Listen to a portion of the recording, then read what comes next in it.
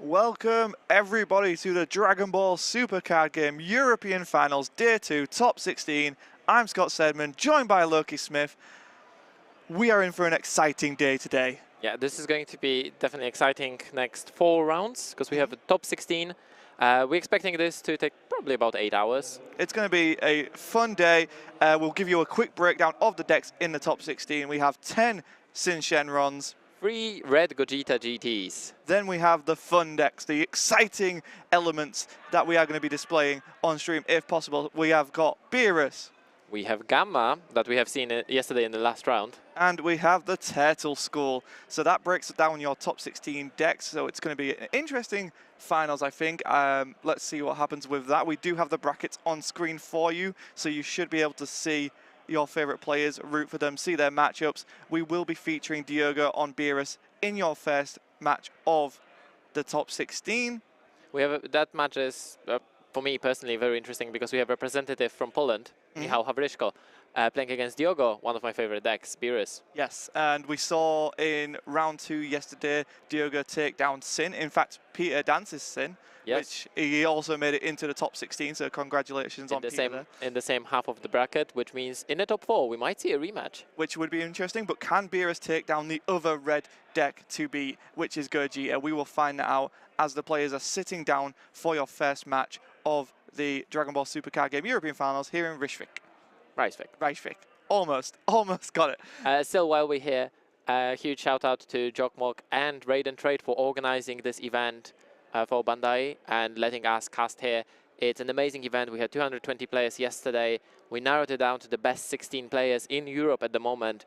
And we're going to see who is going to come out on top. And a huge shout out to our technical support, the Card Sport League, who organized this whole stream. We have these beautiful quality cameras, all these beautiful effects and animations, all thanks to Card Sport League.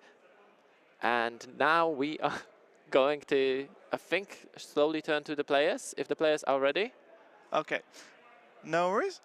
So yeah, let's have a quick look at what we've got. So it's Gogeta versus Beerus, right? Yes. The red deck that does what red does well. It can go aggressive. It can wait till turn 4 to go in for that really big kill turn. And the Gogeta can clean up that board that Beerus tries to build with the 6-drop Vegetas. So that's going to be an interesting thing, and it's going to be an interesting way to see how can Diogo pivot in that match. But we also know in Diogo's main deck there are things to deal with the Gogetas. There is one major problem with that cleanup with Gogeta Union Fusion, right? Because it stops you from comboing on offensive, but doesn't stop your opponent from comboing there. That's and true. Gogeta only restands when it KOs the card in battle. So yeah, that's true. 30 into 35. If he wants to combo out, he can, and Beerus will have a hand. Reasonably easy, isn't it? I think so. Yeah. So if it's like, do I want to manage that board, or do I go into face? I think the answer is face. Yeah. I mean, eventually we'll go face, but yeah, of course, when Gogeta attacks, you can't activate any skills that are not super combo, so you can't block even. But we do have the option of the 100k Z leader as well. That might come in as an offensive. We've seen it mainly used defensively throughout of Swiss. So but of course, Beerus is not being offensive deck. Exactly. So we will see what happens in the match. I'm excited for it. I'm excited to see how Diogo approaches it differently to Sin. Whether the game plan is kind of the same, or is it just I have to think differently because of the amount of sequencing that Gogeta can do and open up different lines of play. We know the Z-Deck's going to be a vital function in this game. Yes. Rush attack Vegeta I expect to see quite a lot. And if that rush attack does come down, that puts more pressure on the Beerus, forces more defensive plays. And I think it'll be really cool if he can get over that initial burst of aggression from the Gogeta and turn it into his game of control, just manage my energy, manage what I put down, then I think we'll see that. But we also saw the ability that Beerus can put a lot on the board and start threatening that life as well, if it really needs to. If it has to, yes, we have seen it just clinch in the game with basic attacks. So we can, of course, see that. The question is, will Diogo opt in to try to use his Vegeta from the Z-Deck? I mean, it is a possibility. We saw Ollie use it in the last round of Swiss yesterday. So if the game does need to go to that point, I think we can see him dive into that. Also, there's also the sell in a Z deck, which, you know, if he wants to get a bit of crit in alongside his Android 17, I think that's probably a play there. You could make some forced crits. But we are here with game 1 of top 16. Immediately distractions 8 on turn 1.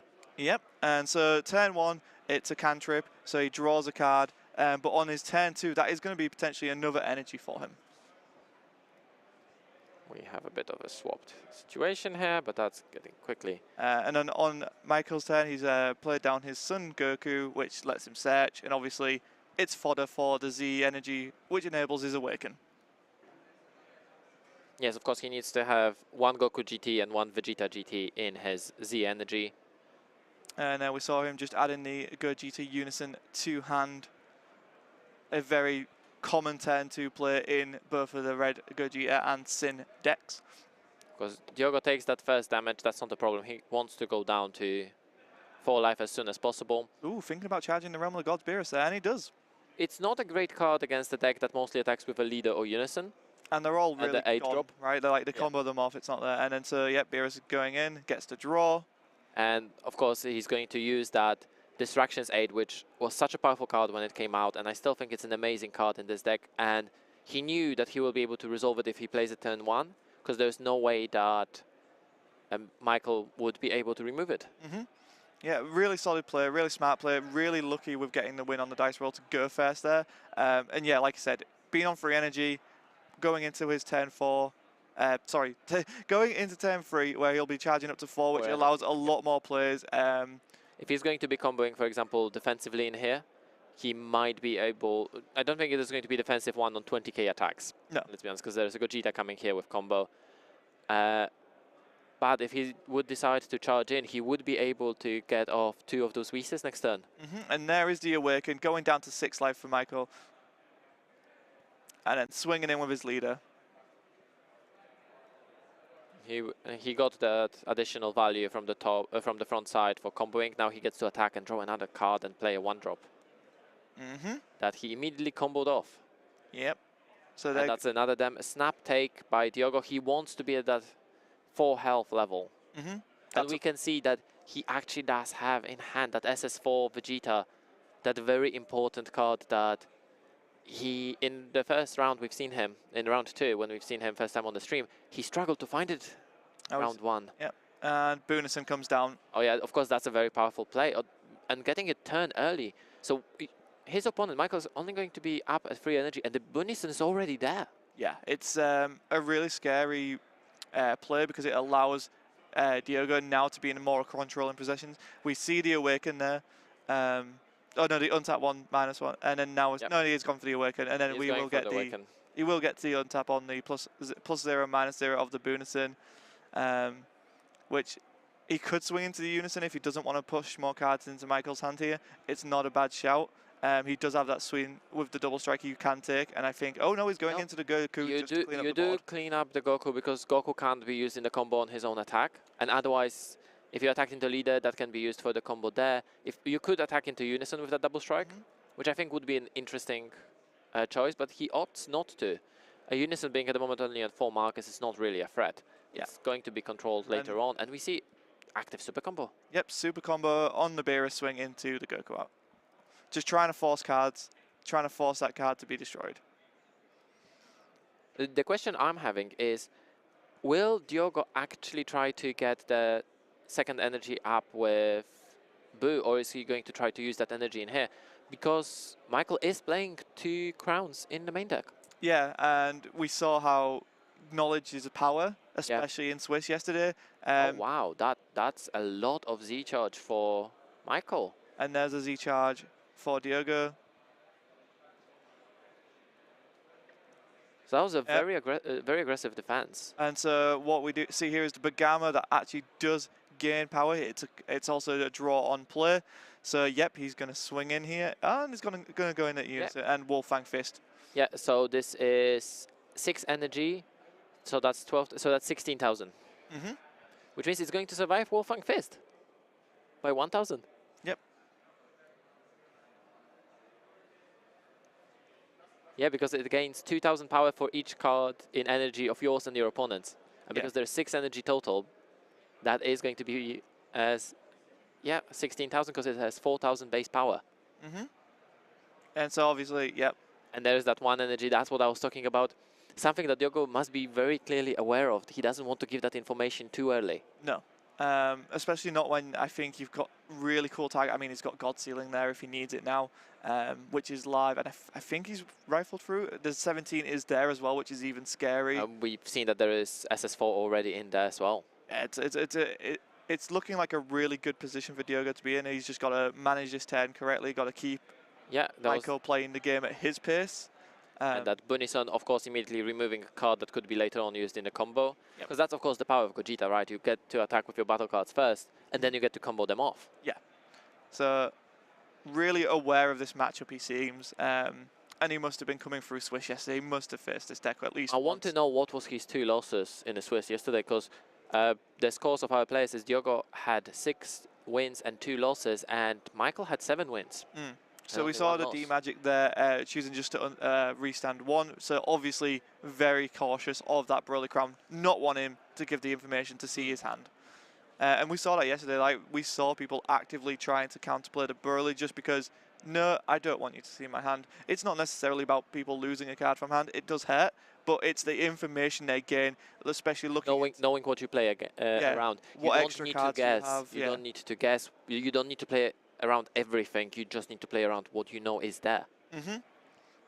And so denying your opponent, that is a very powerful way of going about it. And there we go. There we're seeing the rush attack. Super Saiyan Blue Vegeta swinging in. Already has used the minus ability. And then we're going to see the combo on top. And that's going to be removing. And that was going into Unison. I don't think he wants to deal with that Bunison on board. No, and there's exactly 4 Z energy, so he does get to do it again. But here is the negate. Yep, so if he reveals the top card of his deck, if it's a battle card, it is. He gets to restand that energy, and he will restand one of his battle cards, but he obviously has no battle cards he can restand. But we have seen how powerful it can be if you match it up with that SS4 Vegeta, which is a blocker. Yeah, the 6-drop blocker, so not only can it beat pressure, it can block, and then it can also restand and block again, hypothetically, which is why you don't run the East Cohesion over it. But there is that downside of you might not see a battle card. That the majority of the decks are running about maybe 8 extra cards at most. Yeah, I mean, the chance, you've got to take the chance. Yeah, you've got to take the chance. Because more often than not, it's going to be battle cards you see there. So he's actually growthed his Unison there. He's put a card from his hand underneath it, giving it a marker. So it is actually in the activate battle range, so he could potentially block. He's chosen not to, I think. No, I think the attack is going into he's gone to the Bunison. He wants to remove the Bunison because it's problematic for his deck, isn't it? It is. Because bouncing back those Z battle cards is going to be hurting. Yep, so there goes the Bunison. Smart. Get rid of it. But I don't think Michael knows he's got another one. Because he's not seen the crown. Yeah. Are we going to see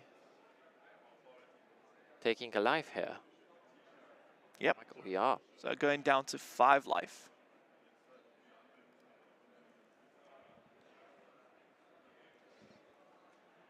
There we go. That Vegeta coming in every now and then. I think we've seen it played once when the player decided to not take the life. Yeah, I think seems like he's thinking hard about what he wants to charge here, and I think that's probably the right time. Take the time to figure it out because you want to charge. Because he didn't get to play Whis last turn. Yeah.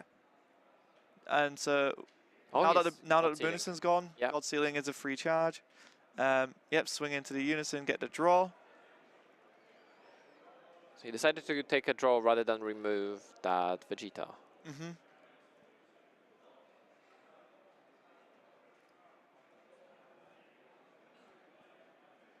Which is an interesting choice because that Vegeta will be able to keep on coming in for multiple attacks. I think we're seeing another Bunison. Yep. We are. And that's an information Michael would have got if he had crowned him. So the denial of that crown, that really tactful use of his energy there, denies him that. So all the while Diogo's like, oh, he's forcing in on that boo. If it goes, I can Umbrella again next turn. Yeah. But here... And there is the token negate the Cybermen. Yeah, so that's why he put himself on 5 life, just so he's able to do that to protect his Unison, because he left his Unison very exposed at just 1 marker. I don't think we're going to see another play here by Diogo, because I don't think we see Bergamo here. Or we might see his favorite Bardock, Super Saiyan Bardock overwhelm. The one that draws 2 cards and discard a card. We've seen that played a few times. We have seen him use it. But no, so going in with 2 energy active, which is, I don't think that's what Diogo really wanted, but sometimes the cards just don't align and that's not what you can get out of it. Maybe the option was to go into Whis, but with only 1 card in Z energy paying for it, it's like... Well, the thing is, he didn't have either Z energy, and the negates were stopping him from getting the Z energy, nor did he get that 2 energy during his turn. Yeah. And as Michael was attacking into Bunison last turn, there was no opportunity for Diogo to combo. There is no defensive step on the Unisons, It was really well played by Michael, really knowing this matchup. And then, there's the uptick on the Unison. Bring in one of those 1-drops. Of course, coming in the rest mode doesn't really matter because you can combo with them. Thanks to the leader. Yeah. But here we've seen that powerful play on the Gogeta Unison I was talking about yesterday all day. If it's on 4 markers, that doesn't mean you're safe. No, because you can put a card from your hand underneath and gain that marker. And we saw it. We saw that play right there. And so I think that's just signaling that they've used... Yep, so it has barrier and it has additional 10,000 power. So this is just so that Bunison cannot spin it, cannot remove it. Yeah. It needs to be used immediately. And I'm interested that we haven't seen Crown. No, but I think you've got the 4 energy, right? You could be setting up for a Union Fusion player. And there is the Protector of the People. Is he going to discard a card? Probably. Is he thinking of that Senzu? Definitely not SS4 Vegeta. He has 2 in hand. So he is getting rid of 1. Does he have 3 in hand? Because I've also seen Kaioken. And Michael has 4 energy. So he can go into turn where he's going to play 2 of those Vegetas in 1 turn.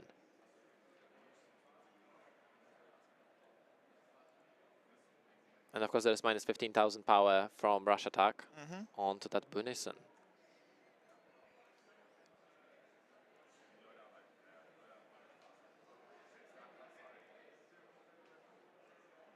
I mean, this Bunison is literally, it's such a check to your opponent that forces answers, forces you to play into it, forces you to play around it. It seems like Michael is aware of it, like he knows what he wants to do. Like I said, giving that Vegeta barrier so it can't just be spun. Well, obviously it wouldn't go to the bottom of the deck because it's a Z battle card, it will be removed from the game.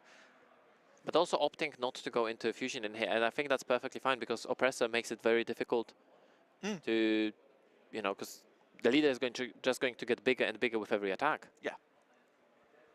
And we can see that he went into... Oh no. We have the secret tag. Oh, he is allowing that crown though. I don't think it matters too much at this point for him. I think he's like... But there is that group leader Pilaf. You don't want your opponent to take it out. Oh, we do have... No, he God sealed it. But it can be played again for 1 energy, no? And so we're seeing the uptick because it's like, oh, he's swinging, I'll gain more markers, power from Protector of the People that is in play for the rest of this turn. And Bunison is going to block it, and then after that marker is removed, it will reset back to 20,000 power. Exactly, it did stop the attack without Diogo needing to remove any cards from hand. Both players still sitting comfortably at the full life. Really nicely paced, but you can't help but feel like it's all playing to Diogo's pace rather than Michael's pace. Yeah, and I think a large part of that is due to the Bunison. So there is being an attack with a leader here. But that's going to just grow Beerus, right? Because Beerus is already 25. Yeah. So why is Michael attacking here? Oh, runs into the Protector. I don't think he's going to discard another card he's here. Going to negate. Yeah. I guess Diogo just doesn't want to go down to 3 life no matter what. I mean, you can swing with your leader, you get rid of that Vegeta and put it into Z energy was probably the play he wanted to do there. There's an option. He can still do that with the 1-drop Z battle card just to combo it off. That's true. Are we expecting another rush attack here, maybe? So this is the auto resolve that gets you to play one drop from hand. And there is another rush attack. Which is why I didn't opt for the second crown. It's like, you know what, if you're not wanting me to see your hand, fair. I think that makes sense. And rush attack has deflect, so you can't use crown on it either way. And there is the group leader Pilaf. But yes. And then spins it with Boo. Yes, yes. So you remove the barrier and then you activate the Boo to remove it from the game. And that is why you God Seal in the crown, to make sure they didn't see that and pull it out your hand. Yep. This is a secret tech we have seen from Diogo coming into this tournament. Yeah, we saw Omega swing into with a barrier thinking it was safe, and there is the Broly. Yeah, of course, because Pilaf goes in the counter window. That overwhelm Broly is just going to clean up. In. Yeah. Yeah. And it's Diogo's turn. So this is the important turn for Diogo, right? Because we're going to charge the 6th energy, which looks like it's going to be Dirty Burst. Yeah. It is. Okay. So he's not worried about the age drop at the moment. And there's the Vegeta. Yeah. One. Oh, Judge of God, Distraction Aid. Again, all blue. All of them. There is nothing painful in there. Everything can go into the energy. Yep. Are we going to see here a Whis? Yep. It's almost like I know how this deck plays. So there comes the Whis. And we're going to charge that super combo back. So that puts us at 11. And yeah. Yeah, just put it on the top of the deck. Yes, removing Whis. Whis is removed from the game. Yep. And there's the Kaioken,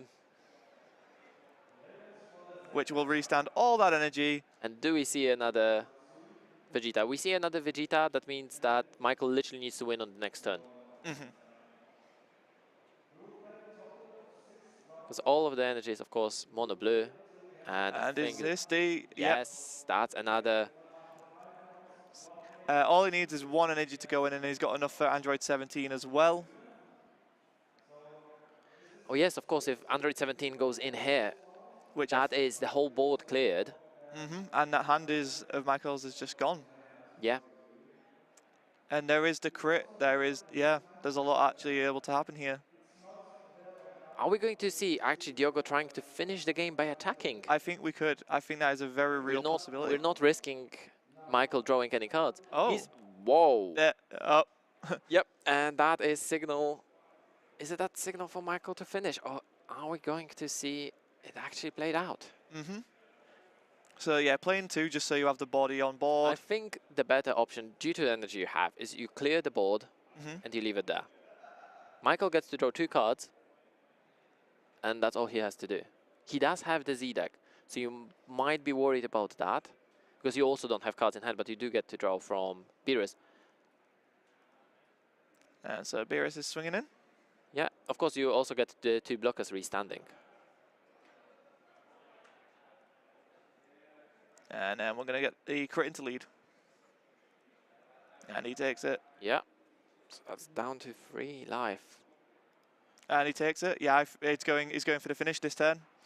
Vegeta goes in, and now he's got a triple attack with his 40k. And super combo on board that can be used to finish it off. And Z Awaken. The defensive Z Awaken forced. I did not think we're going to see a defensive Z Awaken. Yep, so now he's just going to punch in that unison. But there is a huge problem with that, right? You don't get charge phase. You don't get your energy back. Nope. So he's got that unison on board, which now doesn't have the markers. Yep, so he's going to block it. The unison does not restand because there is no charge phase. Nope. And that is game 1. Yep. For Diogo. Beerus is taking masterfully this game. Done there with the secret rare, with the 2 Vegetas back to back. That is the power of high energy blue right now. The Android 17 Changing the Tide is named very efficiently because that's what it does. It removes your defensive option. It gives you a crit swing. So even then, you've got to face down some big, big swings from the 30Ks and 40Ks of those battle cards. He puts on the pressure. And yeah, that Whis Destruction Aid was the turn 1 play, and it was the play that enabled it to be at Diogo's pace. And this is what I was talking about, knowing that there is, because Diogo went first, knowing that Michael could not touch it, Mhm. and then being able to next turn just use this ability, draw another card, and then go into that Bunison turn earlier. Yeah, it was like that Bunison. It literally changes the pace of the game to be what Diogo wants, and Michael's had to remove it, had to deal with it, had to do it, and he had no knowledge that Diogo's was just another sitting one. there and he knew it. And that's where the Broly Crown comes in, right? Like, you deny your opponent that. And Yeah. again, we saw it. He got that Pilaf. He knew what was coming. He could remove that barrier. He could spin it down. I'm not going to let you know I have that because that might change your play. Oh, I he want could you remove it at that point as well. Mhm. That's what I was worried about. He's going to see that card. He's going to expect it later on then. Mhm. This is the best card when you don't expect it. And of course, here we've seen Michael not expecting this. Mhm. And we can see that, yeah, this Beerus is doing really well. Diogo has something that he knows how to play against those red decks. He knows what he's doing. Again, makes me curious, what was the 2 decks he lost against? Yeah, and I think we'll find out after this match, depending on what happens in it. There is still 2 more games to play out of this first match of your top 16 here at the Dragon Ball Supercard Game European Finals. Yeah, it's honestly, you love to see Beerus doing this, right? Yes. Because Beerus is such a... SS4 Vegeta into Kaioken so consistently as well, because you do get to see those additional 4 cards. You either get to draw 4 cards or charge 4 cards, or if you see a Kaioken in there, you just, oh, this goes to my hand, and then I charge the other 3. Yeah, it's such a versatile card. It allows you to mix and match. It's like, oh, okay, that's not the best thing in the world. It can go in the energy. Oh, this I need for my next setup. Cool, I can risk losing that 1 extra energy, but for... And we've seen that very powerful play as well of playing super combo, then playing the Android 17. Yeah. So then he could just use that super combo from board, still get that draw off, and be in a all about that pretty sequencing, position. right? All about that sequencing. He knows this deck. He knows how to play it, and he played it well. He played it to fruition, and he saw the win in game 1. Although Michael can now side in the Pilaf, which will shut off that secret rares untap. Also, it's very important that Diogo actually has a huge advantage against Gogeta versus Sin. Sin doesn't need to go to 4 energy if it doesn't really want to, in which case the Kaioken is dead. Yeah. It doesn't do anything. Besides being a 2-drop 40k triple attacks beta. Yeah, we saw that yesterday. A player opting not to charge energy to deny his opponent his abilities to give Omega a barrier. Brilliant play by Giovanni. Yes. So as we're setting up, I'm expecting Michael to be the one who goes first. And yep, so we're seeing the charge of the energy. Do we see Pillar of the Cunning? And just pass. Oh no. That would have been... Now it's not that safe to play in Distraction 8 if there was one, right? It's not the safest play, no. But it doesn't look like there is a Destruction 8 anywhere. And this is tough for Diogo, right? Because looking at that hand... There's nothing much. There's a couple of super combos. There's a token negate. There's a regular negate, the negate that restands your blocker. And he's going to charge the Bunison. Ooh. That's rough. He values the rest of his cards, and he chooses not to attack because he doesn't want to give Michael that option again to grab additional cards. Yep. He doesn't want to earn as the Infinity Shift. Yep. So again, an extra card, so nothing will restand. But we are denying that additional draw, right? Mm-hmm. We are denying that Z charge. We are denying a lot. Yeah, so he can't put the Goku into his Z energy just yet. And yeah, it's back to Diogo. And there is a Senzu Bean. And that's it. Yeah. Again, no attack, just denying. Because, yes, Michael was unable to Z charge. Yeah, like, I'm not going to swing into you, give you a defensive step There where is you can... Gogeta. Yep, so he can theoretically get it unless he's got the negates. I mean, Oh, and he's sided in Divine Presence. So we might actually see Divine Presence get played today.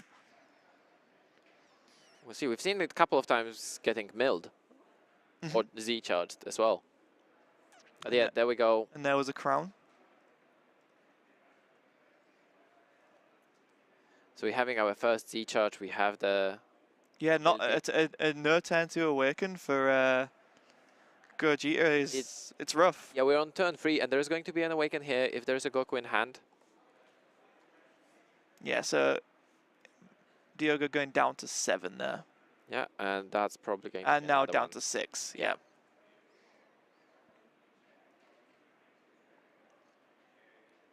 And there is the awaken. A turn later than I think he would have liked. Yeah. Definitely with way less value than he hoped for. But Diogo, knowing the matchup really well, decided to not let him have it. Yeah, and I think these years, like, people know these decks. These are the decks to beat. So you have to come in with your game plan and know your opponent's deck and know the sequence and know what you can deny them of. And yeah, the denying the Z energy, it might have hurt. It forced more resource from Michael to get to where he wanted to be a turn earlier.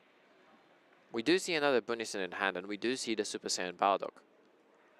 Are we seeing another charge of the Dirty Burst? We need to think about it this way, right? Diogo is in a very good position because he won the dice roll. So he knows that even if he's going to lose this game, he's going to go first in game 3. Yes, and the first game only took 25 minutes. Yeah, so different to yesterday, there is a bit more extra time allotted to the final top 16 matches. Yes, we have 20 minutes more. So there is the God Tempter in hand, which, yep. So he's going to try and find the Distractions Aid, right? Yeah. But I don't think you're playing it here. I think here is where you attack. You attack into the Unison, because you've seen what happens when you charge into the Unison. You combo that Bulma, and then you go into the Whis from the Z deck. Yeah. I think that's the play. Oh, we have Awaken, of course. Because he's at 4 life. There's the Awaken. So, I mean, he could go into the... Yeah, no, I think, yeah. It's going into the Unison. It's going to draw a card. It's going to... Oh, Wolfang Fist. That is still fine. That's still within the plan. Yep, because combo, Z-charge. I don't need to deal with the marker. Exactly. Go into the Whis. And Whis is going to charge that Bulma back. Yeah. Into the energy, Bulma goes. And over to Michael.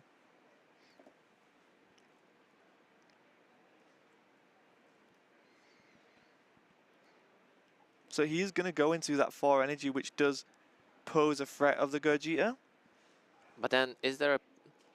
I mean, technically you can do it here, because Dirty Burst is not a option, right? But oh, and now we see the Goten. A nice double strike. If you have 3 or more energy, pay 1 red, play it. I think Diogo is betting on the fact that he reduced Michael's resources by quite a lot by denying him those first 2 attacks. And so we're seeing the swing double strike here. Yeah. And it is going to be demagicked, but again, just restanding the 1 energy to keep out of the... Very, very careful. Very good play on Diogo's. You have an option to restand 2, and majority of players just go for the 2. But Crown, especially if you play against Red, you do expect at the moment to be 4 crowns in there. And it is removed from the game. Yeah, and the Whis is gone. And there is a super combo. Those super combos from set 11 are so powerful, such a good cards. They're very potent, right? And I think most people opt to do run them, but we do also see some splits sometimes, especially in the high-end blue decks. Like, it's often people will run a 3-1 split with a Zeno included. Or Zamasu. Yeah, I mean, yeah, it's all players' preference at the end of the day. Of course, the red decks prefer to run Beerus, which is always active. Yes. You don't need to be at 4 less life. You don't need to fulfill any condition. Reveal it. Cool, get it. If you see another super combo, cool, it's a 15k super combo. Otherwise, it's just a 10k, but it's going to be 10k because you don't run black cards. There is a Senzu, so there is 2 energy active. Yeah, just comboing. Just trying to stop that double strike. And then Z-charge. Of course, because we are getting ready either for Cell or for another Whis, or... There is probably going to be rush attack coming down this turn, because on this attack there's going to be a combo with that rested Vegeta. That's going to be 5Z energy. Then we're going to see rush attack. Rush attack is going to attack, combo 1 of the cards. That's going to put Michael back to 4Z energy. So rush attack will be able to restand. So I think it's very crucial to stop this attack here. If we can, I think there needs to be a negate. There's 2 Distractions Aid in hand as well. I say we are seeing the combo. Yeah, it's combo from hand this time, but... Oh, he wants it to hit. Oh, he's going to play another one. Oh, there it is, Divine Presence. I think we have it. We will check. I hope we have it. I think we do. Yes. Oh, we do. Divine Presence, one of my favorite cards in the game. It absolutely can change the flow of game. Comes in, if you've got the 2 red cards in the combo, you can pay 2, bring it in. We do see the Realm of the Gods Beerus there to defend. Swings in, just gets stronger.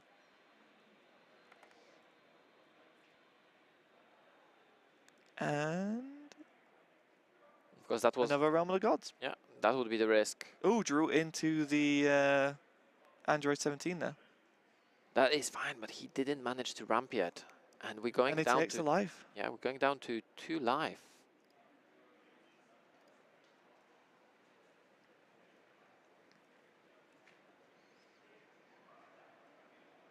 We did see Divine Presence played. I'm very happy now. Yes, we actually did get to see it played. It's such a powerful card. I remember when we've seen it first time and we read the card, we were not impressed, and then we started playing with it. And it was like, oh no, this is really good. Oh, I'm getting to drop it again and again Yeah, and again. Yeah, it's always great when that happens in Dragon Ball Super card game where you see a card and you're like, oh, okay. But then you actually start getting to test with it, mess around with it, and you'll be like, okay, yeah, it's wavy. One of the biggest reasons why this card is important is because it cannot be removed by Bunison. Yes. Because it can't be removed from your battle area by opponent's skills during your turn. Mm-hmm. So it needs to be attacked into. And of course, when it attacks, it can add a skill list from your deck. But it doesn't really... You don't really run skill lists. It does get 5,000 power for the turn, and it has dual attack. So it's going to be attacking And there's twice the for Bergamo. 25. So this Bergamo is going to be, I think it's 8 times 2, that's 16, that's 20,000. And there's the untap. That was enough to remove the Divine Presence. Oh, Divine Presence was removed by Goku. Sorry, I looked away from the screen for a second. And then we've got the Goku ready to block if need be. And the next turn, of course, we expect that there is that SS4 in hand. You kind of have to. You kind of have to expect it. He does now get the Cunning, but obviously he can't get it off of the Goku. So that he has sided in the Cunning. I think that's the important thing to note there. Yes. But it still has not hit the board. So that Kaioken is still threatening very scary things. Yes, we still haven't seen the Cunning. And if we don't see it this turn, if there is Kaioken in hand, or if it's going to be grabbed off the SS4 Vegeta next turn, that's provided we do see the card, right? Yep, and there comes the Vegeta. And there we have a swing. Diogo is fairly low on life, so I don't think he wants to be taking much more, especially there is 2 more energy open, right? So there is that rush attack still threatening. Well, I think there is only... There's only 2. Yep, so he's took it. He's gone down to 1.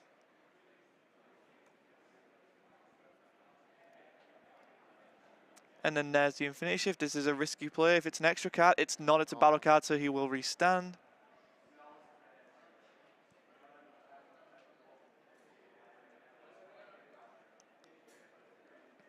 I mean, never punished, right? One time it showed an extra card, it didn't matter because that was end of turn either way. Yeah. And then the Gogeta is going to swing in. Do we have an answer for it? We do have that token negate, but that can't be used on 1 life. Nope. You can't take the life for it, and you can't pay the 2 energy. Are we going to see Michael just dropping the whole hand here? There's a... Oh, no. Just extend his board, but it does counter out the Hyper Rush, the Rush attack player. And yeah, Vegeta giving it a combo. 25 at the moment. Both players have fairly big hand, but I think if you're Michael here, I think you go in because Diogo's hand is mostly going to have extra cards, right? No? Okay. So we do see... Oh, 2 God Sealing Trunks, and we need 1 more. There is the SS4 Goku Unison in hand as well. Oh, the Defender. And the Pilaf. Forcing the Pilaf. Yeah. Yeah. Yeah, Z-Charge. Yeah. Might as well, right? And Michael is being very careful to not play into that cell as well. And there is the Boo. Boo negate. Do we have another play? Just negates the attack. Doesn't do anything else. We have no energy open. If there is another play. Oh! There is the Vegito secret. And that ends that game. Diogo nodding. Yeah. Yep. So we are going into game 3 here, and that, yeah, Overrealm in red, very, very scary.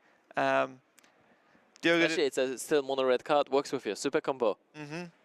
Diogo did everything he could there, but yeah, there's just...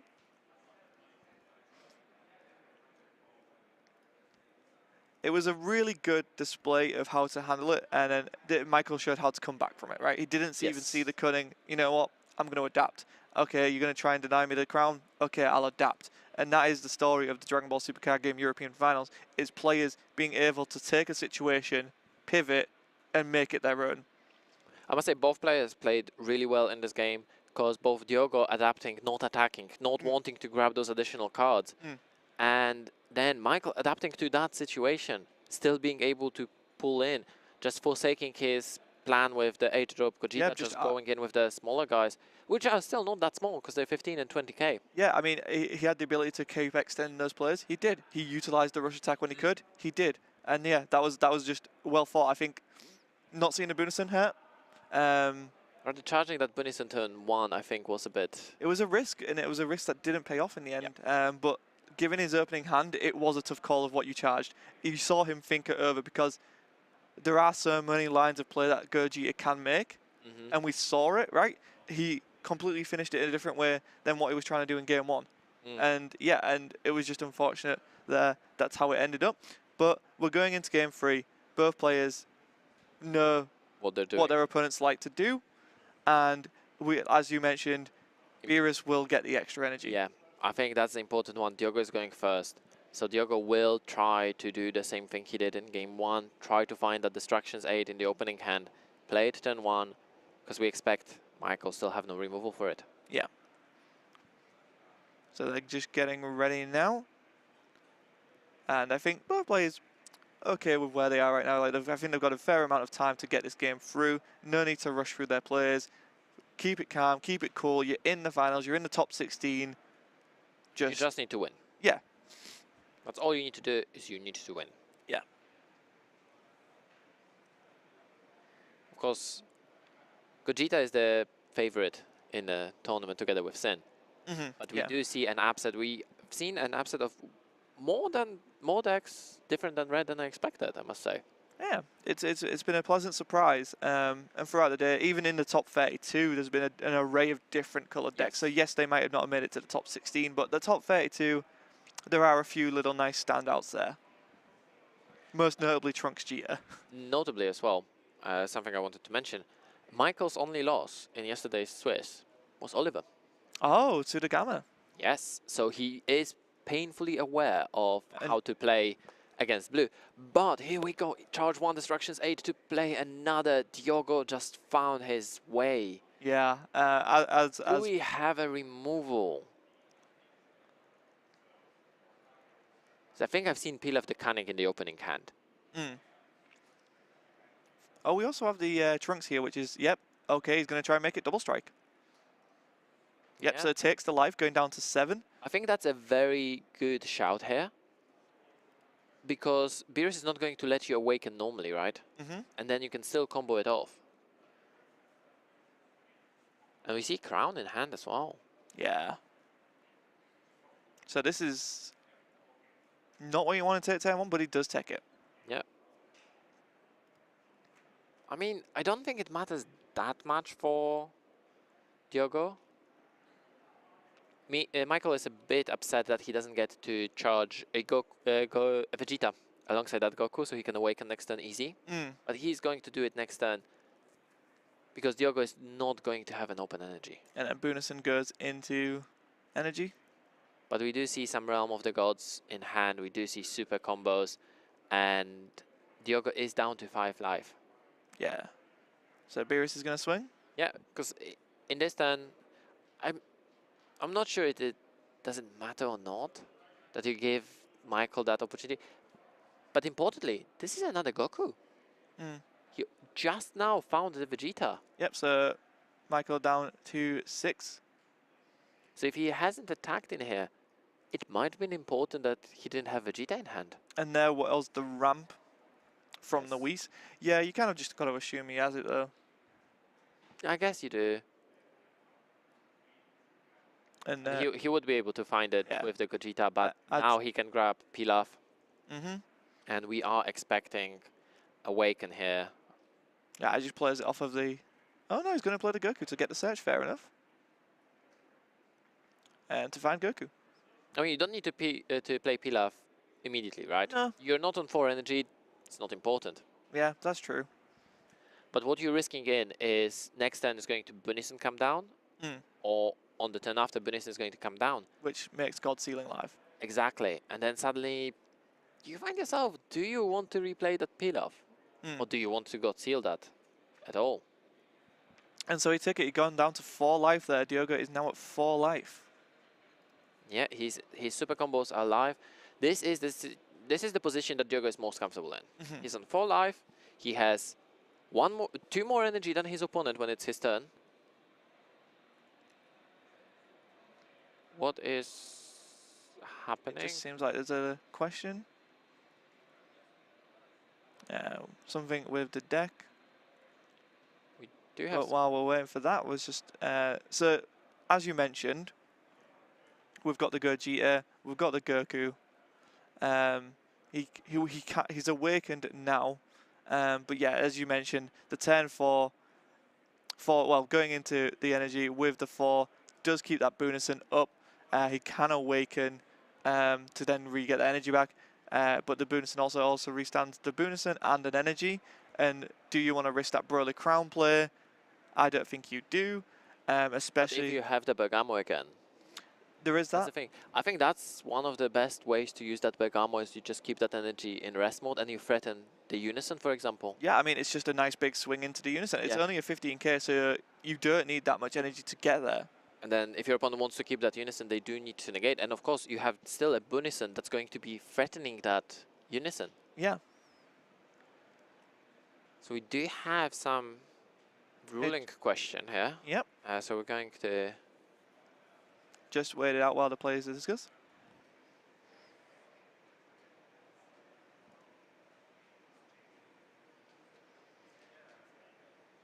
Okay. Oh, okay. So there was a problem with player drawing the cards and then misplacing them. Yeah. So we're just waiting for that to be sorted. But in the meantime, we can look at the other top 16. We have 1, 2, 3, 4 Sin mirror matches. That is... We write sins here in in Europe, not tragedies. But yeah, Sin overtaking the Gogetas here. It's very cool. It's you know, thematic, right? You got Gogeta GT, you've got Sin GT. It's an iconic showdown of the Dragon Ball GT anime. We also do have so we have only 3 Gogetas in the top 16, and we do have a Gogeta mirror match. Oh, wow. Okay, we are going to go head back straight into the game now. It seems the issue has been resolved. Yep. Okay. It seems that the... Oh, no, so... Okay. So the deck has been shuffled, and then Michael proceeded to draw. Yep. That seems... Yeah. And I think we've seen a secret there in the hand. Yeah, that's a secret. No. No? No, that's the SPR version of Gogeta. Oh, it's just a weird angle.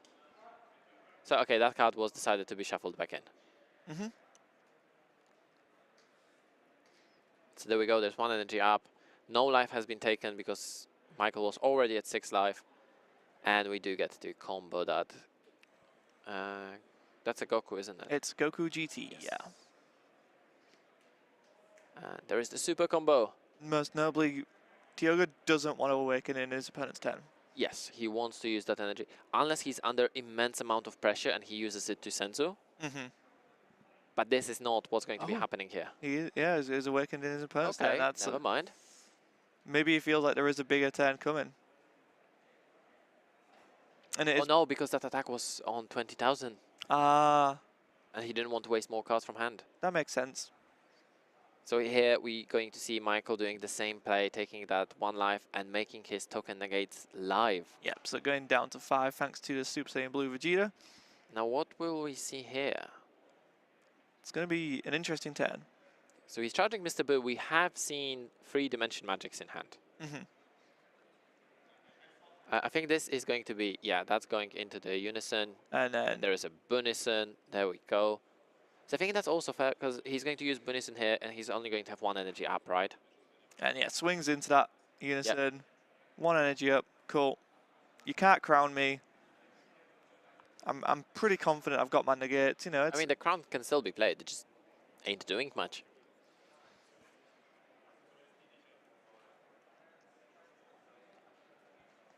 and what do we see charged? It's a Gogeta. It's far off of being able to be played. It's a Unison. Yeah, it's far off being able to be played underneath it. Yeah. So he's using the plus ability to play the Pilaf. Pilaf the Canning. So now we have Kaioken is not a good card anymore. It's still a 30k attack, 40k triple attack. Triple attack, not triple strike, triple attack. But yeah, the untap, the best potential of it. Yeah. Yeah, we don't get that. Oh, I'm going to Vegeta into something, into Kaioken, into Android 17. And there's the D Magic number 1. And also, restanding only 1 energy. Yeah. Very carefully stopping, not using that Bunison ability. We have a judge reading Pilaf the Cunning. Yeah. It's not many cards in the game that Pilaf hits still, all the Cunning cards at all. But the Kaioken is powerful enough that it does matter. Yes. You hit 1 card in the game and that's fine. You don't need to hit more. Nope, and that's the reason it's in the sideboard.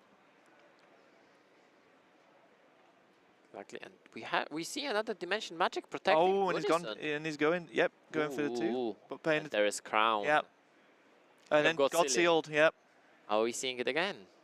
I don't think so.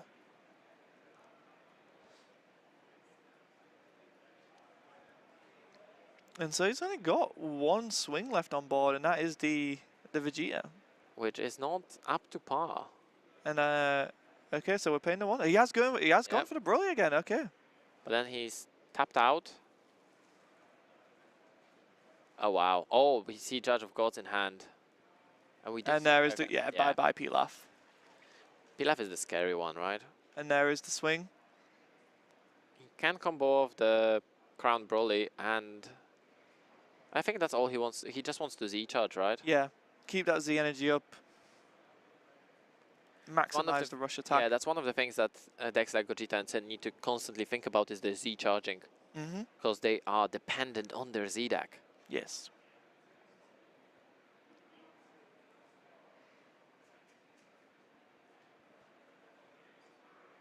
And boom, Z charge. And there is the Realm of the Gods. Oh, that's perfectly fine, but that doesn't do anything. The effect is still active, and Diogo obviously knows about that because. No, but it's to combo out the attack, not take the damage, and then you might as well. Yeah, if you can spin a card, spin a card. It's 1 less combo. At least, yeah, you remove a card that is used in a combo because the Z battle cards can't be used in a combo. And so there is another destruction aid in the energy there. I mean, you only really need to resolve 1, right? Oh, he just drew into another Bunison. Oh, he's got 2 in hand. Oof. Ooh, that is not something you want to see. And then, yeah, we clear the Gogeta with the Bunison. Do we see a replacement being played? So use 1 of the, but no, we see he's going into the Weast. So we're ramping further. So of course we can't use Kaioken to restand the energy. So we're trying to ramp as much as possible at the moment. So the next turn we can we set it up so that next turn we can Vegeta SS4 into Vegeta SS4? Potentially. Oh, there's the destruction aid. Oh, is he going to use it immediately? And then he does see a super combo, which I'm sure is a reassuring thing. And use it immediately. So we can, next turn is going to be 8 if there is 2 SS4s in hand. We can go SS4 into SS4. Nice. And yeah, so we saw the Whis remove the Goku there. Yeah. Just put it on the top of the deck, which means it can come back, but. And it's relatively safe, right? It's relatively safe to have power in your turn because in the in your opponent's starting next turn, they're gonna get the untap of the energy and the untap of your Bunison, which is also a blocker.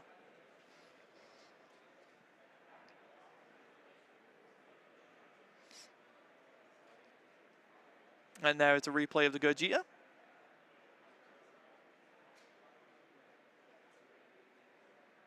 We are getting that Goku. Okay. I mean, you're not, like, as a Diogo, you're not upset by that Gogeta being replayed in here, because that's 2 energy that went, right? Yeah, that's 2 energy that's not being utilized to hurt me anymore. And it gives you another target that's a safe target to attack. Yeah, so I don't have to go into my opponent's life. You don't need to give them more cards in hand. If they want to stop you from going into that unison, that is perfectly fine with you as well. Because you're just using their resources for that, right? So here we see an attack for 20. And do we see anything else from Michael? I don't think we do. So I think that's just going to be a super combo. Oh, it's counting the drop, so I'm thinking maybe overround play Oh is coming. no. No, oh, Divine There's Presence. the Divine Presence coming back. So it's 25. And of course, Divine Presence is going to be 25 with dual attack. And there is a super combo. Didn't So see what he bombed that's there. probably going to be Bunison, let's be honest. I think so, right? You can't be sitting with 2 in hand. There is a Yeah. Bergamo in hand, which is a nice pick. But it is going to be used in a combo. I think that's perfectly fine. Because at this point, you don't really worry about Bergamo too much. I think here you just want to find... Yeah, so there's the block with the Bunison. Yeah, so you don't want to risk that leader swing. That is going to remove the marker, though. So the important thing here that's a bit of a mismanagement by the players. Michael should be resolving his auto first, because blocker is an auto ability. So that is resolving after Michael has played his battle card with the attack. There's the Boo. Yep. Yep. And that's the turn. Oh, he's comboing no, in he's on the comboing Vegeta, on. which is going into the Bunison. So he's trying to remove the Bunison, but we know that there is a second one in hand. Yeah. So in that case, I think it might be a turn of SS4 into Bunison, right? Quite possibly. And then you're left with 2 energy. Yep, so it's gone. It's over to Diogo now. We see all of the distraction aids being in the energy, which is funny. Yeah. We do see that one super combo, but it has not been charged. It has been Whis that put it back in there. And he's charging the Goku. Swinging leader into the Unison. And yeah. Deciding to draw a card. Now, do we see an SS4? We do, right? Yeah. Yes. Of course we do. 1, 2. Oh, he hit a black card. Is there a black card in there? Yeah, that's unfortunate. Yes, because he's running the bar dogs. So we do know that that black card is going to go back to the deck either way. But what's happening with the blue cards? All got charged. All got charged. But there is the Bunison getting ready for That's it, one less energy than he hoped for. If he had another SS4, then that feels really bad. Yeah, he's gone for the There's a Bunison. So he has 1. He should have 1 standing. No, he's paying 5 for it. Ah, oh. That's a very interesting choice. Oh. So he keeps... What? No, he passed the turn. He used the... Oh, Bunison. right, sorry, my bad. I thought it was just like, oh, yep, no, you're right. Start of his opponent's turn. I'm surprised he didn't try to go into removing that Gogeta unison. Because all of his stuff restands, right? I don't think he wants to risk having no target to attack into. He wants, like, he can manage that Gogeta. Yeah, that Gogeta is at the moment at 3 markers. There's no way that it's going to go up to 5 markers. Even if you +2, you can't use the -4. Then you can't use it. So, and there's no way you can growth it. You can only do that once per turn. And of course that Vegeta blocker is really scary against the Gogeta. Diogo is keeping nice at high at 4 life. Still plenty of time on the clock here in the first match of top 16. Yeah, we still have over half an hour in this game, and this is a game 3, so both players tied up. Diogo is proving that Beerus is a choice against the red meta. Yeah, I mean, blue is a good counter to red. Yes, water puts out the fire. Yep. So that's why we see Gamma do really well here because and people do try to bring SS3 against it as well, because just you have that abundance of energy ready. But again, with that type of play, you are open to Crown quite easily. Yes, but I must say I'm still a big fan of Beerus because it gives you additional win condition. Yes, you don't need to attack into them. You don't need to give them additional resources. Yes. You can just get that 16 energy win. Yeah. Michael's thinking very, very carefully on this turn because he has 5 energy. And he's still thinking on what to do with it.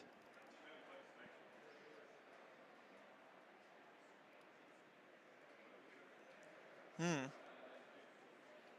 there's the 2. And Rush attack. I think this is the card we've seen the most of. Yeah. Beside the Gogeta Unison. Yeah, I think the Gogeta Unison and Rush Attack, very cool, very pivotal cards there. And then, yeah, we're seeing the Indomitable Might Gogeta, which we do have as well. Yes, it's somewhere here. So not only is it a bit of a defense for Michael in his next turn, but it also removes the Vegeta off the board and a card from hand. So this is the scary play. It is double strike only. And we do see Dimension Magic because right now it doesn't matter, right? Because Michael is tapped out. But we do know, do we know what's the secret that Michael plays? Is it Vegeta or is it? It's Vegeta. Yeah, it took out game 2. Oh yes, true. So there is always that possibility of Vegeta going in with... Yeah, the quad strike is a threat. But we do have a blocker. Yeah, the Bunison is there. And there is the Realm of the Gods Beerus. To, remove the Z battle card, might as well, right? It's 1 less attack. And there's another peel after Cunning to get a draw. Yeah, that Kaioken is not doing anything. It's coming in as a triple attack, right? But we're at the moment at 11 energy. If we have another SS4 in hand... And then here we go, we see Rush Attack go in. With a double strike and barrier already. Oh, there's Android 17 as well in hand. So we're going to see a block. And yeah, it's just going to lose to Marcus, right? And there's Mr. Boo to negate the attack. Yeah. Okay, so that was the turn of Michael. Now, Diogo needs to do 2 things here. Play SS4 and clear the board. Yes. Or alternatively, play SS4 and play Android 17 and then clear the board. I mean, if he has Cell, he doesn't have the Z energy to get to Cell. No. Yeah, because there is 3 cards on board. Yeah, the SS4 does not have barrier. No. Which makes me... Yeah, you don't want to bounce it to hand with... Oh no, because Bunison puts it at the bottom, right? So I'm surprised that the Bunison was not used to remove it. I think he just wants to keep it on the board. So even risking it by -1 might be too much for him. I mean, he decided to block against the double strike rush attack, so... There we go, there is an attack. So if it, if it might, I assume it's to the Unison, and there is a combo with Boo. Are we actually going to see that Cell play? Oh no, that was into the leader? Interesting choice. I mean, the leader's got a boost because of the Indomitable Might. Yes, so the leader is on 20,000 at the moment. And so it's a safe thing to Z-charge into, and then, we're seeing the super combo. He's going in. Is he trying to finish it this turn? Potentially. Oh, yeah, ooh. So he wants that double hit? I think we are going Android 17 Kaioken this turn. Yeah, forgetting the untap. Yes. Yeah, I very aggressive play. Michael down to 3 health, which is within the range of being killed in here. Oh! Oh no, yeah, we have 12 energy! It just happened! Oh no way! Set 1. Set 1. Original quad strike, original skip turn. Beerus gets an additional turn. Oh no, the attack can't be negated, and we're going into the next. And yep. Yeah, next turn we're just playing the. All for. That's fine. You charge that. You play Android 17. You empty the hand and you go with the quad strike for the game. I think that's what we're going to see here. Get an extra draw. Is there 17 in that hand? It needs to be, Yeah. right? 1, 2, 3, 4, 5, 6, 7. Yeah. There's the there we go. 17. Show the 17. No, there's 2 for the super combo. Yeah, we need to keep the place. Oh, no, Kaioken. Oh, he's gone for Kaioken. Not okay. There's 17. Oh, boy. And, yep. Shuffling back. This is a game, right? Because there is nothing that can be used on board for this. This is 40k quad strike. And that is it. Oh my Reese has god. taken game 3. Quite literally. Oh my god. Diogo, a huge sigh of relief there. Fist in. What just happened, man? That was incredible scenes. We've just seen Judge of Gods judging quite literally that play. Absolute incredible I totally missed that scene. because, yeah, of course he played. Yes. Yes. So we will get a winner's interview. The one of Judge of Gods coming down. It is a quad strike. It skips the turn. Its effect and skills, its skills and attack can't be negated. Wow. What a way to close out the first match of the Dragon Ball Super Cat Game Europe Finals. Absolute well played to both players there. Both players played that very well. That card is so scary. Yeah, I mean, it's always a thing, right? If you're playing Beerus, it's a potential drop. Yeah, and I think we've also seen it in hand, and we just somehow forgot that it's there, that he hit that magical 12 energy. It was just beautiful. You love to see it. You do love to see it. And yeah, and you saw him. Michael just was like, yeah, I can't stop that. I've got nothing in hand. Yeah, the next turn that Android 17 just dropped in is like, I have empty hand. I can combo maybe 10k. So I'm going to be at 25. Yeah. Yeah. That was an amazing, amazing end to the first match here. Beerus going into top 8. Yeah. Beerus just doing amazingly. We will give you a wrap-up of what happened in the rest of top 16 shortly, but we are going to take a quick break. And then do not go anywhere. We're going to interview Diogo here. Yeah.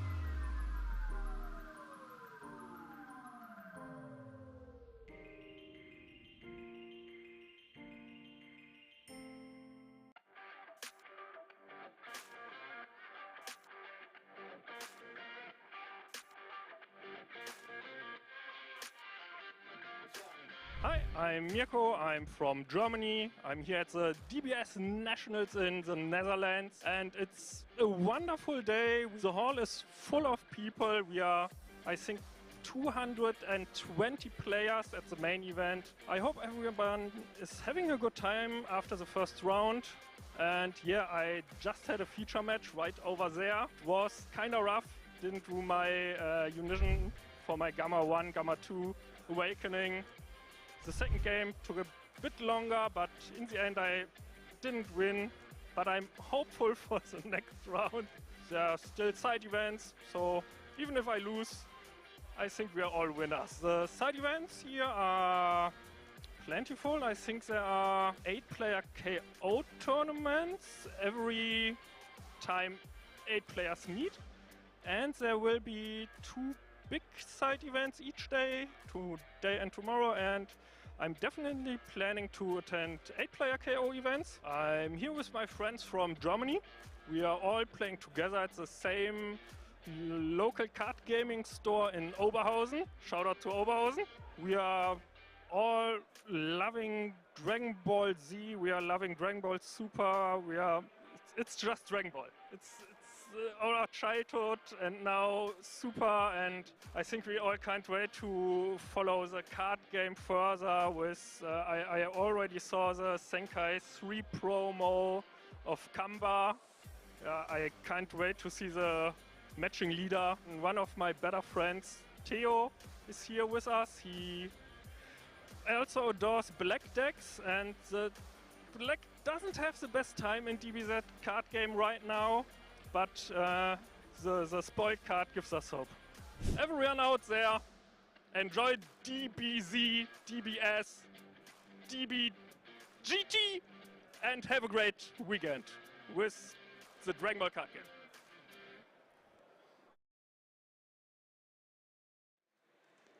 And we are back, and we have our guest from yesterday again, Diogo. Diogo, you made it back with Beerus. This amazing match we have just seen, that Judge of Gods, that was a monster play. Yeah, it's usually the biggest win con against Gogeta, mainly when you combo it with the During the Tide. It's almost it's a dead end, because it doesn't matter if they have the Awaken, it doesn't matter if they have 20 cards in hand. Because you get to combo on top, and allows me to play that slow play style that I enjoy. Yeah. Stalling Awaken, just fighting for resource. Yeah, of course. And take it all on a single swoop. Yeah, because if they see Awaken, then they have no turn either way. And I get to use all of the rest of my board just to clean it up. Yeah, exactly. It's very powerful play, very powerful card all the way from set 1. And fun tidbit for you, I don't know if you knew, Judge of Gods is the only non-ultimate card that has 40,000 printed power. Seriously? Yes. I never noticed, but yeah, because all of the other cards that are non-ultimate, 35 or less. Okay, that's cool. And there's only 3 ultimate cards that have 45,000. 2 Victory Strikes and the Gogeta from set 10. The black Gogeta. The secrets. Yeah, those are the only secrets that have 45. Okay, and Quadruple Strike is not really... I think only 2 Girans have them?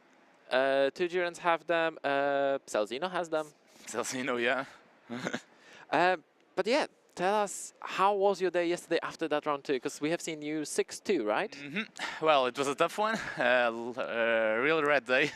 Yep, I can imagine. I played against 8 red decks, 4 Gogetas, I lost to 2 and 1 against 2. 3 Scenes, which I won all the scene matchups, and against Launch, that I won as well. Okay. So you have another red day in front of you. Because our top card is 10 Sins, 3 Gogetas. Oh, you dropped off 1 Gogeta now. Oh. I have no idea what decks are on the top cut, so let's go. So yeah, it's mostly Sin heavy at the moment. We'll see how it's going to be after this round, but we had 4 Sin mirror matches, so... Okay. So there's going to be at least 4 left. That's a good day. That's a good start of a day. Sin mirror. We do have some interesting decks. I'm not going to be spoiling too much in the... but if you watched our stream yesterday in the last round... I was kind of busy playing. Oh, were you? You see, that's a problem. You should have watched it after the tournament. Damn. You could scout at the competition. I just wanted to eat and sleep. So did I. But we had a very late finish. Yeah. Today, hopefully, we're going to finish early. We definitely want to see what you're going to bring to us gameplay-wise. We hope that you're going to make it to the final. Hope so as well, you know. Beerus is a fan favorite. It's I don't really understand why the deck is considered a rook pick, but I mean, because no one really... if people are going to side on it, like, more than they already are, because it's easy to side against it, right? The Crown, and we have seen you brilliantly playing around Crown. The Dimension Magic just to untap one energy rather than to very carefully using your Bunison to make sure you only have one energy. It's, as you said yesterday, you're so used to playing the red matchup. yeah, it is what it is. It was even worse when King Vegeta was around and stuff, so... And have you been always on Beerus? I've been always on blue. You've always been on blue. Awesome. Thank you very much for the interview. We will let you go in for your deck check. And good luck in the top 8. Hopefully we'll see you again in the finals. Hope so. Thank you. Thank you very much. And we're going to be back as soon as the next round starts. So don't go anywhere. Stay on the channel. As soon as the next round starts, we're going to be back with another exciting match for Dragon Ball Super card game.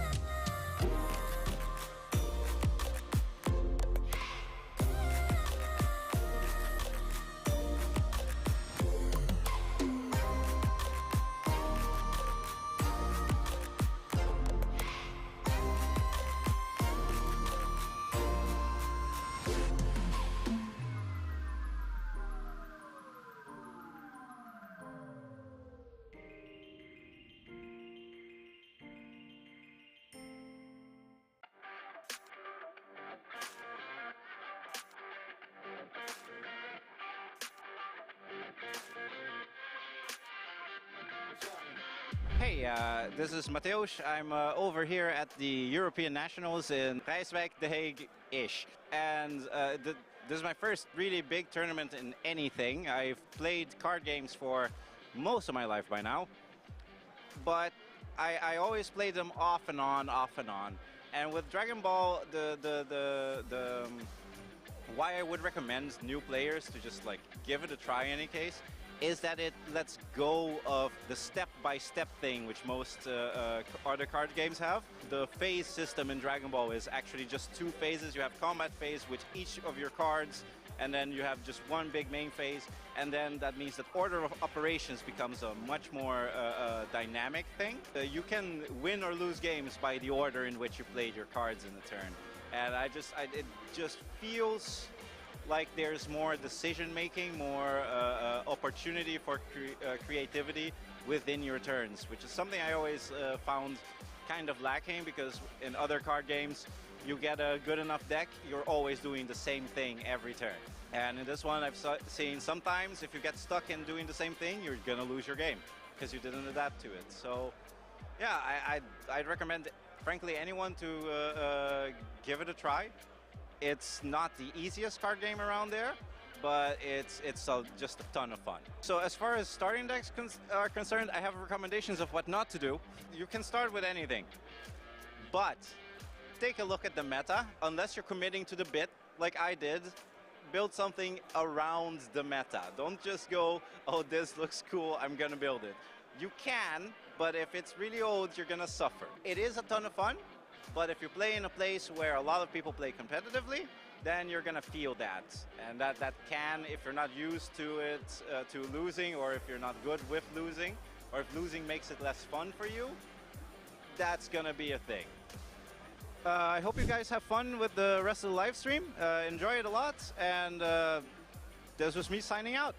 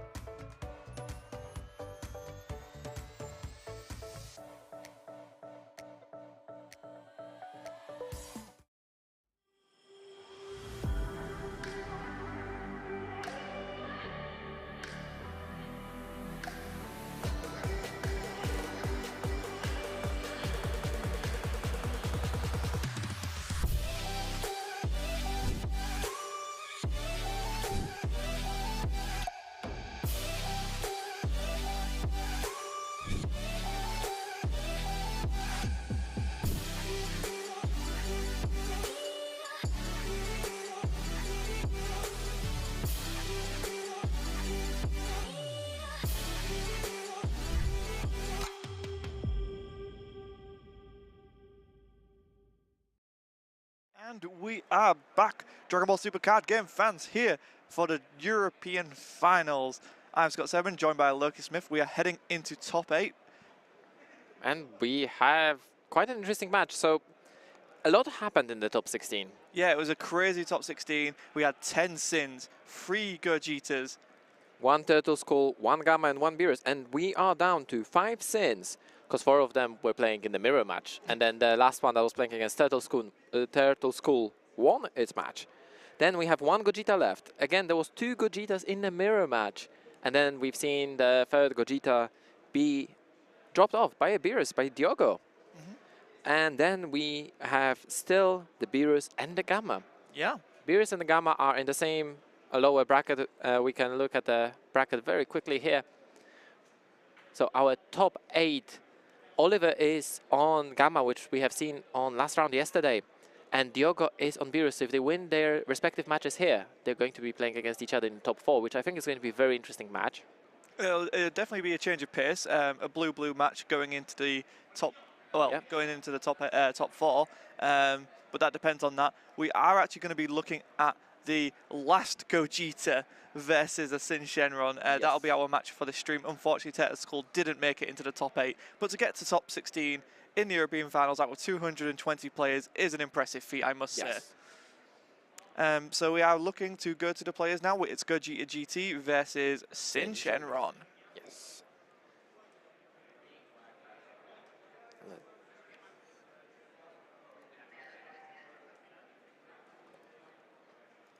So we see David versus Ivan, Sin Shenron versus Gogeta GT. And as we mentioned, Gogeta GT is the last remaining Gogeta GT in this tournament.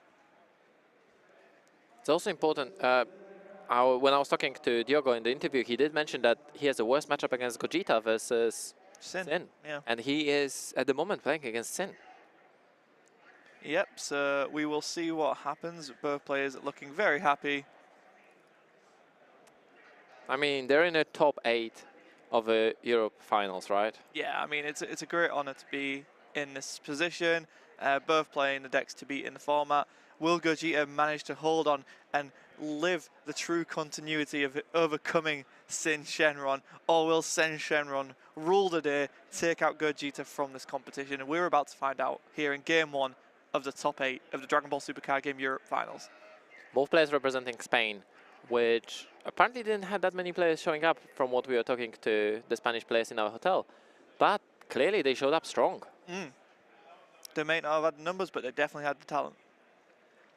It's the same with the Polish players, right? The Polish players didn't have that much of a number, but there was Michael in the top 16. And there is 1 ball from life, so already going down to 7 life.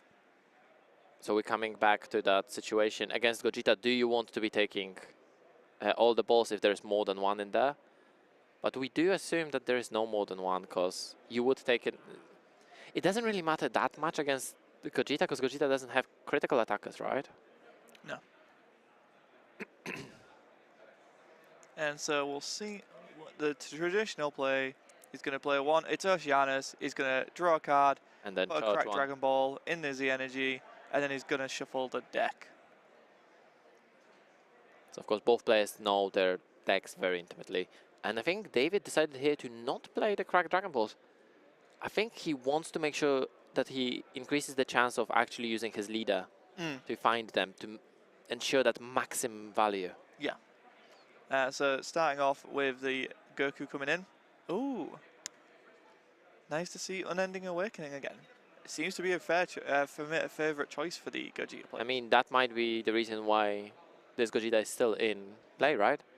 Because in the mirror match, that Unending Awakening can help a lot. So David did just take another damage, going down to 6. And it's back to David's turn. And he's going to... Those first turns for both players always look pretty much the same, if they can. Get your Z charge. Yep. Get prepared. Maximize on your turn to awaken. So there we have seen a glimpse. There is 1 more cracked Dragon Ball in the deck. So we are just waiting to find a Oceanus or a Haze. Ideally Gogeta into one of those to save that energy so you can drop the Sin that we actually have seen in hand already. And there it is, 1, 2, 3, 4, 5. I think all 5. There's an Omega. And I think that's a Gogeta, isn't it? So that's all 6 cracked Dragon Balls in the Z Energy on turn 2, which is what they want. There is the Gogeta play, as expected.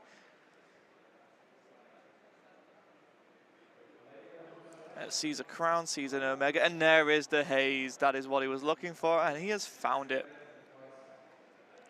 So the Haze, one of the more powerful ones. Yeah, the ability to give you Kai's crit, very strong. And there it is, the uptick to play it into the board. You get to draw, and then you do have to shuffle afterwards. Yes. But David is ready to awaken now, so we're going to see restand of energy, restand of a leader. And possibly Sin Shenron. I think we need to see a Sin Shenron here, right? Because Gogeta is, even is here on 1 energy. It's going to be very difficult to stop 20k double or even It'll be double crit because you deny the 2 life he'd take from the Awaken. And the question is he going to keep it at 20 or is he going to... Yeah, there we go. That's 25, putting that 7th energy. 25, double strike yeah. crit. Yeah. So going to use the combo to then search. Finds the Raditz. Which is not active yet. It's also a very interesting choice here. Because we have seen some of the players opting in for the And Beerus. just takes it. And he That's loses the another Raditz. That is the second Raditz. And we had Ermin there as well.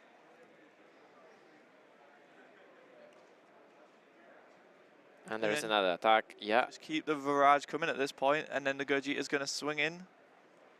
Takes him down to 4. That now the Raditz we know is in hand is now live. But we also know that there is 1 less super combo left in the deck, right? Mm-hmm.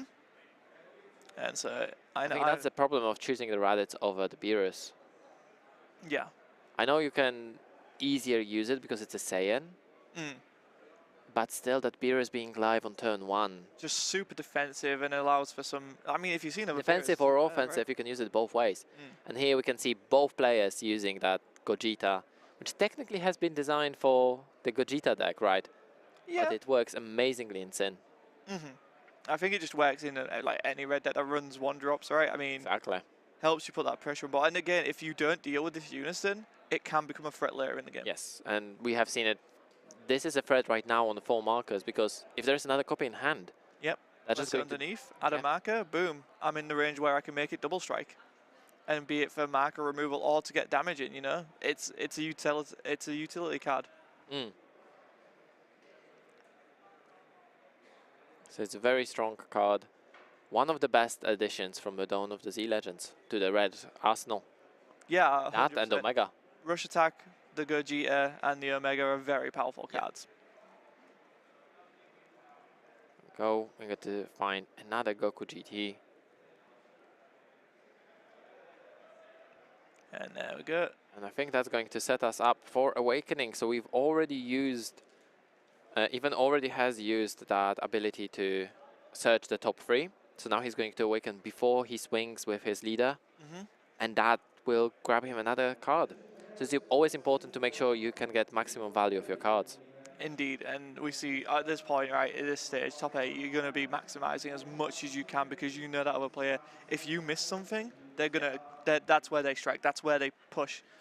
That's where they will walk in and then they will just try.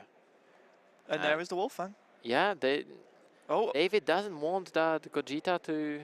But he commits a combo to it. But would you use a super combo here to remove the Gogeta here?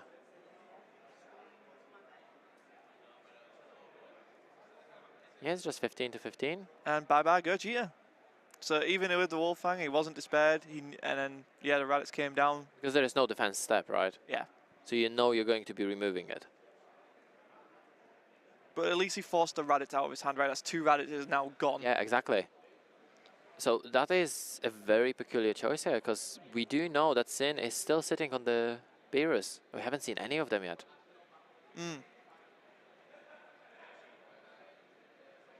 But any time the attacks aren't coming at his face, I think is probably feeling a bit more reassured, right? Because next turn is the turn where we start seeing the Omega players. Yeah, because as soon as he charges that 3rd energy, although does he want to put it in here, or does he want to wait until it has barrier?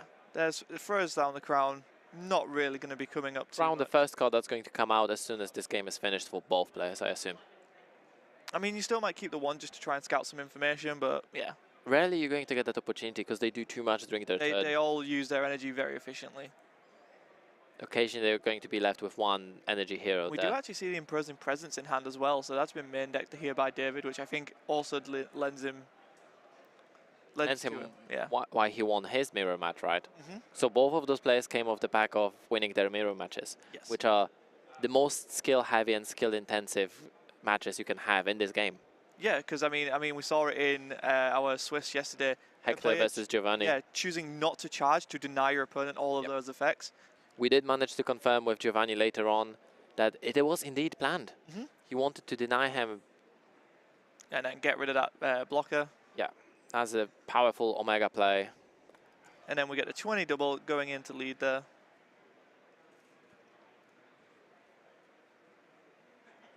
And taking 1, so he's down to 3. From that Turken blocker, Turken negate. Yeah. And now pushing in on of this. Oh, that is a double strike you don't want to take, but I don't think you're going out of that. You need to, and that's a third super combo already for Ivan. So that's a 30, 40, 50 double strike. Yeah, And because he's committed, so he has to. Yeah, and like I say, you don't want to be on 1 life against this deck because you know they're running the Vegeta. and if it's next turn, then you would be very sad because Yeah. Vegeta drops down on 4 energy. 4 energy, and I burn. But the problem is that there's also a situation in here that he's on 3 life, right? He's going to use tons of resources to stop this. But that Vegeta also has triple strike. That's true. And there's also Omega Shenron, of course, right? Mm-hmm. There's so many cards threatening lethal here. Paying 1 for the Oceanus to give the barrier. Yeah. Shuffle the deck, He obviously. can't give the barrier. Oh, no, because he's not at free energy. You're right. Even is not on 3 energy. You're right, you're right. It's just to draw. No, you Nope, can't do nope. that. Oh, Are they saying?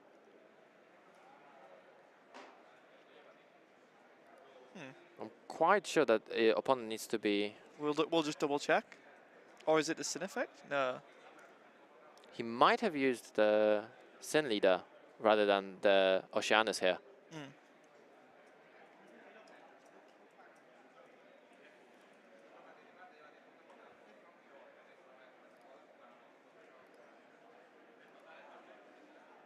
Yes, your opponent needs to have 3 or more energy to give barrier. Yeah. That's correct, because that has been. I think that's going to be. I don't think this is a problem in this specific situation, because I don't think Ivan is playing anything that would remove it, and I think it might be a situation that it was the leader used on that Yeah. Oceanus, because we have not heard. We can't hear the players, so we don't know exactly what is the situation. But again, Gogeta does not play many cards that choose. They mostly depend on their big 8 drop, And there is another damage there from David. Oh, and he brings down the Sin. The Shin. the Shin against Sin. A favorited card in this format. Comes down, you draw a card, and then 3 or less, they can't attack. If they're abundance at if you're at 3 energy or less, they can't attack with 7 or more. Yes, that is correct. That is the way it's, yeah. Got there in the end. So that Omega Shenron can't attack. The Secret cannot attack, so. No, so I mean, you've got to kind of try and force through on the leader. You're not at 3 life, so you can't go into your Z leader. Mm-hmm. It's going to be a tough turn. That Shin actually does a lot of heavy lifting there.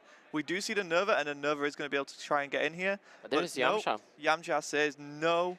The one of Yamcha just sniping that Nova. And because it's been removed by his opponent's skill, that's not coming back, and he's not getting a draw off of it. And we don't see another Nova in hand. And then, yep, so swinging into the Unison, right? You might as well. You need to, right? Because that Unison is sitting on 6 markers. And then activate battle, so that's going to take it down. And that's another attack because there was no combo. So now you're a bit safer, but again, if there's a second. I mean, we see 2 Unisons in the energy. Yeah, that is a fair shout. So if there is a 4th one, then at least you got rid of the last one, right? Exactly. And speaking of Gogeta, he makes his triumphant return for David.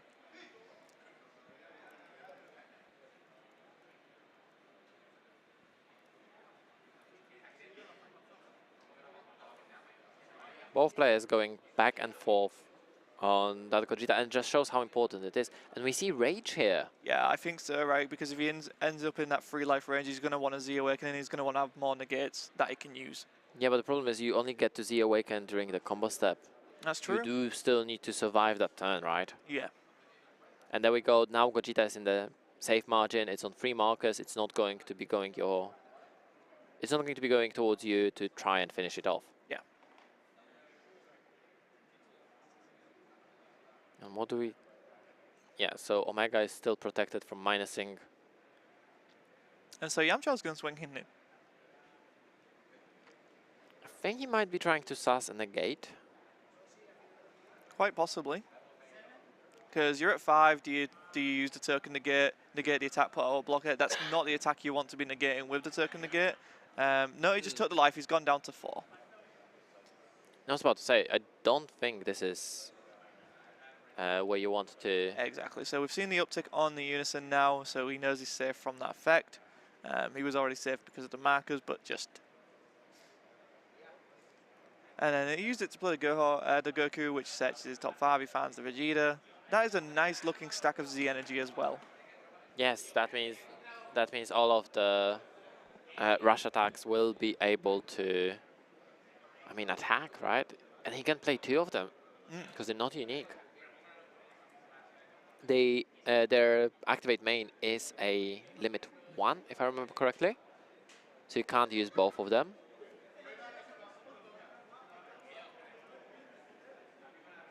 Oh no, it's only once per turn.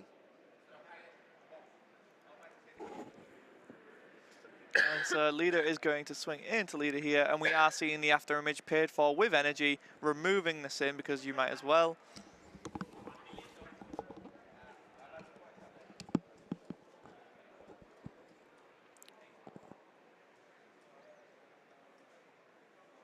And then Yeah, against Gogeta you don't want to be going down to 3 life, right? Nope, and then we see the overrealm play there into the Dark Broly, which does warp the sin.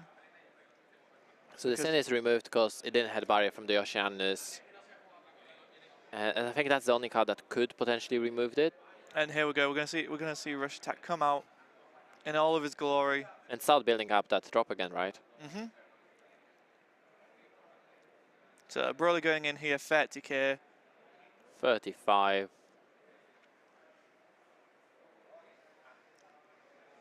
And he's going to choose to take it. Yeah, so we're going to go down.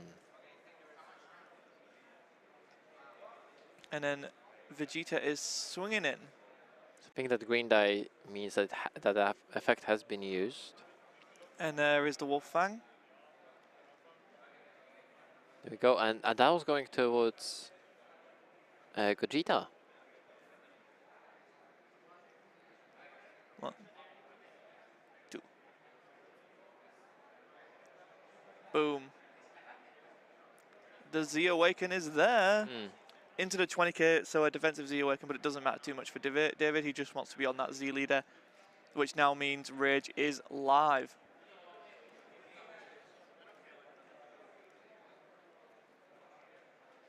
That is correct. Being on that 20k wall, Oh, having that strong effect. going down to 2 life there from the after image for sparking. Oh no, he's very, very worried about the attacks coming his way. He knows that the Gogeta A-drop is not coming in here, right? But also that Vegeta gets barrier, which means you can't minus power that Vegeta with after image technique. No, that's true. Okay. And looks like it's the end Yep. of term. Broly goes to the warp as per overrealm. And it's over to David to see what he can make happen here. So this doesn't look good for Shu David. goes into the energy. I mean, Shu is good in certain matchups, but I don't see what it would do in here. It can stop some of the 1-drops.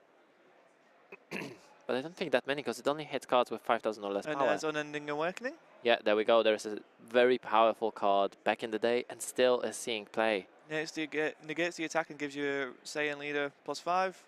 For the turn, which is important. It essentially senses you for a turn, right? And we see another one in hand if he just needs to be cautious. And now it also means that his leader is up to par with both the Sin and the Omega that are going to swing in for double strikes if possible.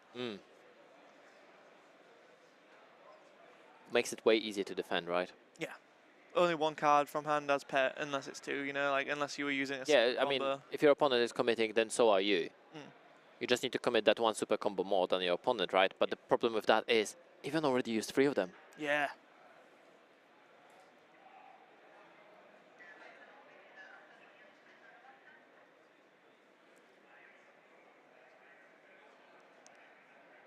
I think we were checking there for the drop area if the cards are adding up. That Sin, of course, can be played if you have 6 or more Z energy, or if your leader is a Z leader. Which makes it very, very powerful card. You play it for 1, you draw a card, you have a double striker that on their attack can remove cards. It's a really scary card. It is. Do we see him sacrifice Oceanus here There's the to other one in. remove the rash attack? I think we do. Yeah. We have to. And there it is. Yeah, you've got to get that card removed from the game. You cannot keep getting pressure. And like you say, he's just going to keep bringing out more and more. If he lets that happen, it's just going to steamroll. But we do know that there's more of them, right? And there is a Mega. And there is a negate, but he takes a life for that. So both players down to 2 life only. He just needs to get that one more damage in.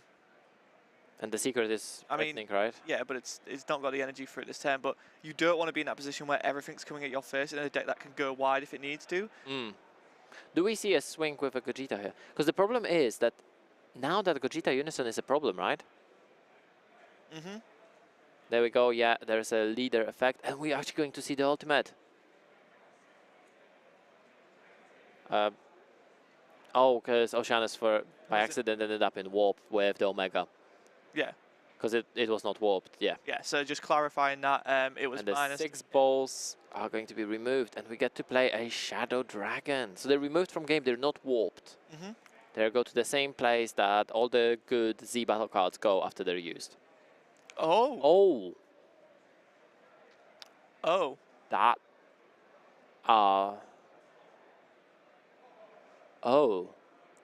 And there's a Wolf Fang which will remove it. Dang. Why? Why for Nova? There's another Gogeta in hand.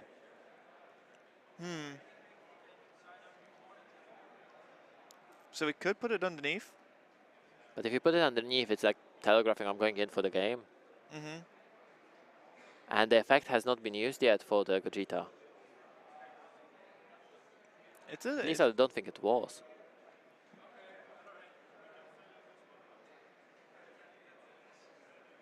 Yeah, it's just going to go in.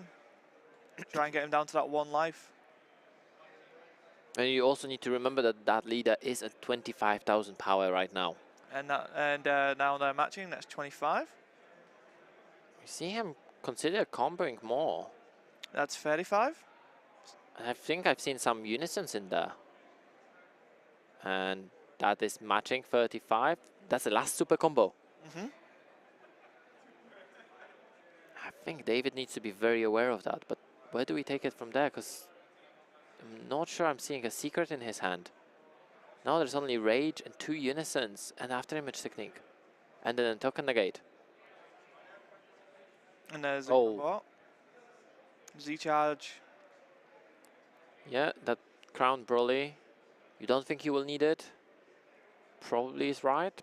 No. But we're going to go for the Vegeta.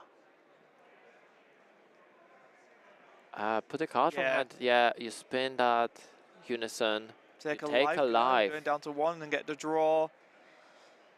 Has he seen what he does see the secret rare now. But he needs to survive a turn. He's got the Sin in hand. He's going to go for the Sin play. And there's a double strike. I mean, Even has only 4 cards in hand.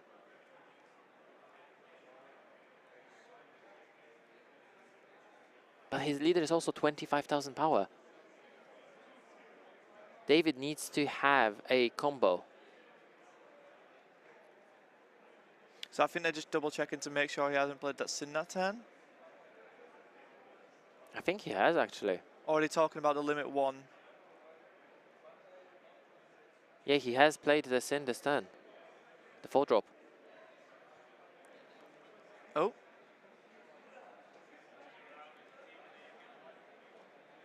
Hopefully we can get some clarification of what's just been done there. Okay, so yeah, I think they're gonna. One random card goes to the top of the deck because the card has been drawn, and then energy is going to be restewed, and that Sin is going back into hand. Yep. So they did catch it. They did catch that Sin was already Yep. played his turn. The Sin can only be played once per turn using its effect. That's why the Omega Shenron's leader ability is so powerful. And then so forced in the swing there with the Vegeta, but it gets the activate battle, which does take the Gogeta down a peg. Yeah, there was no negate from Even. And we see a turn pass to Even.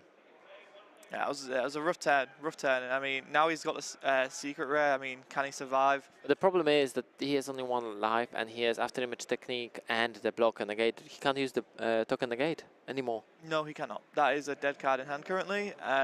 There is... So is that Gogeta Unison he has in hand, because I think he has another one. No, he bombed it. Oh, does he have two? Did he have two? He had, I think he had two. And there we go, we're just seeing the combo in here. Oh, no, we're seeing the Union Fusion, sorry, my bad. Yeah. There's the big Union Fusion, and he's Clearing just the saying, board. yeah, I'll clear your board. And then swing in the face, yeah. And then this... You can't activate any skills. You need to out-combo this, you need to have 20k combo. And I don't think he has that 20k in hand. Even I mean, if he got did. 10, yeah, and then anything else that comes at him. Yeah. Oh, that feels so bad. That's 35, so that's matching. That's 40. So that gets him out of the attack, but that's very little card in hand and on one life. He cannot sparking. There is the rage. Yeah. And it is a blocker, so he does get one. One more.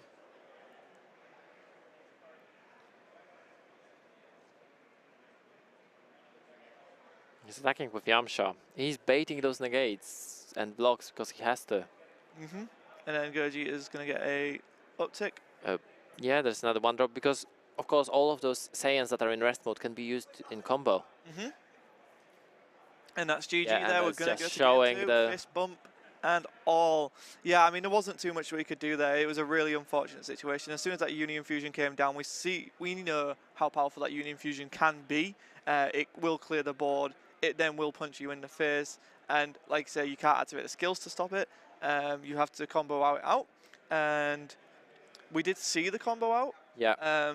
But at the cost of tapping out to use the 110 combo. Yeah, I think there was a problem there with the line of play that David seen.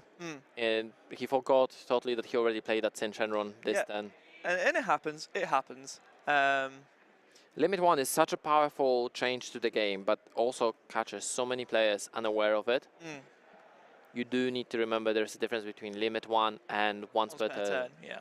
And it is an important distinction because otherwise cards like Sin and Omega Shenron from this deck are just too strong. Yeah, and it would have been leading into that play where I go, okay, I've done all the lifts, and now here's another one, and now here's another one. Yeah, and then that would burn out probably a lot of cards from Evan's hand. But that Unending Awakening, 2 of them in one turn. Very strong. Very strong. Making a leader base 25, meaning that David couldn't do anything that turn. Yeah, even your leader swing, right? Like, you'd have to combo on top of that. Normally your leader swing is very safe because it's one of the biggest, that's the biggest leader outside of Gogeta, Z leader. 20k, right? 20k is the new baseline for some of those Z leaders. And yeah, like I said, outside of the Gogeta, which is Gogeta, it's, yeah, you expect to be safe swinging into that, right? Even if, oh, they've beamed, okay, that's fine, they're 20, I can still hit. No, they went into 2 Unending Awakenings, which 25k makes it really difficult to swing in with Gogeta. Yes. The Unison makes it really difficult to swing in with things like Nova. Even still, even with Sin, the 4-drop, it's like, do I want to swing in and having to combo on top of that? It's a lot of ask from your hand in a game where having the answers in your hand is what you need to defend against that Gogeta. Yes, and we could see that both players started to drop low on the hands, but it's the same thing we were talking about in the matches we had yesterday when we had Red Mirror match. The person who goes more aggressive tends to lose. Yeah, there was that excellent burst there from David at the start. Yep. But it gave too many resources. If granted, if the crit hit, that would have been a different story. But even he knew he couldn't take that and did combo out. Yes, he lost a lot of cards from hand, but the best thing about Son Goku and Vegeta GT is they'll get a lot of cards back. They draw about 3 or 4 cards a turn, isn't it? So they can just, yeah, it's like I might lose these cards here, but it's worth it to not lose the cards down the line. Yes. Yeah. Yes, that's definitely. It's a powerful deck. That's why we've seen. I'm really surprised that we haven't seen that many Gogetas in a top cut. It was a very sin-heavy top cut, and now we're down to the last of the Gogetas, which is why we've got it on stream here, because it is Gogeta fighting for its place in the final, right? I mean, Gogeta proving it can win against Sin. Yeah, it makes sense thematically. It makes sense to have as a match. Yes, it's cool and it's red and it's known, but it's nice to see how different players come to the table, maybe have different lines of play that they might not be expecting. But here we go into the game 2, and we're seeing the players just finishing up. I think they're just going to throw their opening hands and do the mulligan. So, what is the cards you want to see in this match? I mean, we've seen David's side in the Piccolo, which is a really nice little choice in the sideboard. We can see him being a bit taken aback by his opening hand, right? That Piccolo is, we've seen it just before the match started when we were looking at the deck list. That Piccolo is a very interesting choice of a card. So it makes it so your opponent can't activate blocker. Which the Union Fused Gogeta is actually a blocker as well. Yeah, and so that's what makes you, survive. So having it in the opening hand is a choice, and I think he's keeping it in the opening hand as well. Actually, I think he only runs 1. Yeah, there's only one in. It was only one in the side. There is only 1, yeah. So it's King Piccolo 5 seconds to Eradication. It's a rare card from Draft Box. Oh wow! So it's a double strike barrier. You do need to hardcast it for 4. And if your leader is red, your opponent can't activate blocker skills in response to the attack. Also, when it attacks, you choose one of your red unison and add a marker to it, which is making it easier to threaten with that Gogeta, isn't it? And having barrier is very difficult to remove. On top of that, it's another double strike. And on top of that, when its attack is negated, you add a card from your life to your hand to burn your opponent. It's a guaranteed damage. It's a damage that cannot be negated. You do need to out-combo this attack, because the moment you negate, he's just going to burn you, because it can burn the last life. Yeah. It's very similar to that secret rare we have seen. And that really does lend to the thing with running the Beeruses over the Raditz. Yes. Because this makes it a very, very powerful push play. But of course, if David's seen this in his opening hand, he does want to keep a bit higher than on life than even, because otherwise he can't activate that ability, right? Yeah. And there was 1 ball in life, so that's a typical start we've seen for the Sin Shenron, isn't it? Yeah, one in life, and it's comfortable taking the 1. Well, if there's 2 or more, it gets a bit more uncomfortable. But we haven't seen a 1-drop here, which might come back down to. There's also 3 balls in the hand there, and 2 Beeruses. Yeah, so maybe it's just a rough hand to try and get out of, but we'll see. Seems like a very, very safe hand, but I'm not sure you want to be safe. I think you do want to be a bit aggressive in here, and you do need to get your plays. You need to make sure that you can awaken on that turn too. Yeah, definite turn 2 awaken in this mirror match. Well, not mirror matchup, in this red versus red matchup. You want to be on your backside as much as you can be. But we have seen Diogo in the previous match denying the Gogeta player that awaken on turn 2. That did happen, yeah. Of course, here it's going to be way more difficult to deny it. Yeah, these decks are more aggressive. They do have negates in there, but they're used for at the end game, where those decisions, like a split second, and do need to be decided. Well, if I stop it here, what can I Z-charge? What can I not? Am I stopping further things from coming out if I do that? So here we see, will David manage to awaken this turn? Because we've seen majority of the powerhouse comes from the decks that can awaken on turn 2, right? But in here, it's a question of he still needs to find either Haze or Oceanus, or the last ball from the deck, right? There's clearly none in the life, because otherwise he would be taking from life right now, because in case he finds it from the deck. And there is the haze. There is a haze, So so he has found draw. it. Puts the last cracked ball into his Z energy. But now the question is, did he not have a Gogeta? We've seen how painful it can be for any of those decks to play without Gogeta. Yeah, right. The optimal play there would be tap out Brilliant Gogeta plus Gogeta, bring out Haze. Haze does his effect. But yeah, no, it seems like there's no Gogeta there. Because you can't bring the Shenron with Gogeta, can you? No. Even though you play it for 1 energy, it's not a 1-drop. And boom. So we are just seeing the play of the Sin, so it's a forced play into the Sin, which is... But there is a haze there, right? Oh! Violent raise, the It's collectors. just, even just seeing that as like, yeah, you're not double No, clicking. we're not doing that. We're not going... You've done that once, that's all you get. Yeah. And there is the Awaken here, and we get to put Goku in your ZNG and take 1 life. Yep, so down to 6 there for even. 7 even. Did I say 6? Yes. I know how numbers work. I mean, it's going to be 6 in just a second, right? Because we're going to see the Awaken here. Yeah.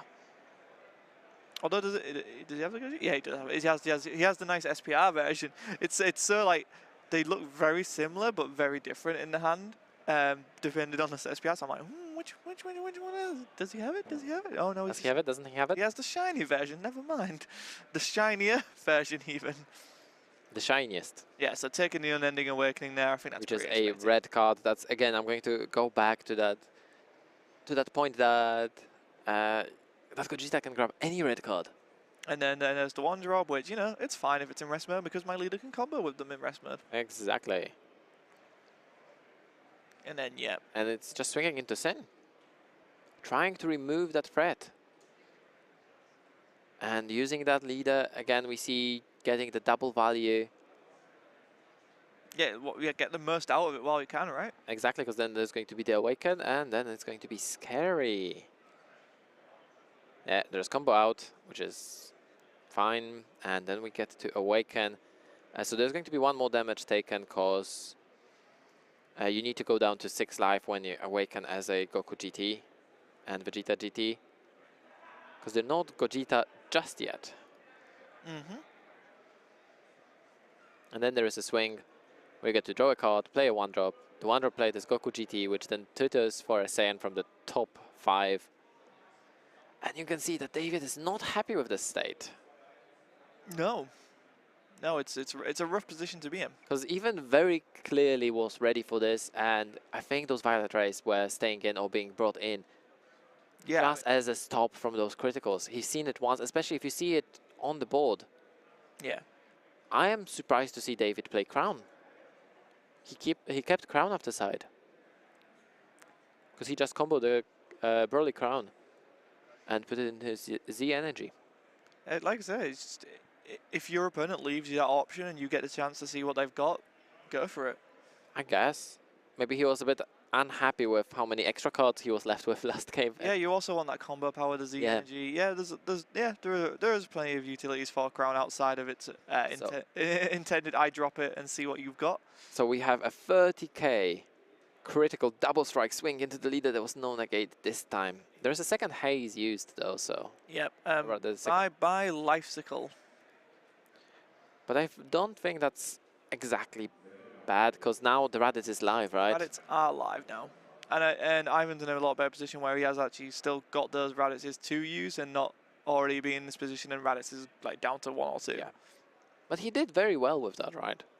David hasn't seen his Beeruses back then. Yeah. So are we seeing a late Gogeta here? I think. No, No. he's going into Rush Attack. Yeah, I think Rush Attack is the play here, right? Because you get to restand. Yeah, put more You pressure still on. have enough Z energy to restand. Yes, those cracked Dragon Balls can only be used for Shadow Dragon, but they're still there, so they count for the Vegeta effect.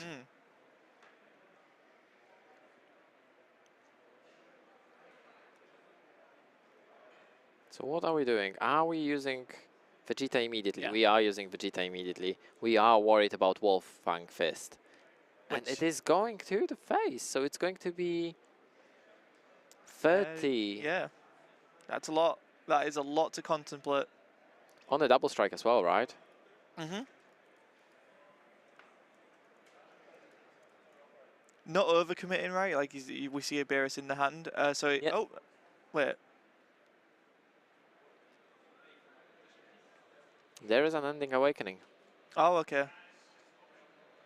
Oh, yeah, so it was from the drop. Yes, yeah, I'm with it, yeah. Yeah, the combo was from the drop. Yeah. And then down to one marker on that Gogeta.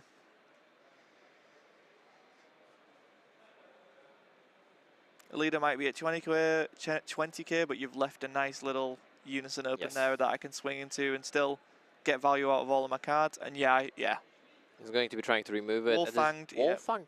I don't hate this because that does remove Oceanus, which from next turn, if you don't remove it, would possibly give barrier. We can see David, if he, I haven't seen if he has Omega, but if he has Omega in hand, we see him holding it back, possibly, just because he didn't want to, he does want to give it that barrier. And on top of that, you do keep the Gogeta, which is a very juicy target that keeps David away from Evan's life. So you can't ignore it. No, definitely not. But it also doesn't do as much if you attack it. But with, I mean, like I say, like the Unending Awakening, giving it, making it getting to it a lot more frustrating. Yeah, it's rather than waste your resource, just go in and try and take away some of theirs. And that's, yeah. We go, that's removing that rush attack, because rush attack at the moment is a bigger threat than Sin, especially Sin seems to be minused here. So here we go, attack with a leader to Sin, just trying to remove it. Do we see it protected? No, we don't. So we just have 20 to a 5. Yeah, that Sin is gone. And what now? We still have 2 energy open, so there is a potential for a rush attack on Evan's side.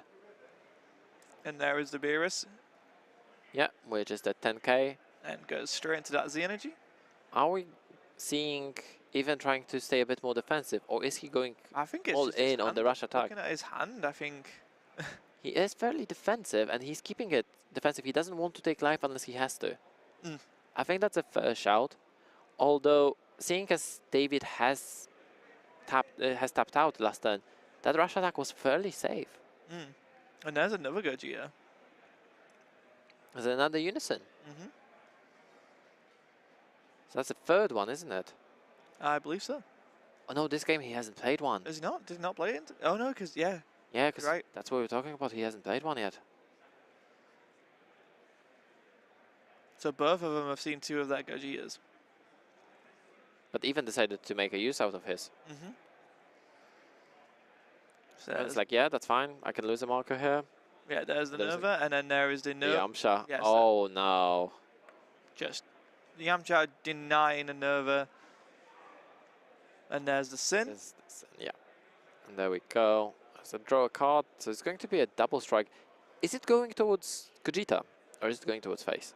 Now that is a good question, right? Because double strike, if he doesn't counter you, can clear off that Gogeta, and yes, yeah, that's what he wants. Going to Gogeta, that was a snap. Yeah, I'm just going to put a blocker down here.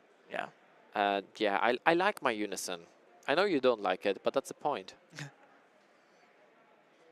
So do we see another rush attack? Is there an option for another rush attack?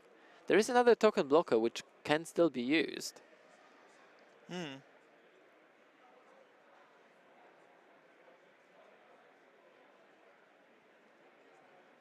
we're seeing the pair too. Yeah. It is going to be a rush attack. You can see even just checking his hand. Can I deal with it? Probably. Yeah, I think he's got a pretty safe hand. It looked like he had a few token negates there. Getting that minus in. Yeah, so remove one last marker. Attack with Vegeta. That Vegeta is going to probably remove... swings into leader, minuses it. Ah, and minuses the Unison to make sure that it's gone. And then there is still a blocker, right? Yeah. Does he even want to block this, or does he want to take it? I mean, looking at the cards in his hand, I think he... I mean, without... Because then if he takes it and you use a token negate, it's...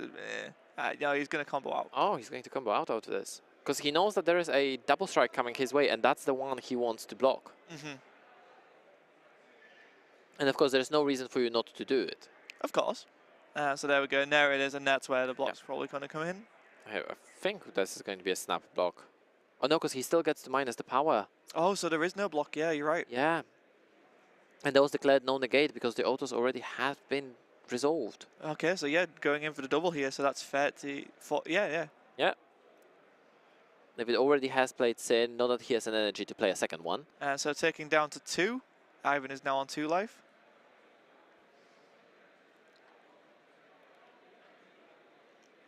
And then we're passing back to Ivan now. So real change in pace here. It's like Ivan down to 2. This is dangerous now, right? This is a very dangerous territory. So this time David actually managed to keep the tempo. Even though I think he risked it by not playing that Gogeta and trying to go a bit more aggressive. And I think at the moment it's paying off. Yeah, right. Because like you said, he could have done the Gogeta play, which would have been alright. But I think going into the rush attack, keeping the pressure on with Sin. We're also in this situation that David needs 1 more damage. Yeah. If he deals 1 more damage here, his secret. or if there is a negate being used here, or even worse, because if Ivan is going to tap out, and we're going to see that 4-drop Piccolo that is in hand. Yeah. If he attacks with that, that token negate can't be used if Ivan doesn't have energy for it. Nope. Because you need to take the life, the attack is negated, and Piccolo burns. So it's a card that, yeah, he saw it, he knew he should keep it. It's a second secret for him, essentially, isn't it? It's also 4 cost. It's only 20k, not 40k. It's only double strike, but it has barrier. But it forces you to try and, if you answer it, you're taking a damage. Yeah. And if not, you're taking on a challenge of what does my opponent have in their hand. That's fine. Can you outpace that? Yeah. But we can see that David has a lot of cards in hand that he can use to get more cards in hand from his life. Yeah. And again, he just needs to get 1 more damage in. Or even needs to be at 1 or less energy. Yeah, it's gonna be a very interesting turn, right? The tap out basically indicates no Union Fusion this turn. Yeah, I think that's why David was trying to remove that Unison so much, because he was worried about that Wolfgang Fist. Yeah, well, I mean, it's free while the Unison's up.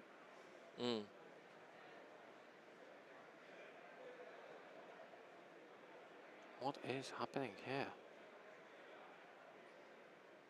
Oh, I thought Ivan is looking for something in his deck, but he's reorganizing his hand.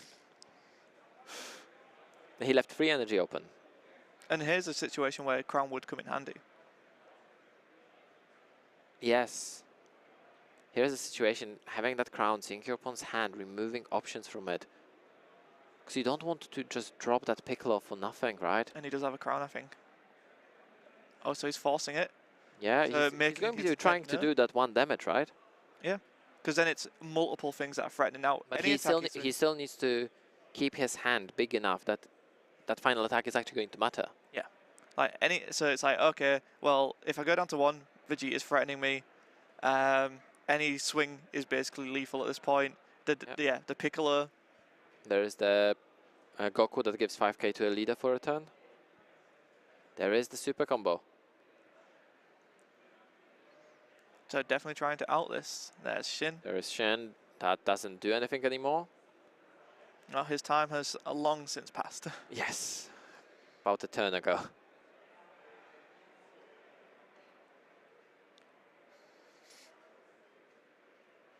There is a Violent Ray in hand as well. I don't think this is a place where you drop the Piccolo, right? You do have 5 energy though. And there's a Sin. Yeah. Of course, it still can be played, yeah. Drew into the Nova there. We don't have a counterplay because Yamcha has already been used. Yep, Yamcha limited to 1. So what do we see here? On this attack, we definitely see a negate, right? And there's Violent Rays. Is he going to ditch the? Probably because there's free energy, right? Yeah, he wants to avoid the Omega swing if he can, and yeah, he is ditching, so the Omega cannot swing. Yeah. But you know what can swing? Nova Piccolo. and Piccolo, yeah. But there's no energy for Piccolo now. There's free energy. Oh, is it? Oh, Because he yeah, played at Nova. true. And then And that's perfectly fine. Because what else can swing, right? rush attack. Exactly. And he is on 2 life. So I think you give it double immediately. No, you don't. Being brave, being bold. If there is a Wolfang Fist there, then you're sad. But it looks like there is none. And it's just 20 to 20. Is even needs to combo out, right? And there's a combo of imposing presence. And there is a restand, 25 double. And there's There is the a negate. mid 4 token negate, yeah. Okay, there is the other combo, and the token is of course removed by the auto of Vegeta. We still have a swing with that Nova, and problem is that there you need to combo on top. I don't think you want to do that here. I mean, he's in the sweet spot, right, where he's at 5, so he can just take the life to activate the token negate. But he doesn't have that many cards in hand, and most of them are negates.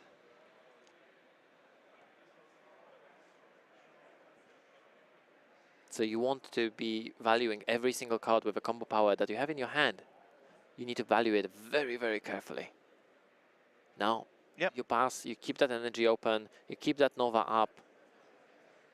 Vegeta doesn't have the barrier anymore. Yeah, and there goes the barrier.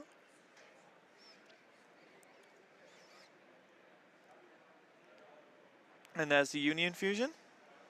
Are we actually seeing the Gogeta finally hit the board? We've seen what it did in a previous game, where it just cleared the board very, very quickly. Yep, so it removes the Z battle from game, swings into leader. So it is just 35 triple, and takes it. Because you can't activate negates, right? So down to 2. And there is the after image. On the attack with the leader, yeah? Just by paying the energy. There is the combo for the sake of drawing cards. Sorry. Oh, and we do see the secret rare in hand. So that's a quad strike. And there it is. But there is a token negate still. But he gets to see that information. It's all important. And he's also in range to Z Awaken next turn, so he will have that rage going, I think. Do you take Omega in here? Or do you take Piccolo, right? It's a tough call. Piccolo taps your opponent out, so there is that. Now he's taking rage. He's ignoring that Piccolo. That Piccolo is a bit covered as well. And then swings in here, and then we're seeing the token negate. So going down to 1 life. Needs to do this. Stops that quad strike coming at him. And then paying the last of energy. To go into Vegeta? Vegeta, yeah. Oh no, he's not taking the last life, is he? I mean, if he takes the last life, it's a detriment that I'm trying to go all in here and get as much combo power as I can. Yes. But he has But he has the blocker. He has the blocker. No, he's not. Also, no, he's not taking the life. No. I got worried there for a second that he totally ignored that the Piccolo is in there. But you would never do that, because what if your opponent top decks into secret, right? Yeah, that's also true. And there's his going into the energy. Because the critical doesn't matter at this point. Nope. And we are seeing the Gogeta come in. Okay. The 4th and final Gogeta for David. He charged 3 of them, right? It adds the after image. Which is... But I mean, could you have gone for the combo power from the Broly Crown there? Maybe there's an argument for that. I mean, Even has quite a big hand, and I mean, he also unless, has the blocker. Unless he's expecting the 100 Z leader. Oh yeah, there's also the Z leader, right? As a defense tool, yeah. So we do get to play Oceanus. We do need to shuffle the deck after that. Which they are doing.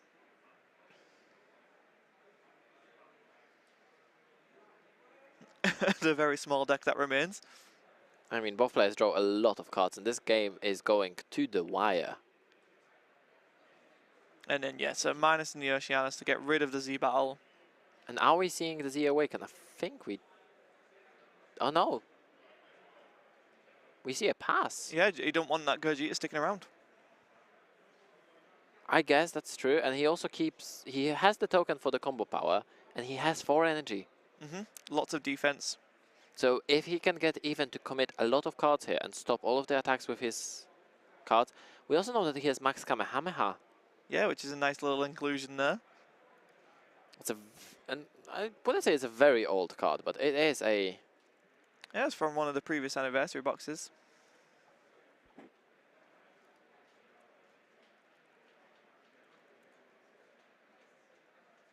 Max power Kamehameha. You can negate the attack, and you may say 4 cards from your drop to your warp. If you do, you return this to your hand. And we just saw But the you can only activate it once per turn. we just saw the Wolfang Fist take out the Vegeta. That wasn't given. And then never mind. you Yeah, kill. of course. You have so many of them, right? Because as those heavy Z decks, you are going to be using 4 of them, right? Yep. So plus 40k to the leader, minus 10k on that Vegeta. But the important thing is that minus 10k is sticking for the turn.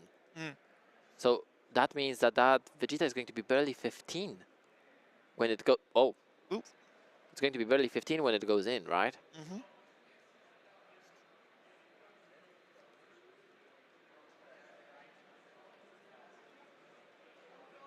So this is the warp, because we see the card from Overwhelm in there, which should not be there, should be in removed from game pile. But again, I don't think it's going to be mattering to players. Due to the ultimate ruling, yeah. Yeah, but I don't think there's any recursion from warp in here. And then yeah, so take it Also, down. I was going to the Gogeta. Take it down a peg. Yeah. It is one of those things. It's anything that can threaten less, right?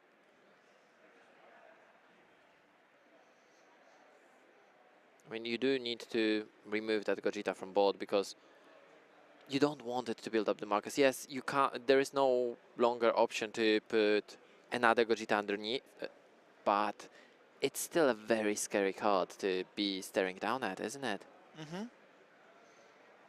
And there is a super combo Yeah, and we're just going to stop that. and Z charge. Yeah, because that attack is only for 20,000. And I think we're seeing a Z awaken here. Yes, might as well, right? But that attack was only for what? 5, 15, 20, yeah. After the super combo, you didn't need to. Unless I didn't catch what he showed with Beerus. But yeah, there's after image technique on another one. Oh no. Yeah, but these rush attacks are doing the work while still pushing in at your face, which is lethal because he's only on 1 life. He's still removing markers off of that. And then we see, oh, very careful, you can't touch those balls. The balls need to stay in the drop in case you have a play there, right? Yes. So that max power Kamehameha is going to go to hand. Yep, so The judge is just checking the card, yeah. You negate the attack and put the card back into your hand, but you can't activate it again. No. And that is the good 4th and final Gogeta. Yeah. And there's the attack with the leader. And Oh, there we it, have, yeah, we have the rage. That's all the rage we have. And 1 drop is getting played. But there's no more. There is 1 more. But I think there's still a token negate. Oh no, there's a blocker. Oh, but blocker is going to be removed now, isn't it? the Broly will warp him. And we don't have a negate anymore. Oh no! And then yeah, I think he's just comboing in here. Is that going to be 2-0 for the Gogeta? Yeah, it is. No, David is just Boom. giving up. Handshake.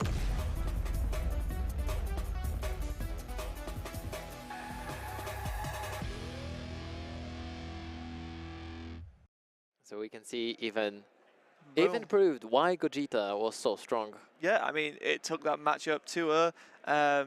Very clearly knew that matchup very well, knew what he needed, knew what he needed to see, knew what needed to happen at the right times, and knew when not to take life, I think is key there. Like, Yes. when David tried to put on the pressure, try and turn that game into what he wanted, even said, no, we're playing at my pace, even if it costs me hand, even if it costs me resources, I don't mind. because I know it's going to put my plan in play, and that's the plan we're playing by. We will have an interview with Ivan coming up just after a short break. That was top 8 on stream for the Dragon Ball Super Card Game Euros Europe Finals. We are going to be going into top 4 after a short break, after an interview with Ivan. I cannot wait to see what comes up. Yeah, I'll do the interview with Ivan.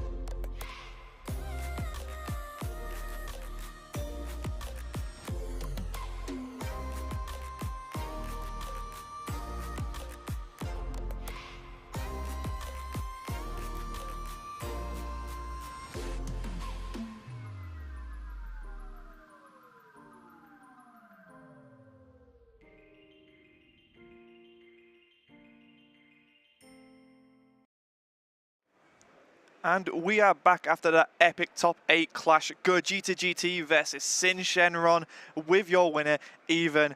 How do you feel right now? I'm very tired. I'm very tired, yeah. Only 2 matches and I'm tired. Yeah, I mean, impressive feat. You went through all day yesterday, 8 rounds. It was long, and now you're here in the top 8. You've made it to the top 4. That is an impressive feat. You're the last Gogeta standing. Oh, I'm the last. You're the last of the Gogetas. Yes, there are a lot of sins. That's the problem. Yeah, there was a lot of sins going into the top cut. There was 10, and you have slowly started to make them less of. And I think that the next round is another sin round for me. Oh my. Yeah. But how do you find that matchup then? So there's obviously 2 decks in this format, right? It's Sin, it's Gogeta. You chose to pick Gogeta. Is there any particular reason why you chose Gogeta over Sin? I prefer Gogeta because it's more mid-rangey. More 4 turns, 5 turn. Not like Sin is 3, 4. Yeah. And it fits more my style. And that's more your play style. That's fair. Yeah. And yeah, I just think so going into that match, were you pretty confident? Do you favor your matchup against Sin, or how do you approach that matchup? I think it's a 50-50. I think you can, if you start, you have the a bit of the start. if you start second, is crucial to have negates to stop the double critical, the triple critical. If you just tap those and wait for the 4th turn, Gogeta clear the board, then you can start to build your hand again, and then you can win. Yeah, and we saw that when you did it. It was like, even though you were committing quite a lot of cards from hand, but to get out of that position what David wanted you to be in, and then I think that is where you were now playing on your terms. And yeah, he had to pressure me. He had to get me to 1 life, 2 life, and few cards in turn 3, 4. If I have 3 or 4 lives, negates, a lot of hand in turn 4, it's for me, because Gogeta. Next turn I can survive with the Awakening, the Goku Sensu, and it's impossible to pass through the leader. Yeah, and it's great to see cards from like set 3 come back here. Unending Awakening, it was a really nice addition, and I think it does help you in a lot of those matchups, right? Yeah. Some people is preferring imposing because it's free, but Unending is a hard negate. It stops the attack, not sometimes, versus the Omega 8 cost. Imposing it does nothing because he gives power, so you need the hard negate. Yeah, and I think we saw that with the Violent Rays as well. You were just shutting things down, and you were just like, nope. It also denies them though your chance to combo and Z charge, which is one thing that both of your decks do rely on, is having that Z energy to go into those rush attacks. So yeah, I guess I just want your opinion, like the Zenkai format, right? The Zenkai energy. Do you how is that mechanic for you? Do you enjoy playing with it? I enjoy the Zenkai format, the C energy, the C area. But I think that some color has busted card, like red and blue, and other color have very bad cards.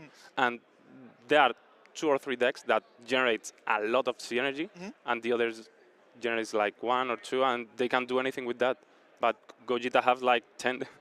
That's fair, and I appreciate the honest opinion. So going into the top 4 now, what is your game plan? What is your mental state? Do you just want to rest, or are you going to try and prepare yourself mentally? Or are you just gonna wing it, right? Yes, I will talk with my friends and prepare for the matchup. I can't do anything more else. Well, fair enough. That's a really good response there, man. I appreciate you coming on for a quick chat, and congratulations on making it this far. Will we see you in the finals? Hopefully, you're the last Gogeta standing, and that would be really cool. And it also fits thematically with the last European event we had, where Gogeta BR won. So now if can Gogeta GT win, that'd be a really nice story to tell. 2 in a row will be fantastic fantasy for me. There we go. So hopes and good luck to you. Thank you for the most entertaining match there, Gogeta GT versus Sin Shenron. Very thematic. Guys, we'll be back after a short break with the top 4.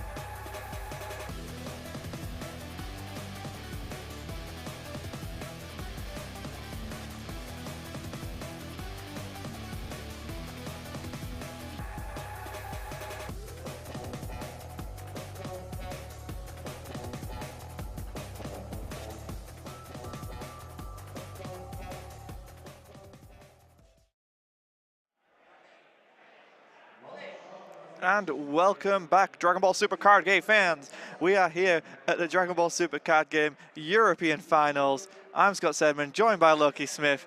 We are just going into top 4 here. Last 2 rounds of this whole tournament. It's been a clash of titans. It's been a fighter's ambition. It's been the dawn of the Z Legends.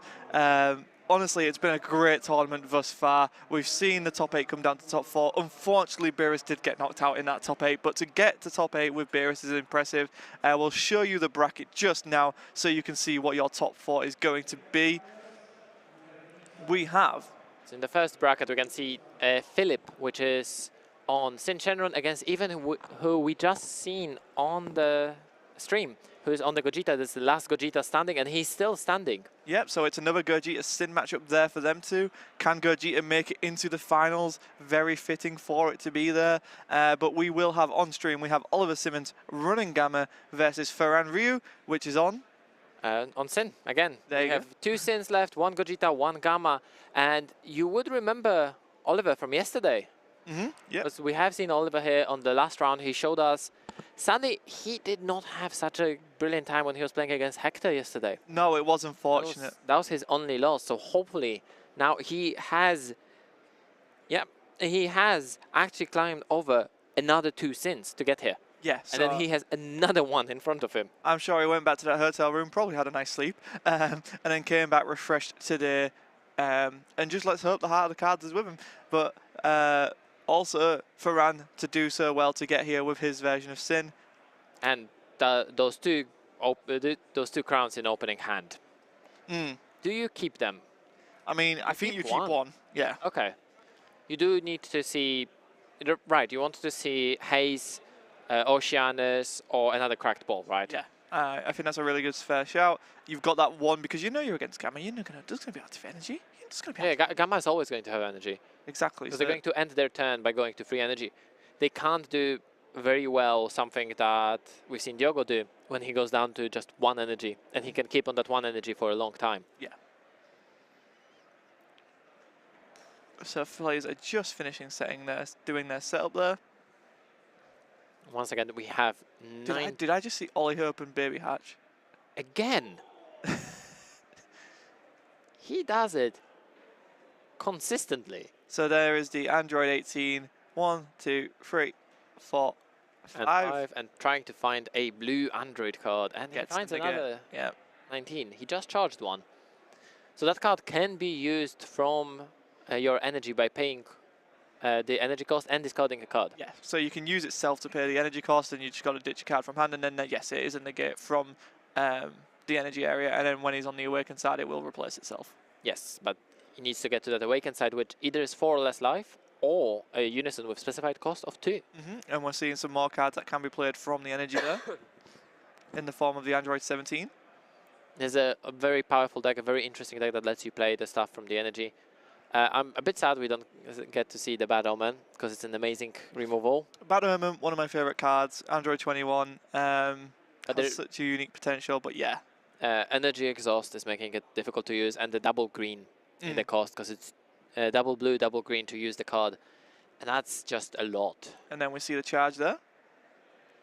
A very nice SPR. And the 1 cracked ball is in life there, we see. Okay, so we're probably going to see that taken in here, right? Yep, so going down to 7 life there for Ferran. I think it is definitely taking the 1 from life in here, because Gamma can get fairly aggressive, and if you give it that aggressive turn, and if it's going to be hit by critical again, it's just not going to be nice. You want it out of the life as soon as possible. Yeah.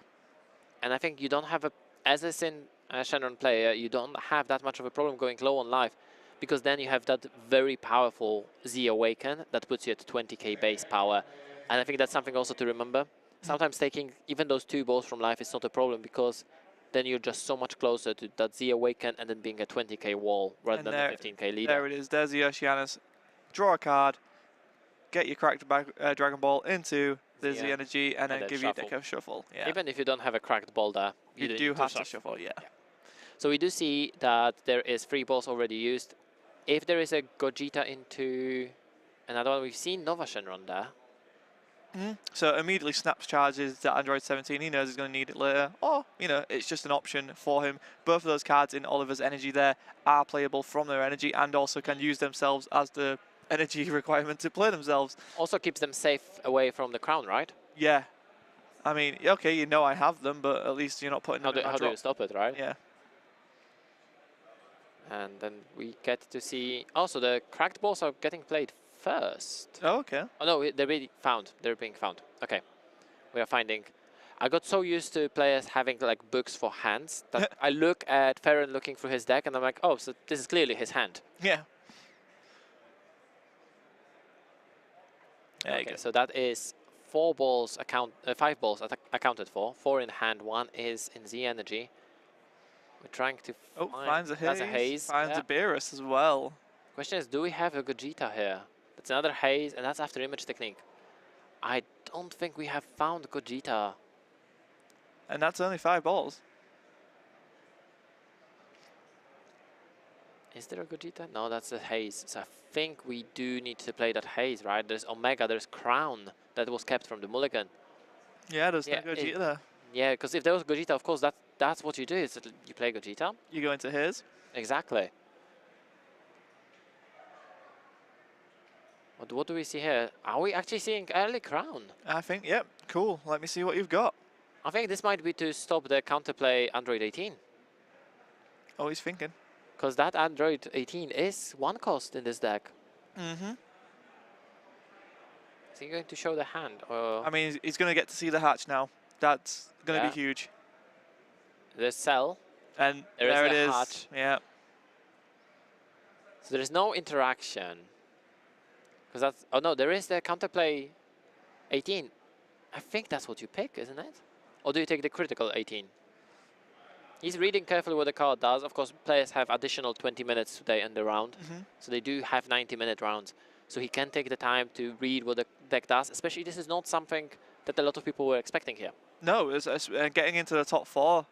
Yeah, you've got to take your time. Make sure the choice you make is the choice you want. And yes, get rid of that counterplay. Yes, because he does have that haze that he wants to hit. He wants to make sure that that haze hits. Or Oceanus, there's another Oceanus in hand as well. Yeah. So he wants to make sure that they hit so he can awaken this turn. And then, yeah, are we seeing it? Yeah, we're seeing the haze. So draw, get that last cracked Dragon Ball. And I think, there we go, there it is. And I don't think there was a Sin Shenron in hand, which is a bit disappointing. But maybe I was seeing things, and maybe, or rather not seeing things. No, but there's Wolfang Fist, there is After Image Technique. And then, yeah, we are going to get the Awaken here. So leader back to active. Untap the out. energy. Yeah. And then we're paying 1. And boom, there's a Nova. Nova's going to go in. So we have Nova. We don't have a Sin Shenron. We don't. We don't have cool. Gogeta. We don't have Sin Shenron. It's just single strike critical. Using the haze there. Crit. Hits a D magic, which, you know. It's perfectly fine, but I think Oliver is more than happy to let that be a single crit rather than a double or triple. Yeah, right. And then what we saw there was the effect of the Sin Leader minus the power on the Nova. Nova, because it left the field, because of your skill, comes back and you get to draw a card. And also it's another swing, but I don't think he's going to swing in unless... I mean, he might be trying to push, because of course we haven't seen Oliver playing his Unison in here. It's true. We might see it next turn, because we have seen him trying to go for it while having the 2 energy open, so then he can threaten with another 2 Okay, cards. so Ollie took it down to 5. I guess he wants to be in that nice... I don't know. So the super combo Ollie is running is the Android 18, isn't it? Yeah. So he doesn't need to be low on life. And what are we going to see him charge here? Yeah, the multi, which is energy exhaust is negated in this deck. Yes. So there we go. There's attack with a leader to a Nova. That's an interesting choice, because the leader doesn't get any power, so we do expect something here. Paying 2. Oh no, he just decided to not... Oh, just gets the swing, gets his draw, and then, yeah. Exactly, to not give any cards. I mean, swinging into a leader wouldn't do anything, and probably he was trying to threaten that, oh, I want to combo into this. Do you want to After Image Technique? Or not that he has cards in the drop for After Image Technique, but just saying. And then, yeah, going to spin the Oceanus. Yep. Yep. Oceanus is going to be giving barrier starting next turn. And there we go, that's a dual attack. And here we might see, no, because again, there's no 5 cards in the drop, so you can't use After Image Technique. There's no unison. Wolfang. Exactly. It just shows that Ferran is missing the 2 most important parts of his deck, the Sin Shenron and the Unison. There you go. Not going to give him a free card if he doesn't have to, so Ollie passes comfortably. Still got the 1 energy up if he needs it. Yeah, Ollie shows that he's back into that gameplay we have seen yesterday. Just taking it slow and steady. Probably he's just going to be attacking in with the critical when he needs to. And then he's going to go in very, very nicely in. We'll see. So it's tough call on the charge here. I mean, you keep that extra crown back for when he's awakened so you can then have another look. But you do know that there's Dirty Burst in hand. You do know that there is Baby Hatch in hand. Yeah, those are 2 key things to know about early. And so you can try and force that hatch if you really want to. Oh, and then we just saw a draw into the secret rare. So the secret rare is there. Ollie takes that damage going down to 4. So he is now in his awaken range, but then we do see the Omega Shenron come into play. But Omega Shenron is... It is a powerful card in here, but wouldn't Ollie negate in here? In the worst case, oh no, because he can't negate just yet with Android 19, he needs to awaken first, right? Pay 1, and he's going to use the 1 from hand. Yeah, so he had another one in hand. Yeah, so just giving it a read. It's just a basic negate, but the fact that you can use it from energy as well is the important one here. And it can turn any card in your hand into a negate. Yeah, it's quite strong, right? Yeah, okay, if you want to use it from the energy, you have to pay the energy for it, but you have to pay it your card, but it's, you know, it's useful.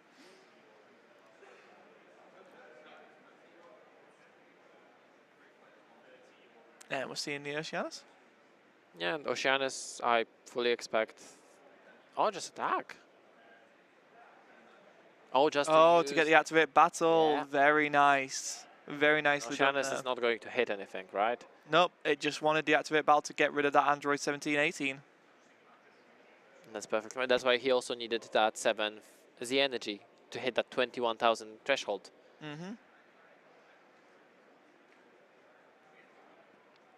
I think he combos on. His 1 of Yamcha was comboed in to try to get a hit. Oh, he was trying to force the awaken. And then at the end, Oceanus is used, so Omega Shenron has barrier. The card does need to go to the drop, the judge points out. But they have just to put use a dice, dice, yes, to mark it. The cards need to be in the proper zones.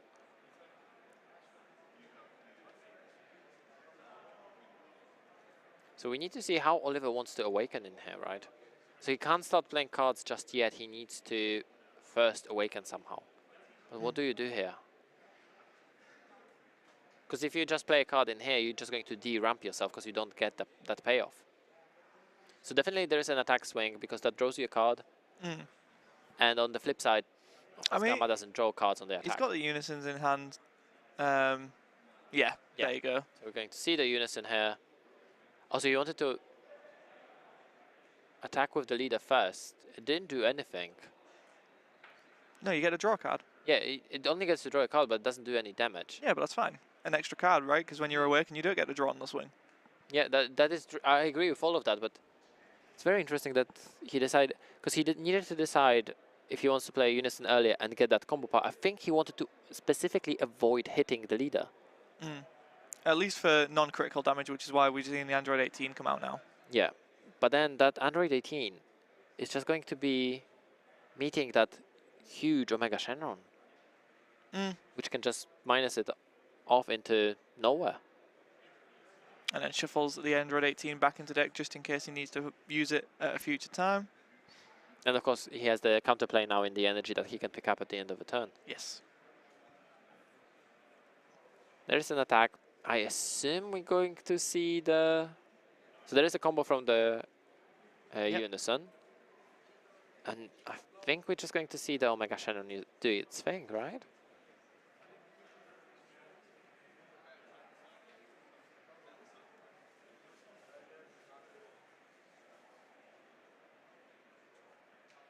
He's not in the range of life where he can use the token, so yeah, just taking the crit, boom, down to 5. Has the Omega Shannon already been used this turn?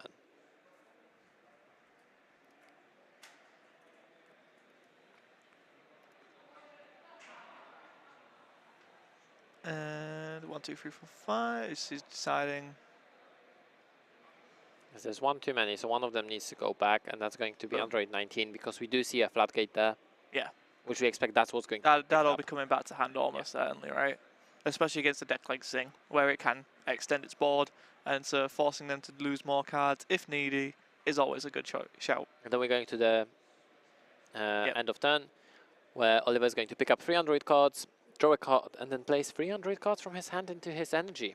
And there's all the cards he can play. And yeah, there's the cell. There is the cell. There is the scary cell. Setting him up ready for when he wants to drop that cell on people.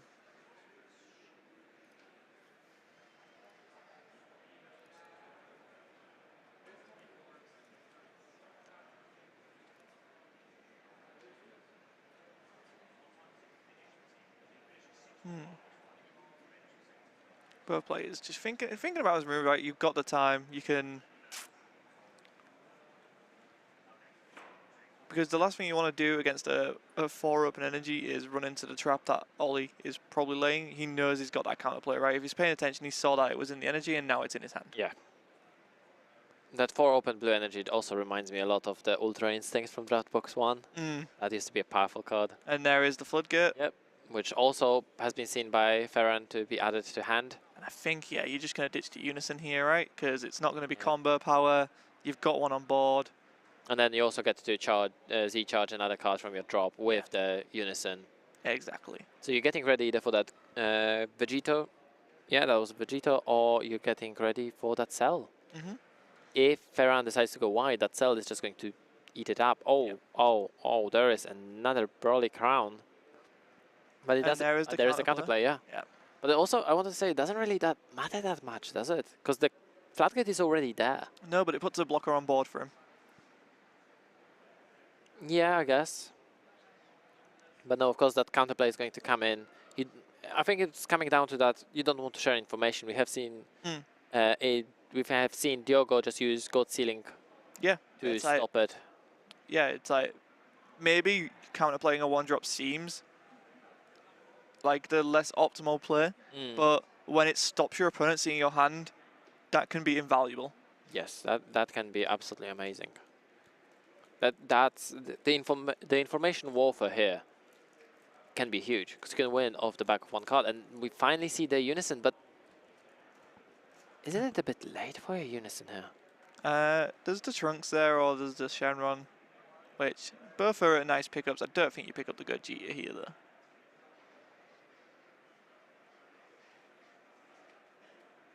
Yeah, Trunks is nice. I don't think you go very aggressive in here, right? Yeah, the Trunks. Trunks, because it helps you defend against that Omega Shenron. The question is there another 1-drop to be played? I think there is an Oceanus there. Yeah, under Haze. Oh, there is Haze. Yeah.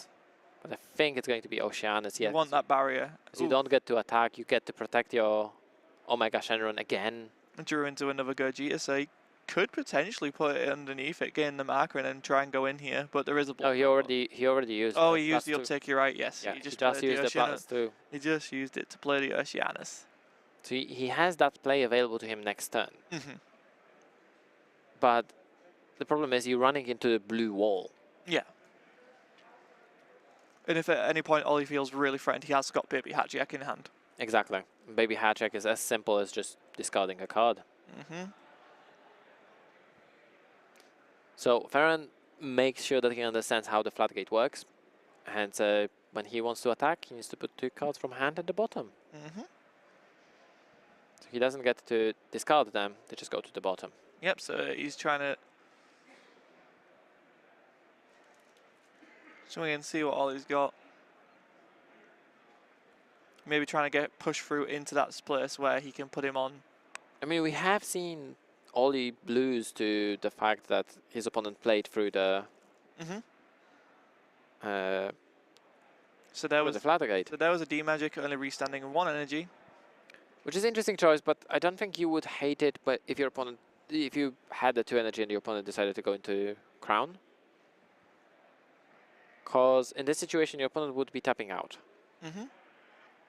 And with this board, I think you would be happy. Yeah. Bye-bye. Android 18. Yeah. That's the only thing that is used in the combo here. And do we see anything from Ollie to stop the attack?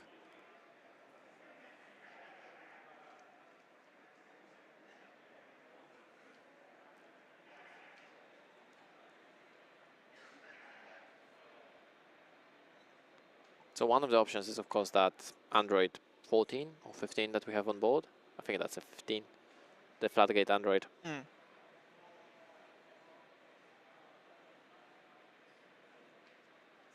I mean, it's done its purpose, right?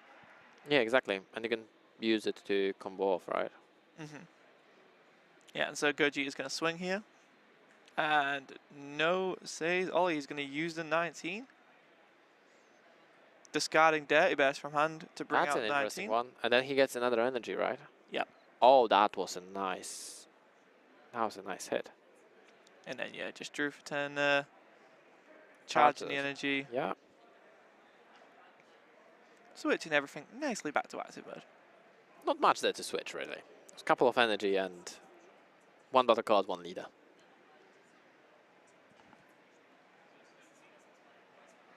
Oh, that Android 15 actually has 15,000 attack.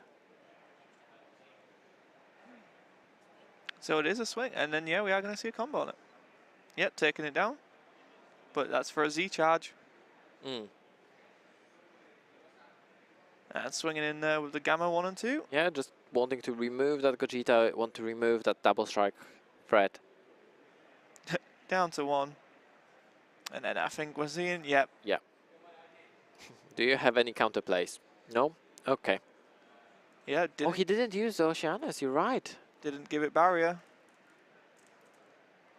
And removes it and then restands. So, I mean, if you really wanted to, he can go into the, take out the Oceanus as well. But no, he's going to, I think we're seeing the crit here. Yeah, you have a crit, you definitely go in, right? You force that.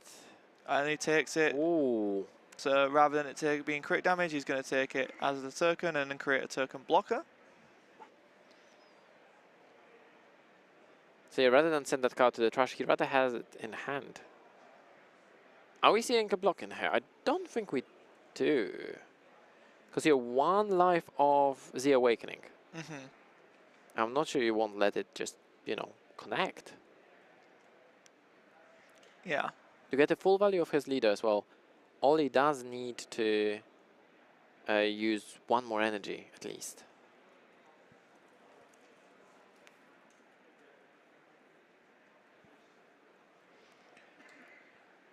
And then, yep, there was the block. And paying 3 there. And so, yep, Z energy going bye-bye. I think we are going to see the crit. Yep, the crit cell is going to come out. Yeah, this is the big one. He can swing twice with it. And that's definitely going to be scary here. He won't get the triple strike because there's only 1 card underneath.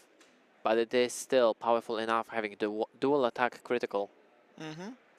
And of course it removes the card. And there you go, there's a Z Awaken. There's a zero awaken. This is what we were waiting for. Because of course, getting so low, it's just going to happen. It's not like you're playing Beerus and you can just finish it off with quad strike, right? Yeah.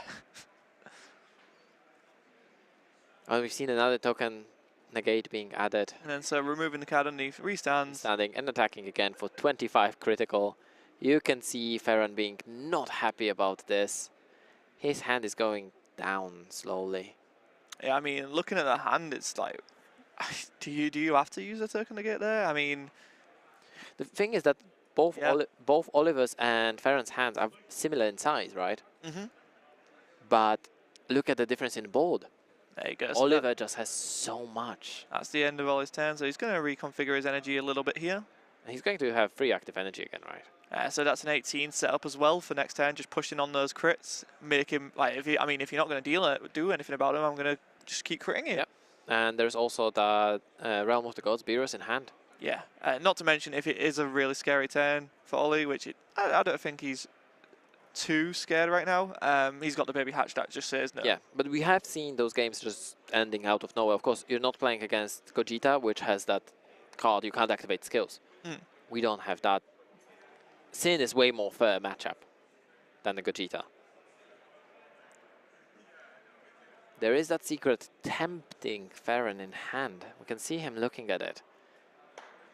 But I mean, with this board, I think you just use it to remove the board, right? I mean, it could be another use of a defensive secret rare, which we have seen. Yeah, we have seen that secret used actually more often defensively than offensively. Because we've only seen it used offensively twice, and defensively I think it's 3 or 4 times now. Yeah, it's like, I mean, like I said, it just removes that board. It removes all of that pressure that Ollie has been It deals building. that 1 damage, puts Ollie within the range of a triple strike. Yep. Which is not, you know, unheard of. No. Farron is 1 energy short of dropping the secret and the Omega. Yeah. But he can drop that Sin.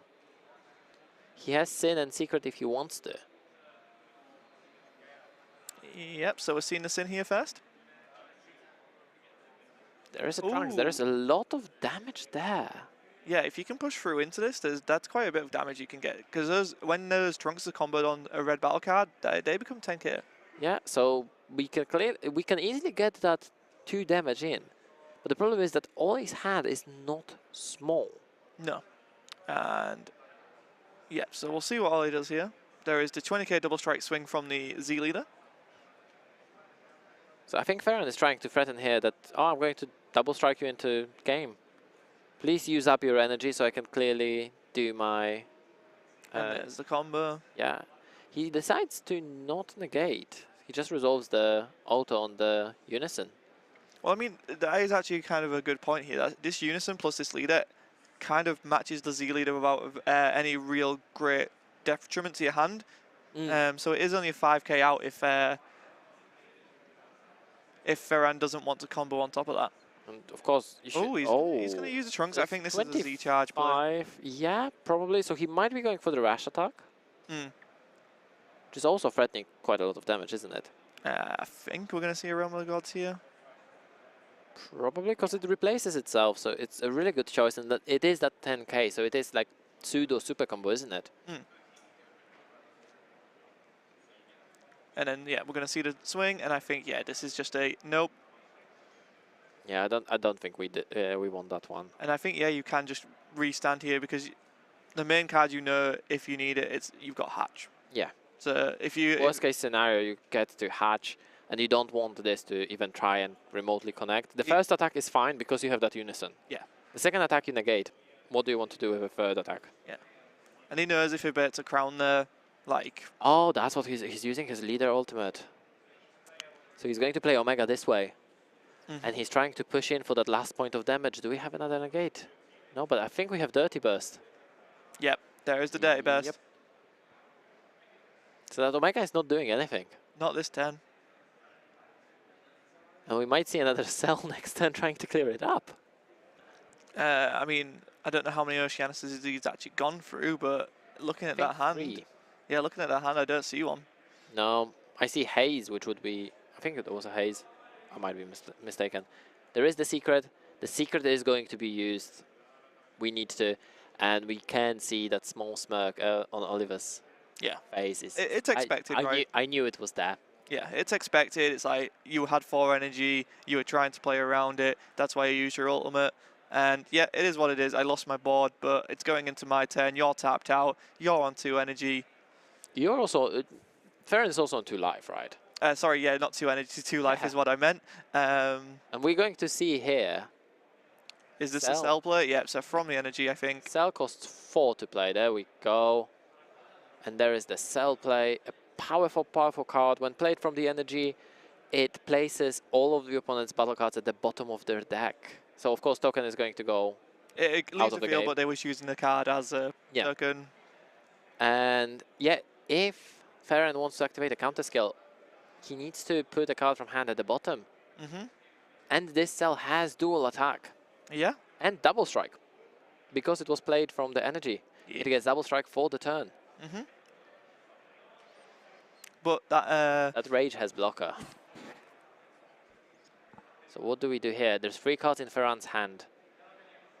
The best thing for Oliver here is he can tap out if he wants to, because he gets that free energy back at the end of a turn. Also reconfiguring his hand. playing the critical Android 18 there. And then trying to see if there's anything more useful.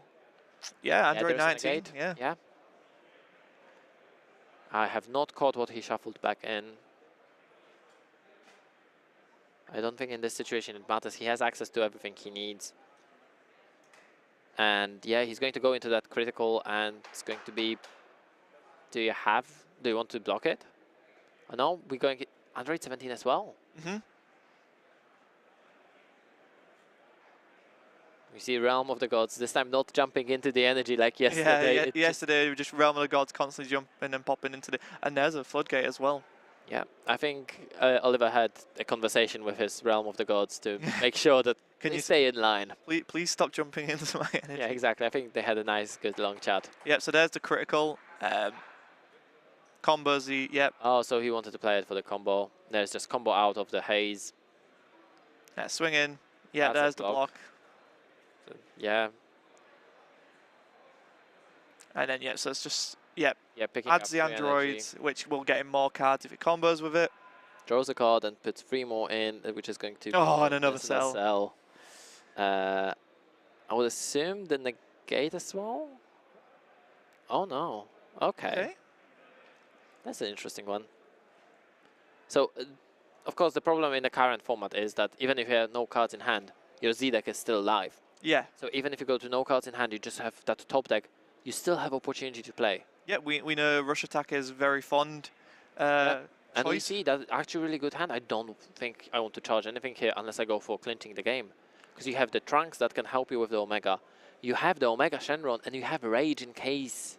Yeah, there's the Omega. Yeah, so we see he's deciding to not charge. And we see Dirty Burst. Oh no. That's unfortunate. There's the leader swing. Which I is think not maybe Hatch, threatening. yeah. It's not threatening at all. Maybe Hatch says Because no more. you do know that there is that second cell in your energy. Yeah, this is rough. If your opponent wants to commit, let him.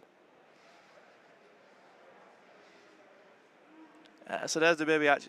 And now it's back to Wally.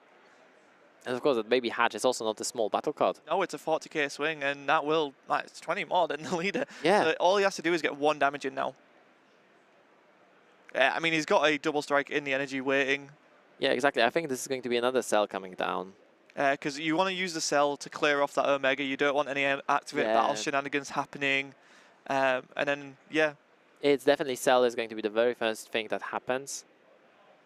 So we can see 1, 2. Oh no, he's playing. Oh, he's going for that. Oh, because yeah, he can use that to spin the card as well. Yeah, of course. Going to the bottom, one of the best changes they did in the design for the blue effects. Just returning cards to the deck. Forced yeah. Rage block there. But there's also a card from hand went again. That cell effect is really strong. It's only once per turn, but... Did Varane still think he had double strike there? Possibly. Or was he just preventing a 40k swing for Hatch for lethal? Both are... I mean, it doesn't have cards in hand. Ferran doesn't have cards in hand, and I think And there's a triple strike swing there. Yeah. And it's just a big triple strike. And we see Oli going down to 1 card in deck again. I think it looks like 1 card. Oh, wow. Super combo into super combo. Combos out of that. That is still fine, because you attack with a critical. Yeah, 18 crit in here. Exactly. Can't combo that Android 8. I think there's only 1 card left in the deck. Yep, so down to 1 life. And that's the attack. And there was 3 more attacks going there. Yeah. At Ferran. Really, really well played game there from Ollie. Ferran tried, but like I said, I think there was just that opening hand. There wasn't much manifesting from it. So going into game 2 where both players can now side, they both know this matchup was coming. Ollie obviously very experienced with it. He's comfortable. He seemed calm. He knew how to sequence. And yeah, like we said, just I think going into the sideboard now, they can both activate their plans. It's like blue is a possibility. Cool, this is what I've got for blue. And Ollie can continue the plan of, okay, this is my plan against red Sin. Let's go with this. Ollie clearly knew what he's doing against red, right? He was yesterday 7-1, and today he already did beat 2 Sin. Yeah, so I mean, He's on his third one in a row, and I mean, maybe third time a charm, and Sin will manage to bite it back. the Gammas are superheroes, man. They will not falter to the negative energy overflowing from the one-star ball. No, that will not happen here in Europe. At least not while Ollie is still standing as the Gamma superheroes. Yeah, so he's the last blue standing in our tournament here. Yeah, the top 4 is 3 red decks and 1 blue. I think the biggest problem in here was, sadly, as we mentioned, Ferran has not seen Gogeta on turn 2. He has not seen Sin on turn 2. And he generally has not seen the cards that he needed there to contest that Gamma. That field, he needed to use his secret defensively again. And even though his opponent was put in the triple strike range, Ollie was like, yeah, that's fine. I'm seeing majority of my deck either way here. Yeah. Because he keeps on looking through the cards, he keeps on seeing what's left in his deck, he keeps on shuffling. He got lucky that he didn't need to shuffle in something that was not an Android. Yeah, and again, just coming back to that Gamma deck, right? As much as we see Rush Attack, Vegeta, I think that Cell is such a good C deck option as well for any blue deck, right? Or any deck that has blue availability to it. I mean, that Cell is... So Rush Attack is really good because it's a pointed removal that builds your Z energy and can attack twice, once with single strike, once with double strike. It gains barrier there as well. But Cell not only board wipes your opponent, attacks twice with a critical on base power 25, where base power for Vegeta is 15. Yeah. And on top of that, if your opponent made wide board and then you sell them, exactly, then you attack for 4 damage critical. It's a critical in the first attack, restand on the triple strike. Triple strike now. Exactly. Yeah. It's one of those things, and whilst it might not be getting that 2 critical swings hits, then you've got the Android 18 that's coming from our energy, and then it's there is so much critical, and that's how Androids were always so strong, right? They were restricting your opponent's hand, which we still see signs of that in the Cell Auto. That when your opponent activates counter attack on his attack, they get to bottom a card. But they also were very strong on the critical. Yes. And we do see that still we don't have both of the twins having critical. That's God bless, because if we had an access to both 17 and 18 having critical, like it used to be in set 5 Androids. I don't know if you remember my deck from back in the day. Yeah, it just generally missing that. But in here, there's so much critical, the Cell hand control. Yeah, so we've got Ferran there keeping 2 cards in his mulligan and then opting to put 4 back to try and draw 4. And I think that's a Haze and a Beerus here. Haze and a Beerus. Ooh, drew into...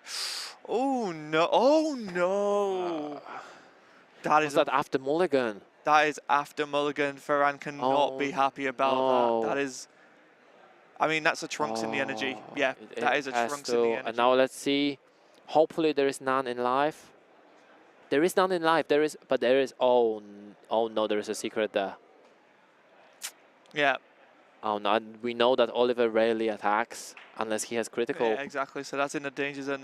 So Ferran can't be too happy with how this game's opened up. We can already see that it is affecting Ferran. We can see him slouching a bit there. Not being happy with the situation, not being happy with how this deck shuffled in. I mean, would you be happy with that opening hand? It's I would not be playing red. Well, that's true. You'd be playing Beerus. Exactly, I would be playing Beerus. So there's the Haze. He's going to go and get the crack ball. But we have seen Sin come back from unfavourable hands. We did, but we also seen Sin not do that. For example, in the last round. Yeah. So it is all opportunity. Question is, will Oliver be able to create enough pressure in here to do that, right? So we're already starting off strong with the Cell in the energy. Basically letting him know, it's like, look, if we get to this point in the game, it's coming. Ferran also needed to use those cracked balls, which is not a common play, but he needed to use it early on, so just to make sure that he has something to charge. Ferran took the damage. And, yep, searching for those balls. There we go. And still, I don't think there's the Gogeta in hand unless he drew There it. is. Oh, he drew it? There was a Gogeta in hand. Oh, I think that's that's why he activated the cracked balls, because his hand was so stacked in a wrong way in that turn 1 that he needed yeah. to needed to cycle through Gogeta that. for 10. He did need to cycle that. We do see Crown as well, which of course can't be played with the Gogeta. Also doesn't do anything at the moment, There we go. but it's nice to know that the Crown is there. And Ooh, we see the Piccolo again. Yeah. This our friend. This could be a pickup. But the problem with Piccolo is you don't want your opponent to know that it's there. That's true. So Yeah, you don't pick it up because surprise, you're going to be shuffling your deck if you have another 1-drop. I do hope that there is another 1-drop. Oh no. Oh no. That's It doesn't look good. just comboing the Oh, he's Haze comboing there. Haze. Oh no. Gets the untap there. I mean, that is a 6th energy, right? So he does get to awaken. Mm-hmm. But it's not a 6th cracked ball. And so, so he's got 3 of his Beerus. So he's seeing the really good cards, but without his engine. Yeah. And Seeing the cards that don't do anything. I think here he's just going to try to go gotta very aggressive. yeah. And oh.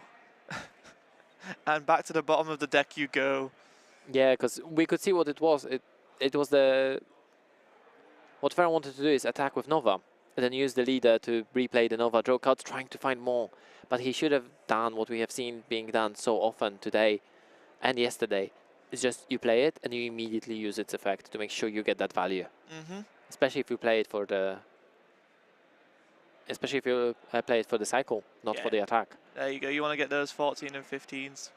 Yeah, can be only used once per turn, but they can just find another android. Mm-hmm. So that's going to be next turn play as well. Just a very good... I really like those type of effects that just lets you tutor like that. Yeah, it's really nice. It helps you go through those decks, find what you need. Oh, there's speaking of the devil, there's 18 who does exactly the same thing. Yeah, it's a really nice synergistic thing that the Red Ribbon deck can do. And yeah, the counterplay, just in case there's a Broly. Exactly, just in case of that crown that we know is there. Or in case of a Nova. Yeah, I mean, hitting a Nova would also hurt as well, right? Exactly. Anytime he's trying to make pressure, you say no, and it's gone to the bottom of the deck, so it's not like it's back in hand where it could be combo potential, which then can get Z-charge. It's like, nope, it's at the bottom of your deck. You just... As they say, computer says no. And we see the Unison come down here, so Also, swing. Ollie can awaken this turn. He can. He's going to swing. He's going to get a draw, and then I think we'll probably see the Awaken. There's also the ability on the... Yep, there's the Awaken. There we go. That's a very fast awakening. I think it's the first time we've seen Ollie awakening on turn 2. Yeah. So normally he's trying to be a bit more careful, but he has seen that there's still that cracked ball in the deck. And pass his turn. There's another Nova. But again, the hand is very defensive. Farron doesn't have many options. I don't even think he has a target to play with a Gogeta. And the thing with that Gogeta here, right, it's just a target for Ollie to swing into. Exactly. It's free real estate right now. There is an Omega in hand, but what of that? Also, Ollie has only 1 energy up. Exactly, so you can't even hardcast a crown to get the effect. He's Yeah.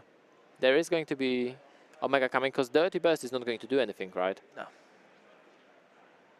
And so there is the triple strike. Into the Unison. But we are going to see a negate in here. We've seen him pick it up early on. And then, yep, the auto.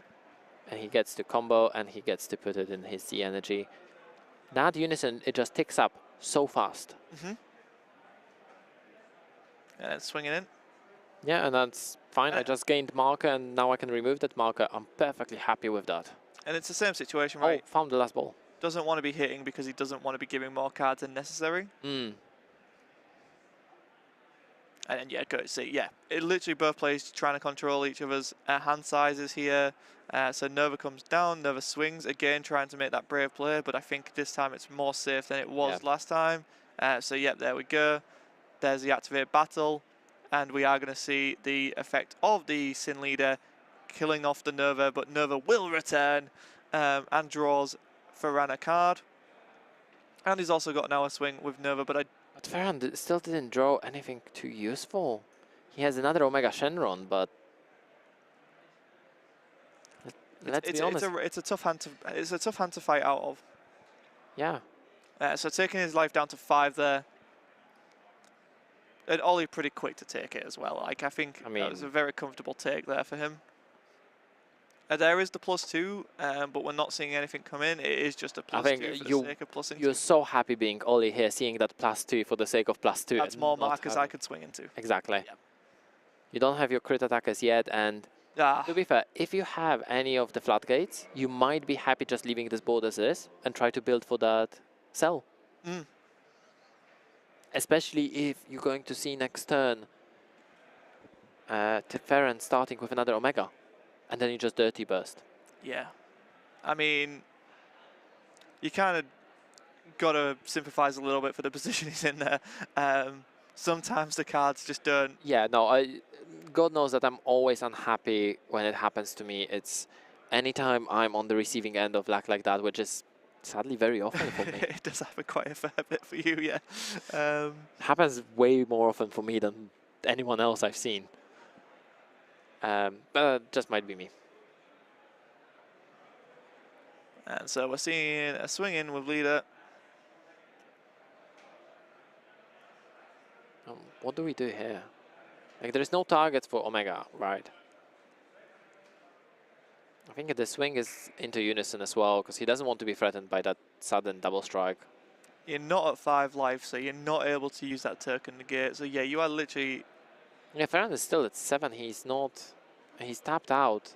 So I think this is just a question. If it's going to the unison... Oh no, he's going to Nova. Which I don't think you're unhappy with, right? And there's... Yeah.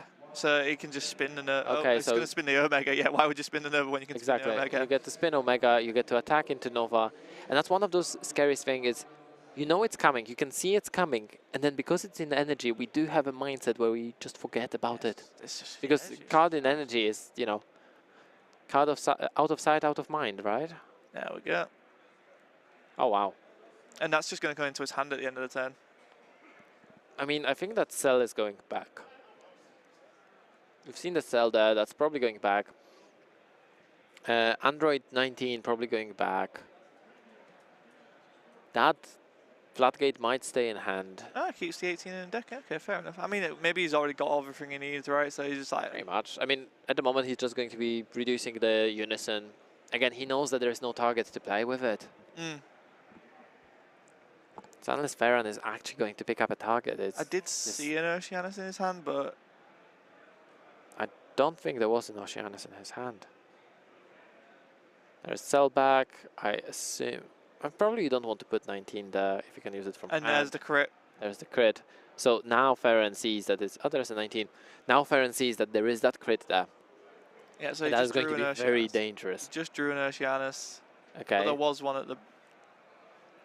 the last card in his hand is an Oceanus. Is it? I think so. Oh, yes, it is. Then why did he decide to not play it with the Gogeta? Oh, he charged the Oceanus as well. I mean, he has another Omega. I mean, I think we're going to see the crown, but I think we're also going to see a counter of that crown. Yeah, I think Ollie's just feeling way too safe in here. He's just going to counter it. Yep. Oh. Or maybe not. He's thinking of Dirty Burst. Nah. Yes. Oh. Because it also stops Crown, because he doesn't have 2 energy up. Smart. Yeah, that's the better way of going about it, yeah.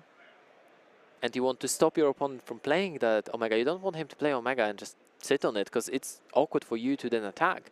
So you want to English difficult. And so we're seeing Sin swing now, just to get a draw. I think. I mean, he's obviously going to try and put damage in, but or has he gone into the 17? No, he's gone to. Yeah, he's gone. So Ollie's gone down to 4. Yeah. Ollie's not worried because Secret can't attack. Sin, rather Omega can't attack. Yeah. So there's the +2. There's the Oceanus. That's a draw and shuffle. can see Farron is not happy with the cards he's drawing.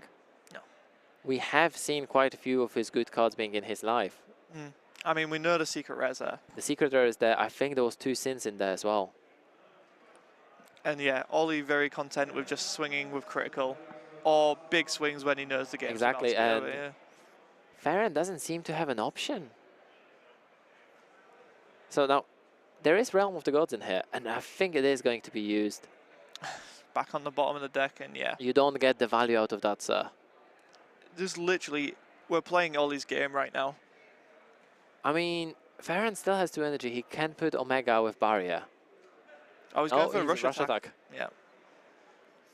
Okay, we have seen Realm of the Gods here, which is fair enough. And he's going to be removing that dual attacker. Yeah, I think the first attack is going to be -15, and the second is just going to remove it, or is going to go into it. And there's a Z charge. Yeah, for both players. Restand.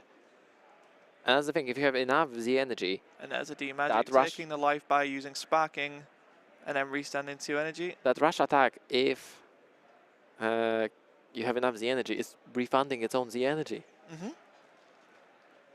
And there we go, you see a Haze charge as well in the Z energy. Gogeta going to swing, and then the 19 is going to be used. Something is going to be used, I assume. He has a book in his hand. Yeah. He needs to read it very carefully. He's just deciding what he wants to discard here, I think. And I think it's going to be, yeah. Oh, went for the counter.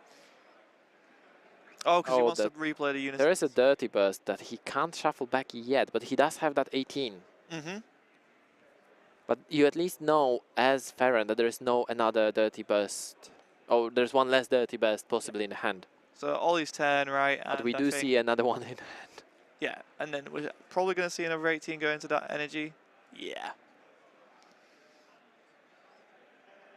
So we do get to see probably one of those 18s being played here. Oh, no, Cell. No, we don't have green. We don't have green. Because Cell has green in his energy cost. Unfortunately, we can't see Ollie's Z energy. So, I mean... Are you thinking of the Z-Deck Cell? Oh, he's just going to swing his Gammas into the Hyper Rush anyway. Rush attack. Yep. And so combos off the Broly. Again, Ollie is content in just swinging at anything that's not his face. Yeah, and exactly what he's doing, right? Like, he's getting to remove that Oceanus. He doesn't want it on board, especially he's seen another charged.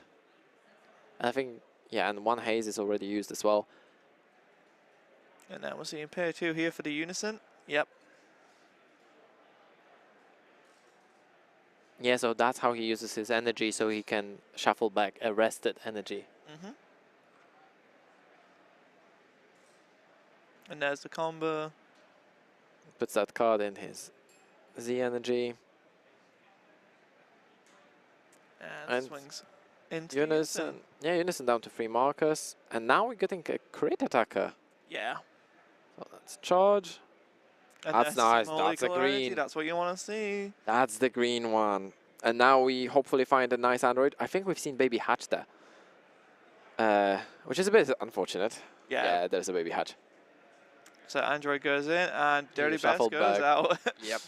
Now that was like a snap. You can see Farron being unhappy about the situation. Technically, Farron is winning, right? Because he has 7 life versus Oliver's 3. But very often it is happening like this, that the player who takes more damage early on is just more in control, and Farron doesn't have any self-awakening. Oh, he's still continuing to go on into that... Unison. Yeah, fair enough. I mean, maybe he just wants to remove it fully. He does need to start attacking at some point, because his deck is getting into single digits. So that multicolor probably goes back in, right? Yeah, I imagine Cell goes back in as well. There is Cell, multicolor, and another multicolor. Yeah, so one can be played from energy. Yeah, next turn is going to be Cell. I think so, right? I mean, double strike, duel. But the problem is that Farron's life is just so much higher. It's at 7. How do you even come back from this? Yes, you have the critical attackers. And yes, you're going to use up Farron's resources, but at some point Farron is going to start hitting you back if you don't hit him hard enough first. Yeah, it's gonna. I think the next 2 turns are gonna see a make or break it here.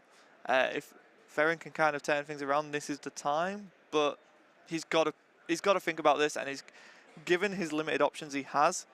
He's got to do this in a way where no matter what, he can end up controlling that board. I'm wondering if it isn't an option to actually not play anything. What, and leave all of the energy up? I mean, he has a couple of token And, against oh, there we Omen. go. Omen, and yep, boom. Taking that life, so he's down to 6. Okay, that's one way of self-awakening. Yeah. And then, yep, hits in. Gets the draw off of the leader swing. And there is a Broly Crown. There is 2 open, and we do see a counterplay. Yeah. So that means that there is no Dirty Best. The Dirty Best has been discarded. I think he was expecting that. He hasn't seen Omega last turn when the Oceanus was on board to protect it. So he's not expecting Omega here. But we do know that Omega is here, as well as 3 Beeruses in hand. Yeah, and Ollie is actually on 3 life, so but that 18 is a blocker, but we'll see. We'll see what happens. There's probably another negate in hand as well. I mean, he is blue. Yeah. He is blue. If he's running less than 16 negates, I'm disappointed. And there is the Omega. And bye-bye. Bye-bye, blocker. Yes, but of course, because the leader skill just... And there is the negate for it, yes. Yeah. There is the 19. There's no way that that wouldn't happen. You're not risking it, not when the opponent has not played a card from hand. That just kind of gives it out that that Ferrin has Trunks, the Beeruses. It's just there. So, yeah. That's attack into critical, and Oliver's like, yeah, fine, okay. He is kind of forcing Ferrin to play his game, but Ferrin's hand just got way smaller suddenly. It's 6 cards only.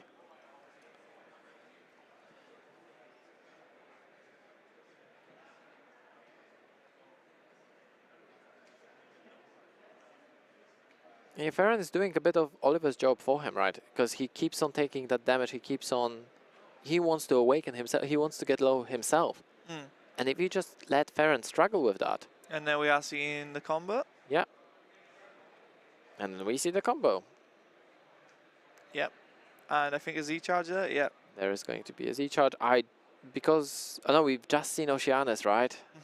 So there is going to be barrier on that Omega.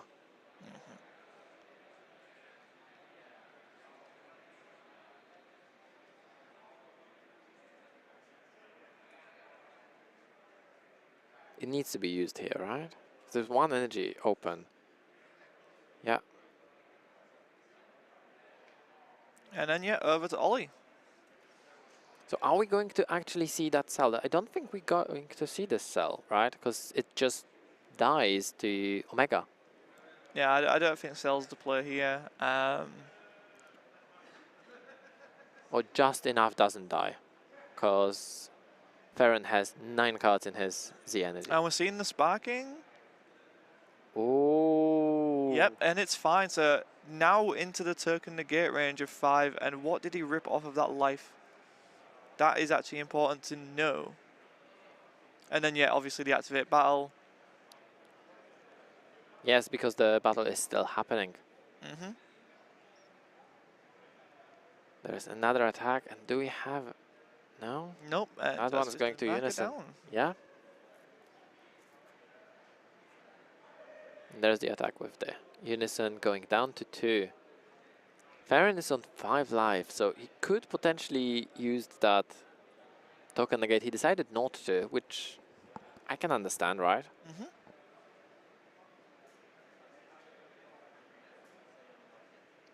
But what do you do now? Just going to play Android 17. Definitely you don't play Cell here, right? Because you can't remove anything, you can't attack. I think that, yeah, that Omega has been used already. Yeah, So that's there what is that. removed the Android 18. Yeah, so there is that. But do you use your Cell to just remove the Unison and what? You could attack into that Omega, but you probably expect your opponent to have a huge hand for defensive. And yeah, I mean, yeah, I don't think it's worth swinging into that.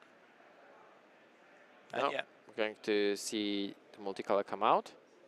It can't remove anything because of the barrier. And There's Realm of the Gods. We have seen and there that a it lot. is, going down to 4. That is the Okay. dangerous field for Farron. I think Oliver is very happy that he managed to force Farron to do this, because that means that Oliver didn't need to do any of that. No. Farron used his own resources to get himself that low, and then Oliver can spend his resources on putting it even lower. And there's a 17. Oh, and it hits a D magic. That's so nice. There's Baby Hatch in the deck. That's the problem. I think that Baby Hatch is just going to stay in the deck now. And I think we What do you put back? Realm. D-Magic? Oh, you went for D-Magic. D- Because D-Magic flat out stops the attack. True. But we have seen Dirty Burst in hand as well. So the moment Farron decides to play something... Okay, so I think plan for Oliver here is to remove that Unison. Oh, there's Yeah. a lot of cards in that deck. Still fairly safe. It's about 20, maybe 15. And there is that Android 18, which was used to pay the effect for early. Oh! It is getting shuffled back into the deck, but that's a very important information for Farron. That Baby Hatch is not in his hand. Yeah. Exactly. And that is shuffled. That was not even Yeah, that is not staying in my energy. No, that was. But that is, sad. again, as we mentioned, information warfare in this game. It's important. That tells Farron there's not that hatch there. So he knows he can easily attack into it. He doesn't need Crown for it. Mm-hmm. So he's attacking into a Unison again, and I think we also see another Oceanus in hand. It's the last Oceanus is in hand. And that's at the end of the turn for Ollie. Yeah. He's just doing his processes, and then we'll see what comes back down. I assume Cell, Multicolor, and something? And Android 17. Okay. Just more options to play from the energy, I guess, and to try and get that Realm of the Gods back in if he doesn't want it there. Definitely that Realm of the Gods, but the fact that that Baby Hatch is still in the deck. So just having a quick look through. Yeah, the Omen of Awakening, isn't it? Yes.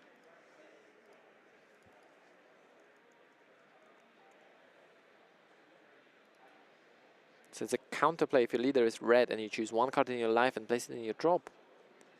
If the battle card played has 20,000 or less power, it is placed in and drop instead of being played. And the card costs 1 less if you have a Unison on board. So that's a very difficult choice. But we do see the Floodgate. Mm-hmm. And Farron's hand is small enough that he doesn't want to play through it, I think. It's a rough call. I mean... There's 6 cards in hand. Yeah, And we didn't see Omen of Awakenings, which would be actually quite good for Farron here, because he would be in the Awaken range. Yes. But now, just to be able to attack, he needs to lose 2 cards from hand. And they're depriving that all-important leader swing, right? I mean... And activate Battle on the Omega, which would be the control of the field, right? Exactly. It's a lot harder of a decision than I think most people might think. Because there is a worldview where you do swing in here. I think Farron is thinking about that because you do need to get an access to... So he's gone for the SSB. Oh, so he is gonna... no. Is he? Is he going to go into his life? I think so. I think he's going to put himself down to 3. I think he might be searching for Secret. Either for Secret or going into that... The Awaken I was talking about. But we don't see Rage in hand. I mean, he played the card. Yeah, no. The card has also Deflect, doesn't it? We have it on the database. You can very quickly look.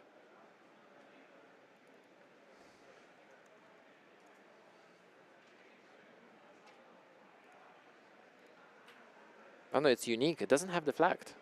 So it could have been counterplayed. And he's now down to 3 life. Yeah. Oops, that's the wrong leader. There we go. We're not quite at Omega just yet. No, we are ready for it. The question is, when is it going to happen? It did seem to hit a sin there. And okay, so we are seeing the 2. There is a edge for Gogeta. Gogeta. There is a Crown. There is that Piccolo again, but it's still in the deck. I think at this point you still don't take it. So both players have their very specific choices locked away from them. Yeah. Oliver is kept far, far away from his baby Hatch, and Farron is kept away from both his Piccolo and his Secret. And yeah, we are seeing the Crown here. And there's 2 energy open. Are we going to see counterplay of sorts? I think there is a Dirty Burst, but Dirty Burst doesn't do anything because Omega already attacked. And then you still leave yourself open to a rush attack because it's a 2-drop.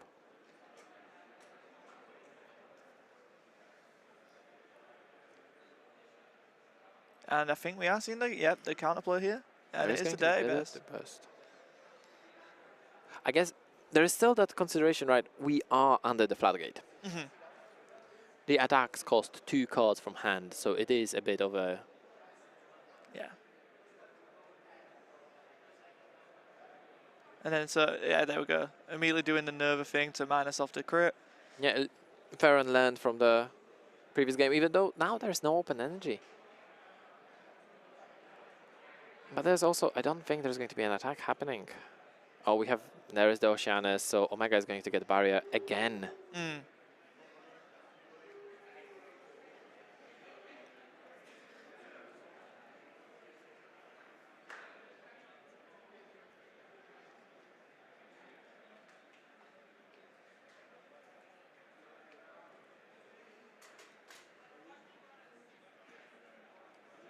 That board is now very, I mean... Very full.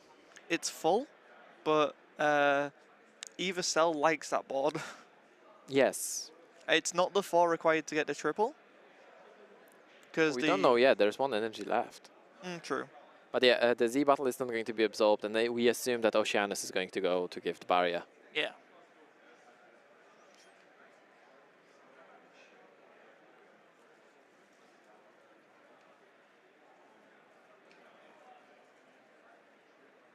And Oh, there is a Z Awaken. Yeah. This is a Z Awaken we were waiting for.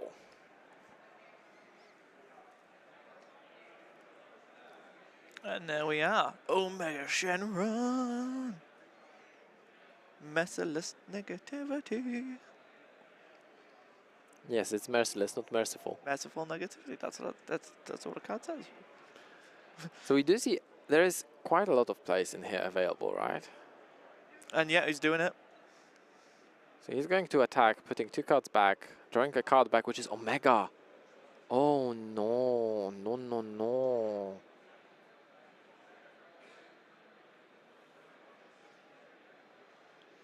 Question is, what is the attack at? I assume Unison in this situation, right?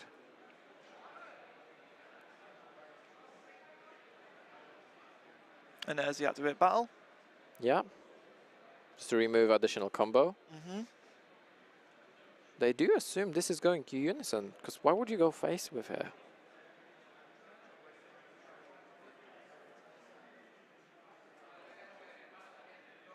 Yeah, very combo. smart. Keeping the battle cards away from the board.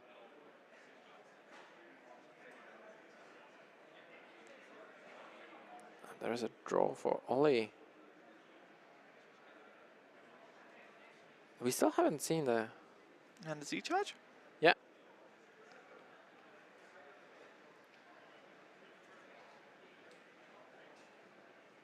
But yeah, I mean... We're still in Farron's turn. We are still in Farron's turn. Farron is still trying to... And oh no, now we it's passed, Ollie's we turn. passed Now to Ollie. Ollie's turn. We passed to Ollie's turn finally. Farron decided that that was enough. He did sacrifice a lot of his hand though. Yeah, that floodgate It might not have been Baby Hatch, but it did what it needed to do. It forced even more. I mean, we're seeing Ferran trying to get the game back into the way he wants to play, but it's not going his way. And what do we see charged there? and yeah, There's a unison. Yeah, you don't need another one. This one is still gaining more and more markers. It's not going to combo in your hand, so yeah. Exactly, might as well put it down there. Especially this is going to be, I think this might be a turn where Ollie is going to try to go for it. I mean, realistically, looking at that state of the board, I think you've kind of got to go for it, right? You've just got to... So this is going to be 20k to leader, and we see that there's a couple of super combos still left. I think there's at least one super combo left, but he's sacrificing Nova. Yeah, he's going to bring off Nova, which is a... Yeah, that's a decent thing. So you reduce the amount of bodies you have on board. And there goes the twins. Which I think is going to just swallow that Sin. That Sin can just remove anything with 30k, right? And that's a dual attack. But at the same time, you do want to keep that Sin for a cell, which is a double strike.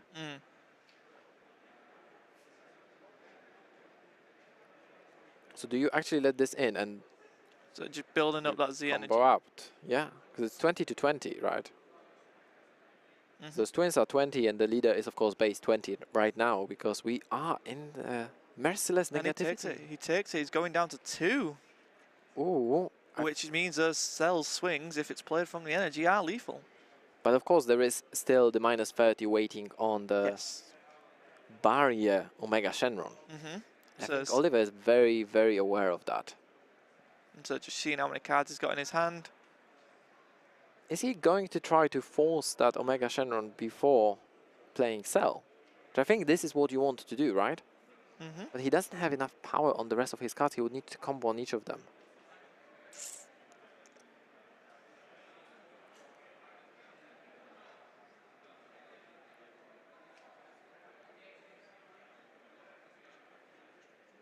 Thinking about this carefully. I mean, this is what you need to do, right? Because you have a few lines of play, right? You can go into an... well, we can't really see what Ollie's got in his hand. But most of his plays have been coming from his energy, so... I mean, ideally, you want to play your attackers from the energy. And I think that might be another one, yes. Yeah. Yeah, that's what I was thinking. There's going to be another dual attacker here. Yep. That's your best play. And that's actually not a bad card to get in your energy. And you still have that 4 energy, 1 green still open for the cell. So there's 20k dual attack going into the leader. And the moment Ferran takes that 1 damage, that's going to be crucial. Yeah. But in the meantime, Ferran's also losing cards from hand very quickly. Really holding off on using them. And there is an Omega coming from hand. So we know that the one on board is possibly the last one. Still 3 cards left in Ferran's hand.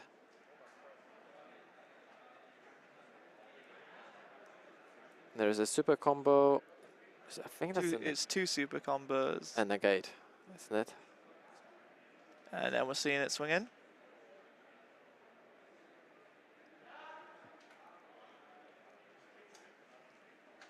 And I think just waiting on... Yeah, we do need at least 5k combo. So you do need to use a super combo here. And he hits a Broly. Broly. And he is going to use the Broly. Yep. And Z charged the Broly.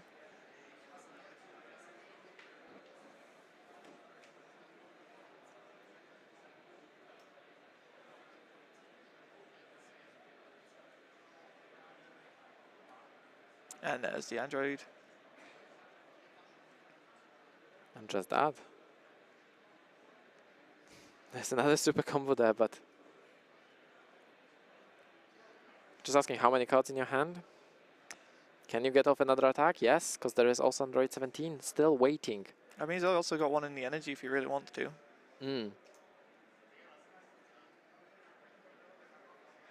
Can't use the ultimate during opponent's turn.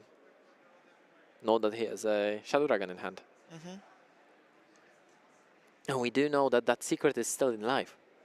Yeah, the secret is still remaining there. Ollie playing very, very carefully around that Omega Shenron. Yeah, right. I mean, you have to respect it. You know it's there. You have to respect it.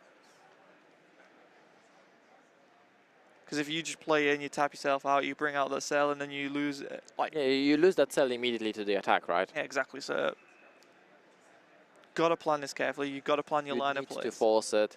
The cell is your easiest way of winning. And there it is. There's another Beerus combo. He does see a Sin, which is going to get comboed off. And now, yeah, no cards in hand. But again, all he knows about Omega on the board. That Omega is a powerful piece of interaction. I Can mean- he force it? He can force it, right? Or can he? Because he can play technically another Android 17 from And there we go. We're seeing the 14. Oh wow, 15. 5 cards left in the deck. This is heavy. Oof. He decides to not add, and I think that's a smart choice. Yeah. He knows exactly what he has left in the deck. Mm-hmm.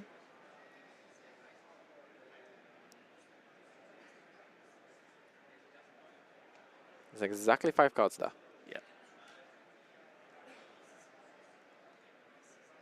And Farron left them without cutting. Yeah, I mean, at this point, you expect the game to finish this turn, right? Farron has empty hand and has just Omega to deal with. Mm-hmm.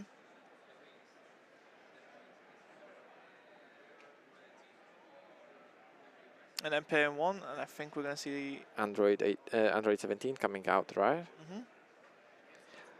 I think there is Android 18 still there that can be played from energy. No, there's another cell. Okay, so he has no Android 18.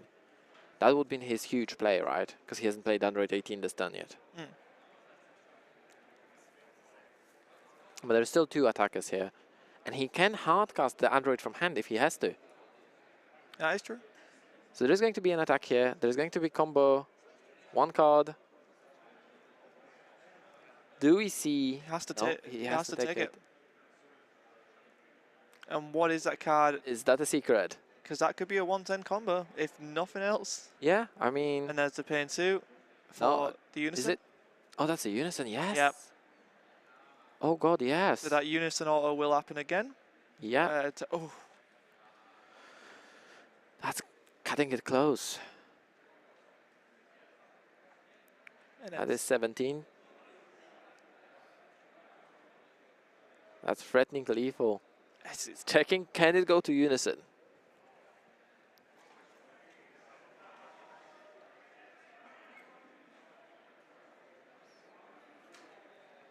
The problem is to the Unison you want to go, so it just drops down to 1000 power. yeah. So there's the Unison effect. So comboing. Yep. So it's now lethal. It's 25. Is basically, is that a 110 or have I won? No, because there can still be a use for that Oh, yeah, activate battle. or are you going to use the Omega? And it is There the is a 110. secret. It is the 110. Okay.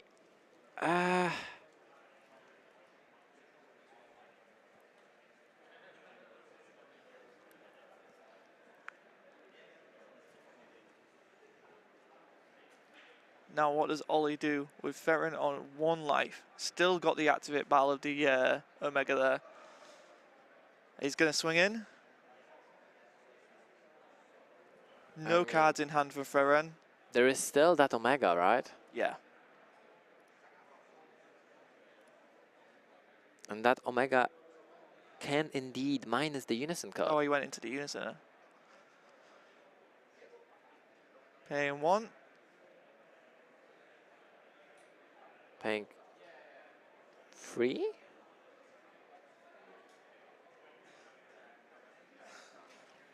Is that a Son Goku? Yeah, it's Son Goku from Dawn of the Zenkai Legends.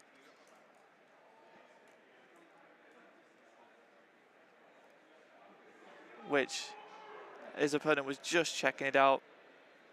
Just very quickly, at the end of your turn, remove this card from the game. Activate main. If your leader is mono blue, discard 1 extra card, draw 1 card, and card gets critical.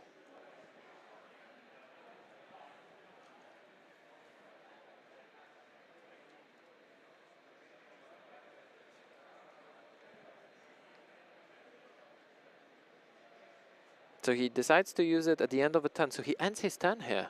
Mm-hmm.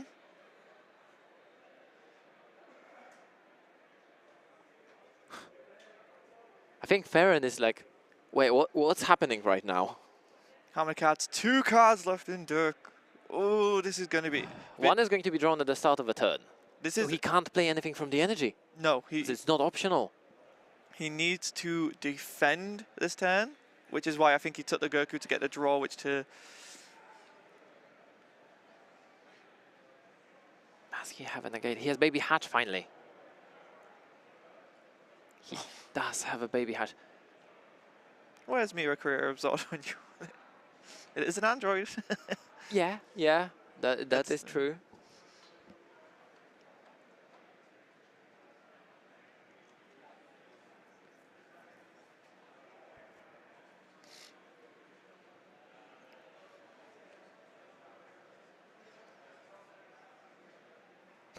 You can see Farron thinking very carefully. You definitely don't charge that card, right? You don't need to. Given Farron's opening hand, he's done very well to get Ollie into this stage. Yes.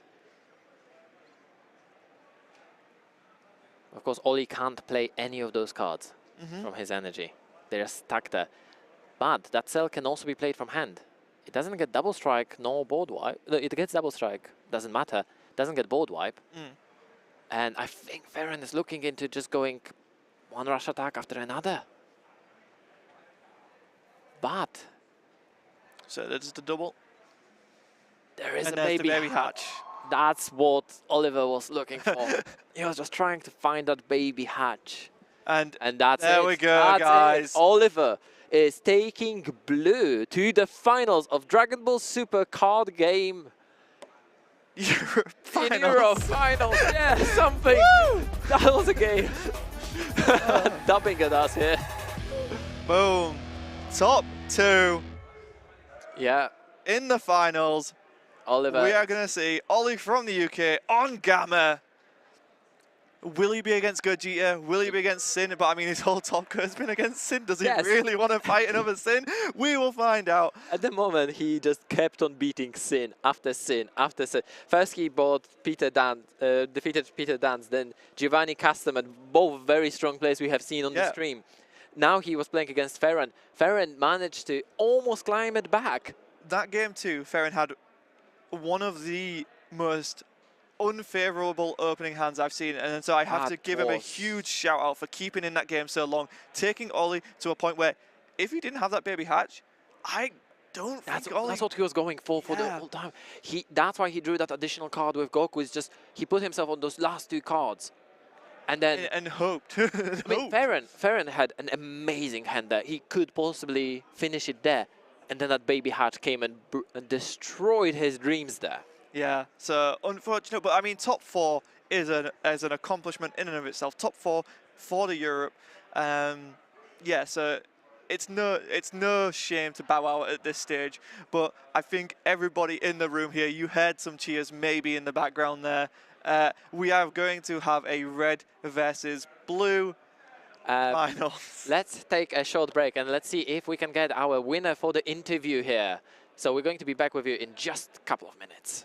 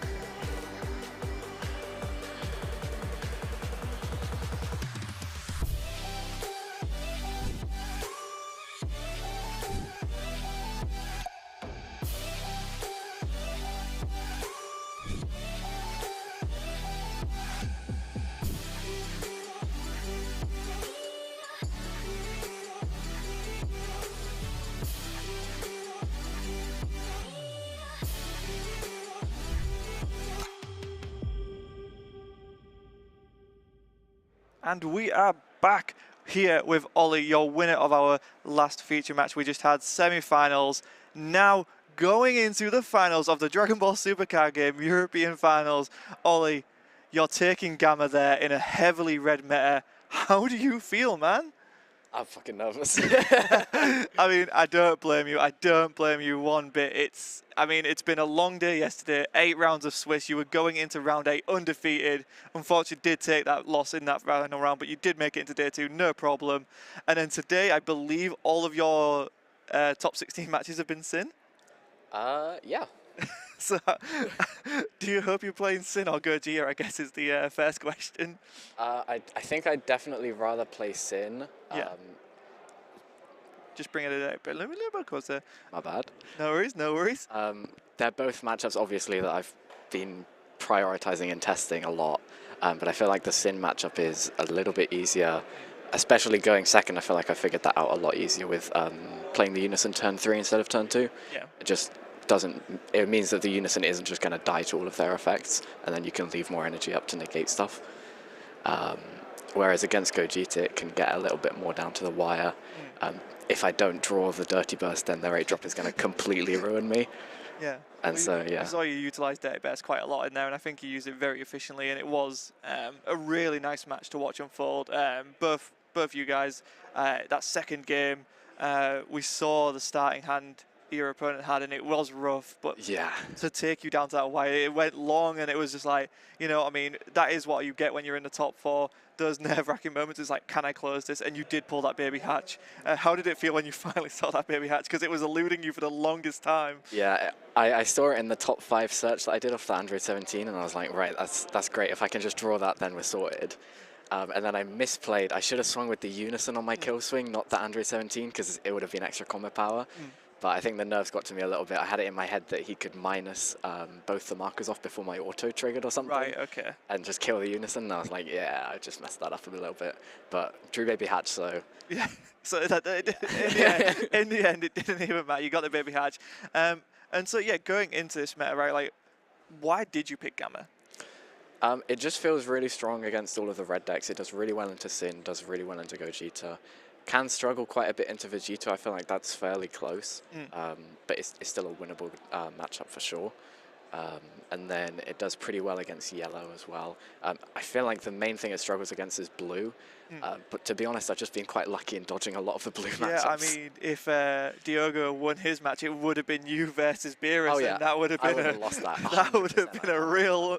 It would have been a great match to stream, but yeah, I think that would have been a struggle there. Absolutely. But yeah, so you got Sin again. But yeah, overall, I mean, it's been a really entertaining day. You've been putting on really great performances. We're going to see you again in the finals. I won't take too much of your time. I want you to get a little bit of a rest in before you can go and celebrate with your friends, because in and of itself, it's a huge accomplishment, and you should be proud of that. And if you want to say anything just before we get out of here. Yeah, of course. So to those watching, subscribe to my YouTube channel. Yeah, go on, plug it. In fact. Oh. We've got the T-shirt. Big O Nation. It's Big O Nation. There you go. So go subscribe. I'm streaming pretty regularly and all of that, so, you know. There you go, yeah. So go and check him out, guys. He's in the finals. You're going to want to see it. We'll be back with that finals once we know who you're against, and, of course, after a short little break for us all. Yeah, thank you, Ollie, for joining me, and congratulations on that win, man. Cheers, appreciate it.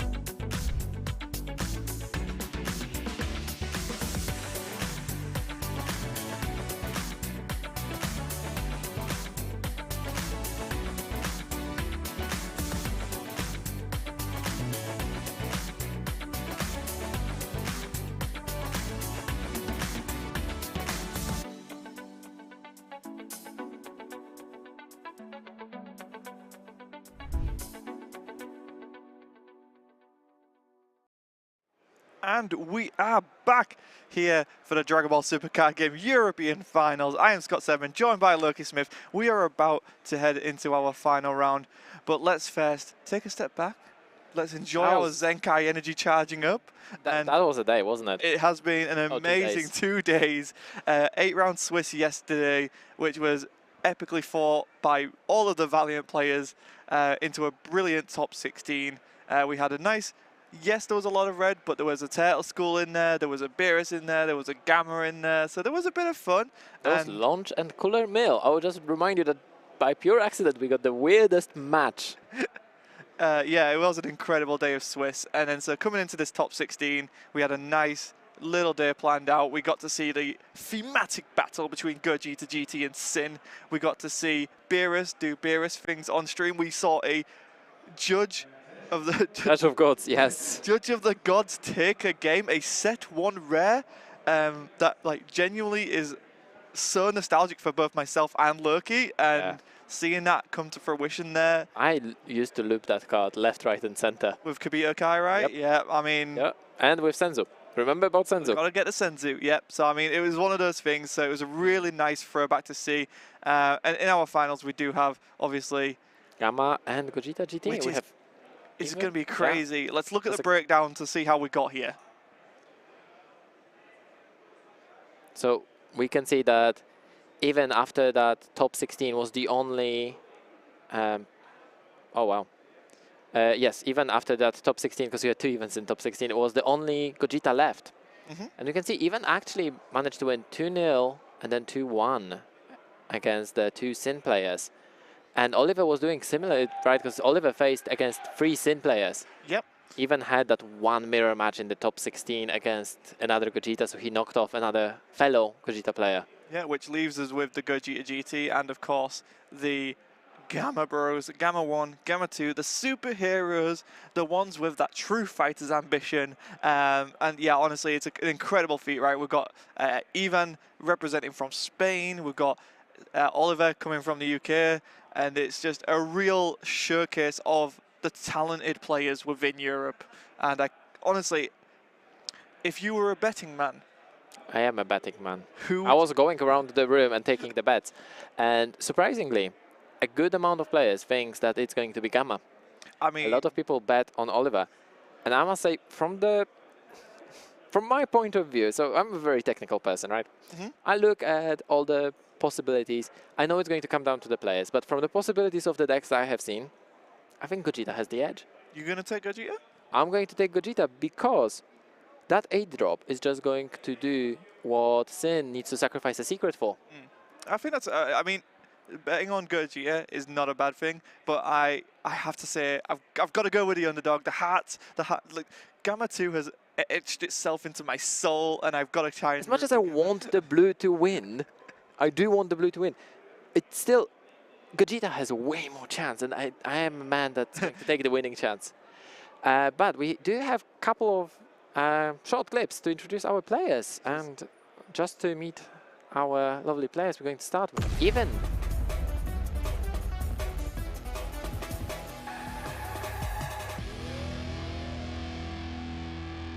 So yeah, Even there with the Spain representation on Gogeta GT. It's a deck that does what it does well. No sin in sight for this finals.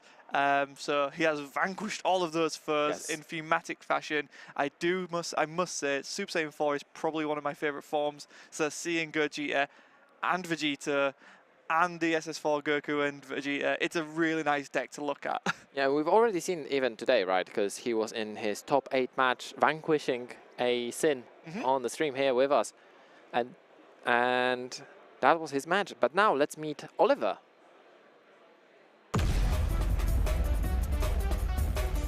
Yep.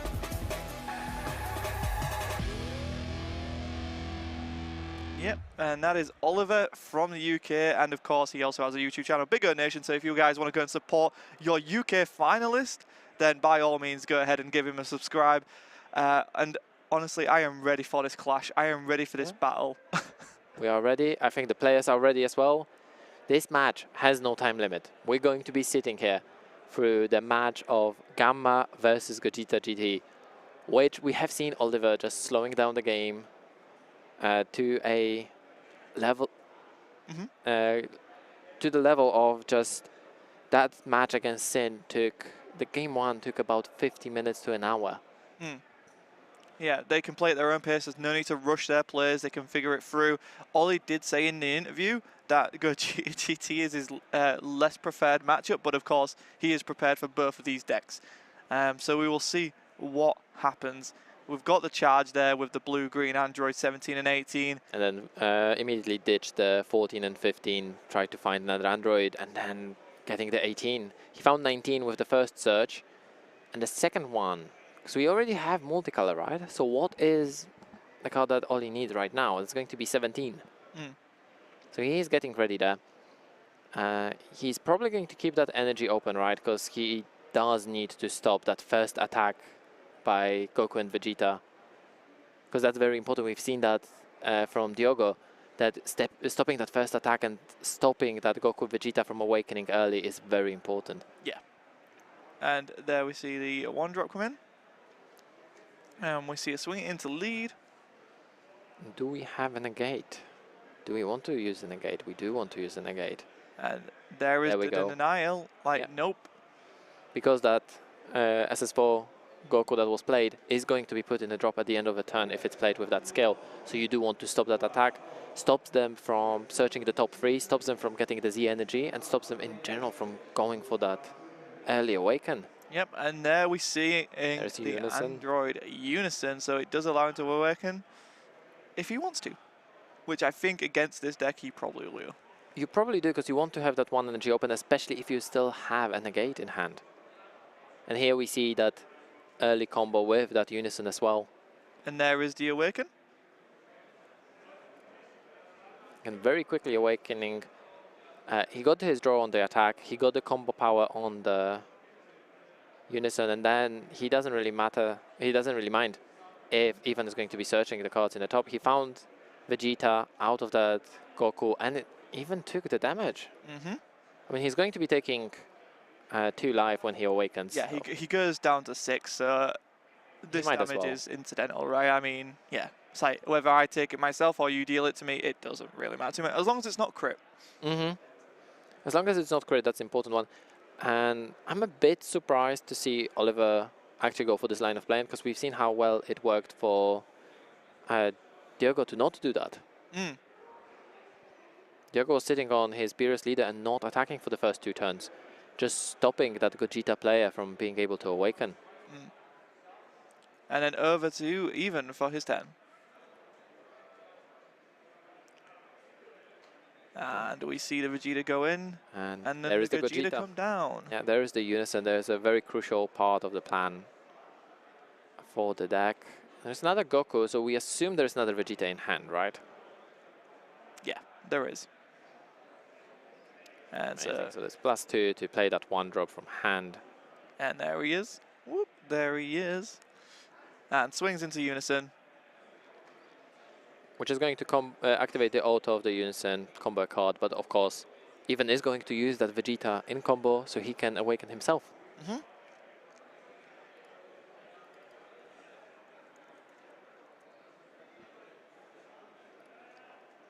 And a D-Magic. Oh, very interesting. And of course there is that combo still working because the auto is still going to resolve. Mm-hmm. And the attack on the leader goes through. And finds a Raditz. So we have seen today the red players preferring that Beerus super combo, but Even's here in the finals of the European finals with the Raditz. I think Raditz lets you see more card and lets you cycle the hand, right? Mm-hmm. The downside is you do need to go down to that 4 life, so it's not always live. And it doesn't have a printed power. Mm.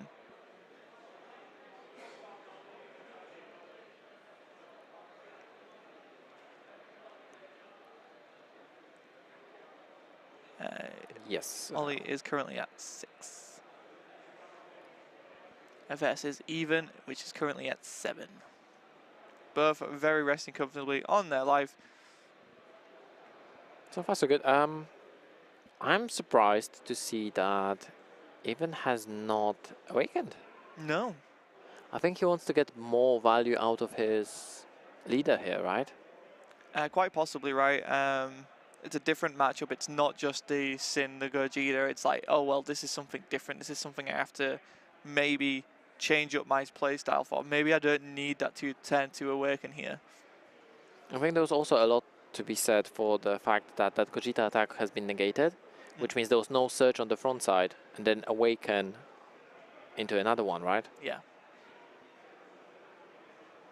And there we see the android 17, 18 clear up that Gogeta Unison. And I think, yep, 17 coming out here. Oh, wow. It's an android 18. Is there anything else you would prefer in here? I mean, it's a pretty nice hand, depending on what he pulls off here. There is a negate, so he might choose to opt that. But he has 18 crit, he has a counterplay, and I think the counterplay is the one that's least likely to be useful unless you are worried about Crown, right? Mm-hmm. The counterplay will always be useful against Crown. Yeah. But there is also the Flatgate. Mm-hmm. Flatgate is very interesting in this matchup because on turn 4 it might not be that good. Because Ollie is depending on building his board. But then the Gogeta fusion is going to come in and swoop the whole board out. We will see. And then ending his turn here, so he's going to go through his auto. So the multicolor always comes Twins are back in. The critical 18 is in. And the negate. That's a negate 19. All 3 cards can be played from that energy, so why not put them there? Of course, keeping them safe in case there is a Crown, right? Mm-hmm.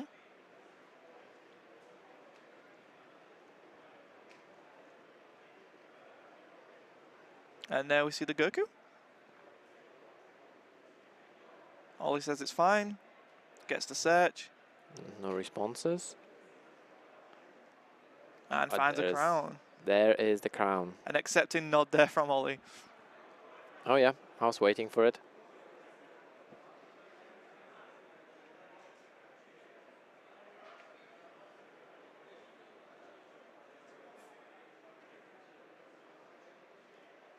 And there's the crown, and now we're going to see the counter, I think. So that was a very much, it was ready.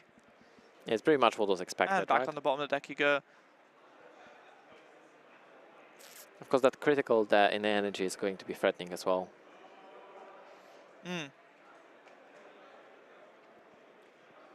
So, I mean, Even has got the awaken if he wants to get an energy back, which, yeah. Yeah, there we go. Takes that life down to 6, and yeah. So he was holding off just so he can extend his turn in here. So there is a swing of 15, but I To the feel... unison, right? No, I think that was face. And then we get the combo. Mm-hmm. So there's the combo, there's a draw. And then we're going to get a play out. Yep. Yeah. Get rid of that 18. And we get Realm of the Gods. Which will say, not today, Goku, back on the deck. So the one drop goes bye-bye, and yeah. Z-charge. Of course, you're going to Z-charge is a heavy, very heavy Z deck. So you have the Rush attack, you have, of course, the Z Awaken leader. Yeah, so even if this Vegeta goes in here, is he? Yeah. Yeah, there's going to be a unison used.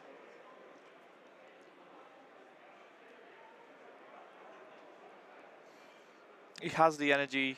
Yep. There. Yeah, and there is an engage. Yep. Oh wow, he had 3 of them total now.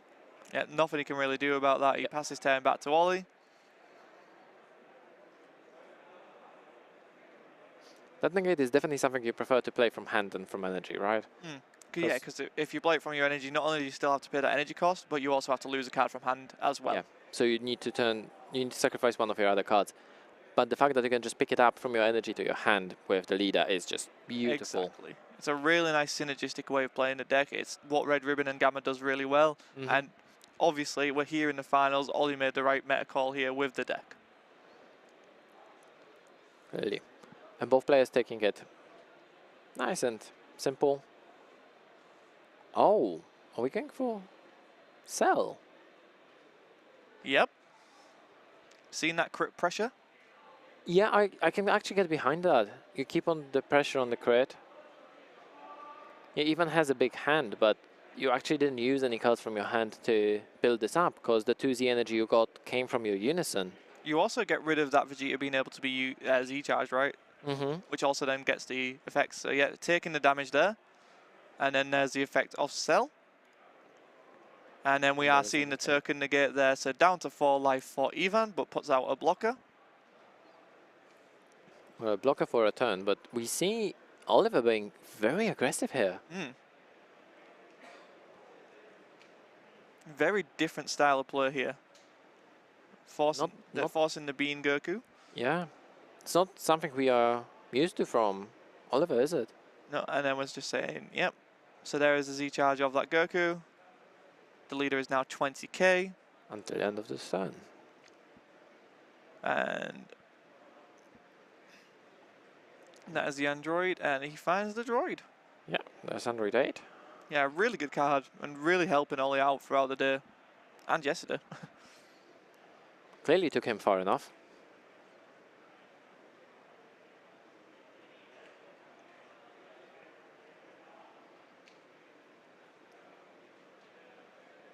Oh, we've seen 2 more token negates from Ivan. And there's a critical 18. Yeah, this is... Oh, nice. The unison is an interesting one, but can he find something more useful? There is Cell. There is the Cell there. I think Cell is going to go in instead of that unison. Although we have seen that how strong that unison can be from being played from the drop. Oh no, he decides for Android 17. And yeah, the unison is going back into the deck. The problem is that there is still that blocker on board, so even if that 18 is going to attack, it's just going to meet a blocker. Not to say the leader is 20,000, so it's already very difficult. Yeah. Yeah, still got to swing in, still force it, remove a 5k if nothing else, right? Oh, there was no block. So there's a combo with Android 19. Which is just going to get Z-charged. And it's, yeah, it combos off the, yeah. You combo off the token, it did exactly the same thing, right? If you blocked, Oliver would use 1 less card. Yep, so swings in with 17, 18, and he takes it, going down to 3 life, and another Z-charge there for Ollie. So I think Ollie is trying to build in for another one of those cells next turn. There we go, just pick up 3 of his energy, and then put 3 new cards down. 2 Android 17s though. Not sure about that. And then Android 8.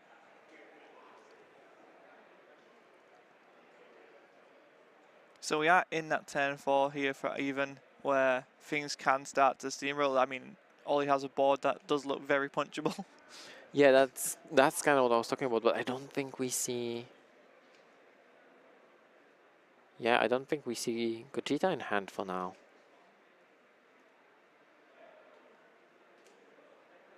Yeah, and we see the adding of Goku. Yeah. So we have Goku. They are Union Fusion, which means that they both need to be in hand, right? Oh.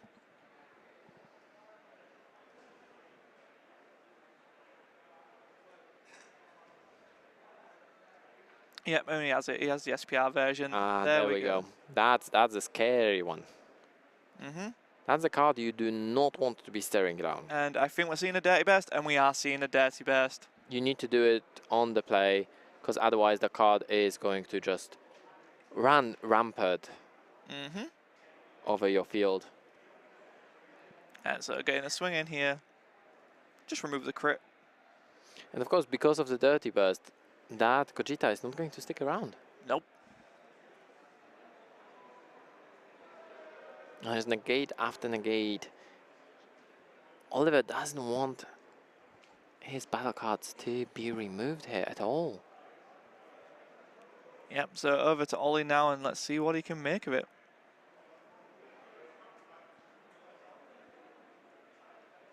Everything back to active mode.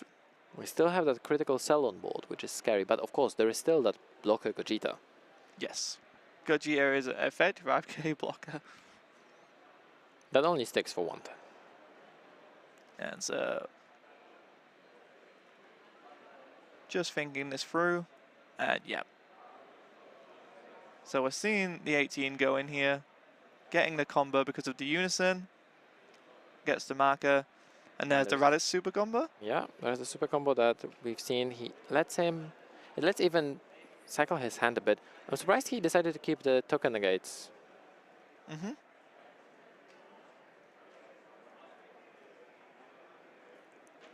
Well, I mean, he might not have anything else to negate with, so you might as well, right? Because the Wolfang Fist was there, like, dead in hand, right? There's no unison. He's got no energy. That is true.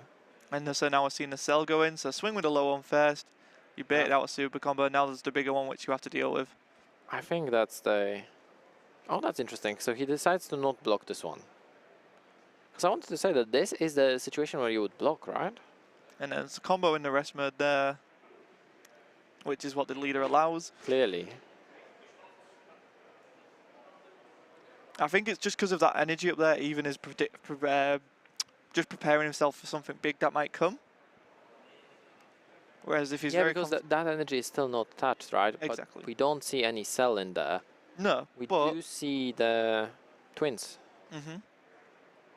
Oh, those twins, yeah. There's one more in the energy of those. And oh, just being really defensive, really not wanting to go in for That's a third super combo, isn't it? I think Ollie is quite happy to see this.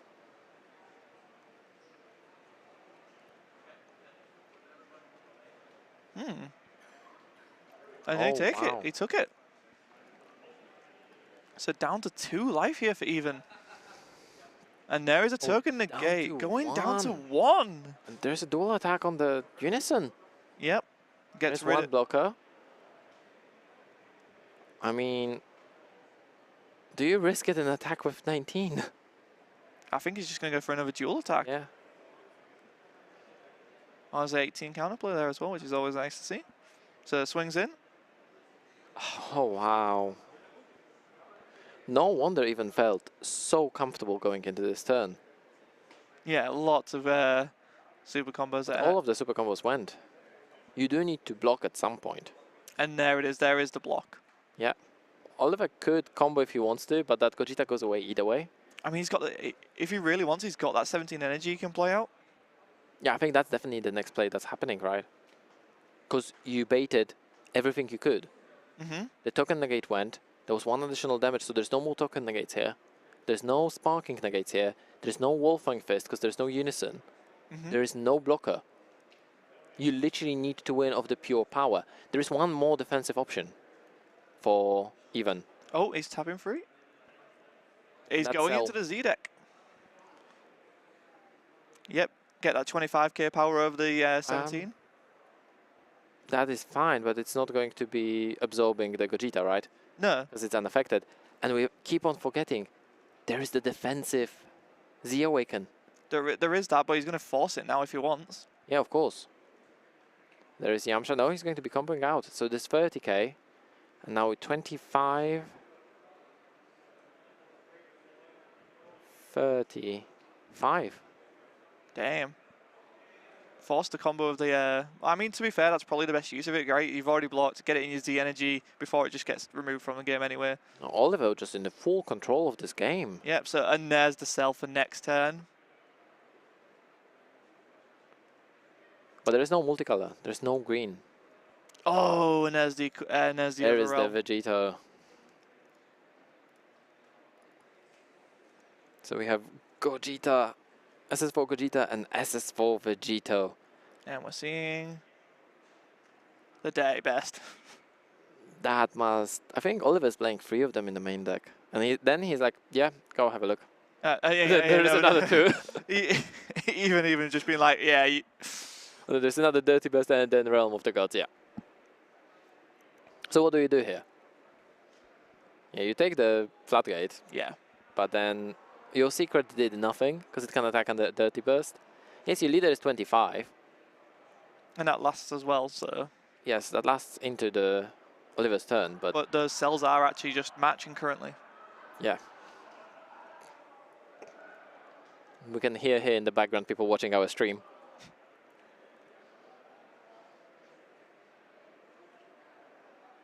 There it is. There is 25k to the leader. I think as an Oliver, you just take it, right? And there's the combo from the Unison.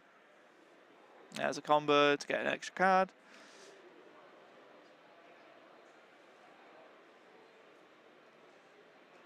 And then puts the Goku on the board. Yep. I mean, this is what you have to do, right? You have to start pushing in, right? He's denied you that, and all he does take the damage going down to 5. 5 life left for Oliver, but a very comfortable take for him.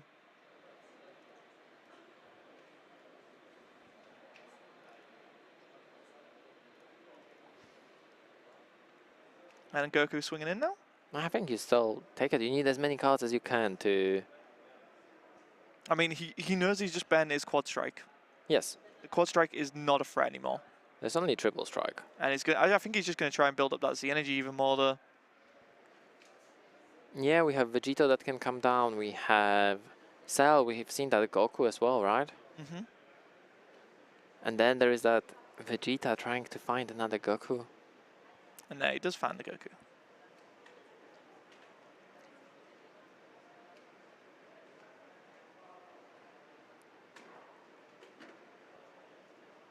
We do have enough energy for another Gogeta, which might have been possibly the plan. No, one of them was used in the combo as well, wasn't it? Mm-hmm. But that Dirty Burst, that's a dirty card.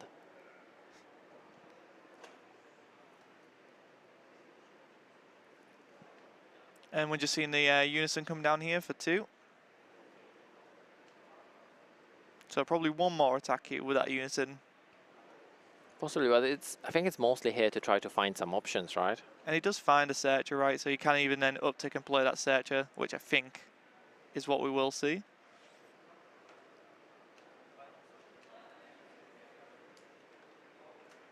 He's not upticking yet. So he's attacking to... And yeah, then all to it the takes it leader. going down to 4.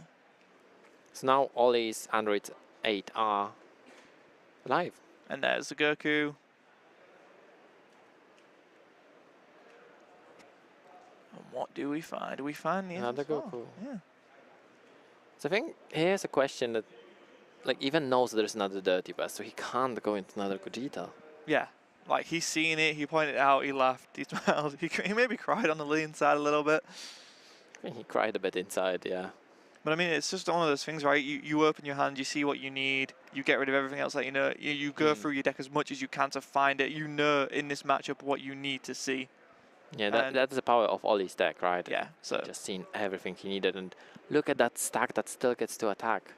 My prediction was off here because Dirty Burst can be activated before the Gogeta makes an attack. And it just shows why I'm sitting here and you know, And they're all- playing there. They're the ones in the finals, yep. I can sit here and talk about the game, but when it comes to playing the game, clearly there are better players than me. And so, yeah, we're going to get the 25 crit here. So 25, 25. Because there's still that 10k from the Vegeta Xeno. Mm-hmm. There is. And then hard negate. Puts him to 30. 30. There's of course that Z charge as well. Where do you go now? I mean, you can clear up that unison if you really need to. And the battle cards, right? Mm-hmm. You could play third cell. I'm just saying. No. Or you could play Vegito.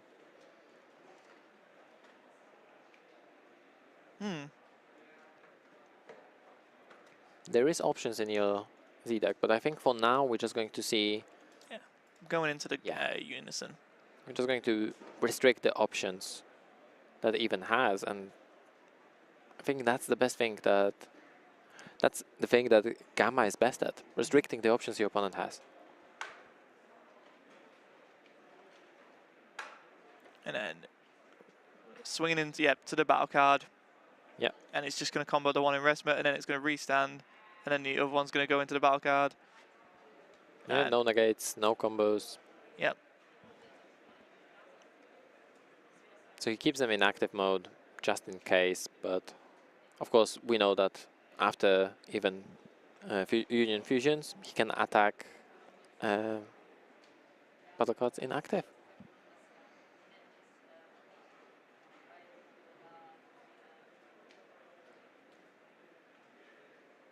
And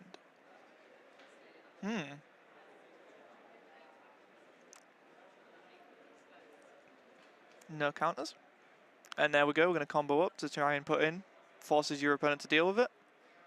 So that's 35, so just 10k needed. Oh, there's another Senzu. How big can your leader go? Because apparently, even is put himself. He's going to try and get himself to 100k without being a Z leader, That's apparently. what I was about to say. He put his as his target. He might lose this game, but he's going to be at 100,000 power before he Z awakens.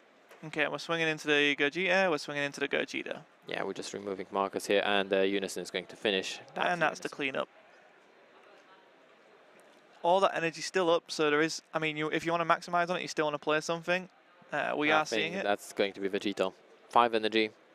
Yeah, reaching into the Z deck. That is going to be Vegito. Yeah.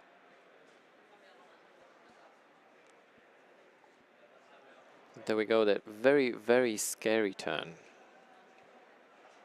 And it shows the explosive power Gamma really does have. Like, even with being a defensive tool now, like Blue can still make those extended plays when it needs to. Especially if you're Gamma and you know that at the end of the turn you're going to get free energy back.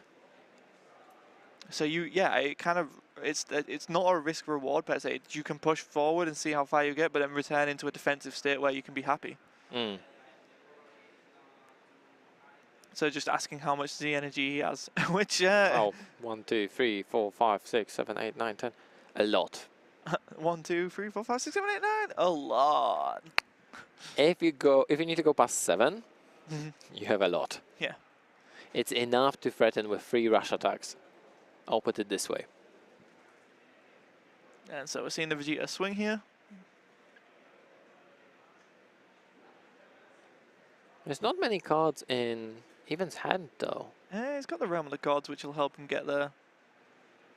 Oh, never mind. We do need to remember, he doesn't want to really commit that. He wants to force in. He wants to force in the Z Awaken, right? Yep, so there's the bottom deck of that SS4, and Oliver resets his energy whilst it goes into Evan's turn. So what do we see in the energy now? So we know Evan's burned his secret rare, right? Oh wow. That's gone. We put in 3 Android 17s there. At this point, you don't really need crit. You just need attack that's going to hit, right? Mm-hmm. And there is that problem that even still hasn't pulled the trigger on Z Awaken. No. So utilizing it here, right? This is where you see, okay, maybe he only has a small hand, but this is where that Z deck comes in. The rush attack Vegeta, which has been a staple throughout this tournament. Combo in with the Gogeta. And I would not be surprised if we're going to see 3 of them coming down this turn. Nor would I. It's a lot of pressure. He's going to be trying to finish the game here, right? Mm-hmm. There's Realm of the Gods. Realm's out of the game. Yeah. Realm of the Gods is outside of this game. And to surprise no one, there's a second one. Mm-hmm. So just got to pay that Z energy there. Yeah. And off he goes. Yeah, just denying any cards from his hand, but, you know, let's take that Unison down. I don't want to be dealing with any dual attacks. And there's a combo. Yeah, there's the super combo, so that's going to stop this attack, but then we get to restand, and that's going to be a double strike. And barrier.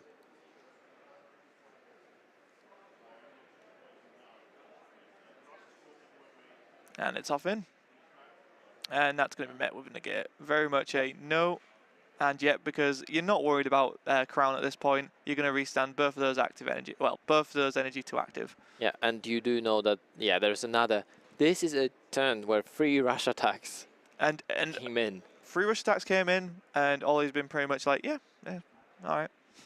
All right. I mean, even didn't have any other option, right? No, I mean, didn't have cards in hand. No, this is the play, right? This is why the Z deck is important. This is why it's a really great asset to have, and it's a really good thing to build up. Is for turns like this was like, okay, I've left with a few cards in my hand. Okay, well I still have my board. Oh, there's another Dimension Magic, and that's that. I think. Yep, we're going to game 2 by the looks of it. Even just picked up his cards and just decided, yeah, I can't win. Yep. So over to. So that was a great first game there from Ollie. Kept his cool.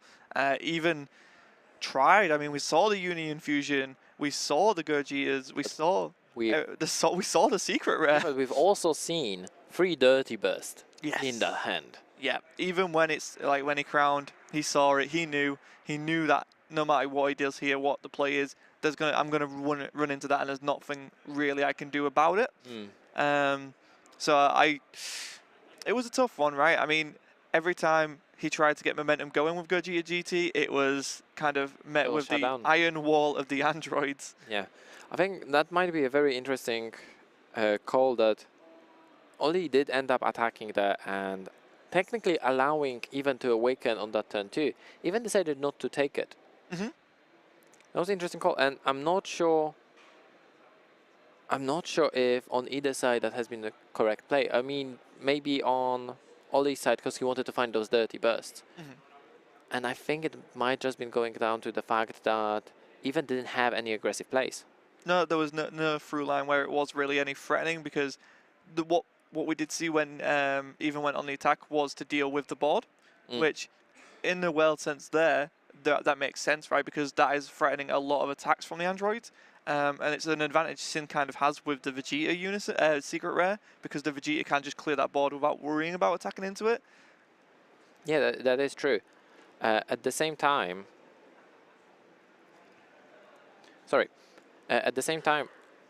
Ollie was just amassing his cards. We had at that turn, right, where Even was just dropping all of those plus 5k power to the leader, and so Even was just dropping those plus 5k on the leader, and Ollie just kept on attacking into it. Yeah, it's like, all right, keep up ticking those numbers.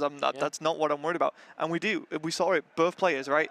Both players utilizing that Zenkai deck, right? So hyper rush attack as Speed Vegeta coming in 3 times. We saw Cell come in 2 times. And the Vegeta finishing off the game. So very important uses of those Z decks. Very, very important. I mean, now players are going to be taking their time here. There's no time limit. I've got to think it through, calm down a little bit.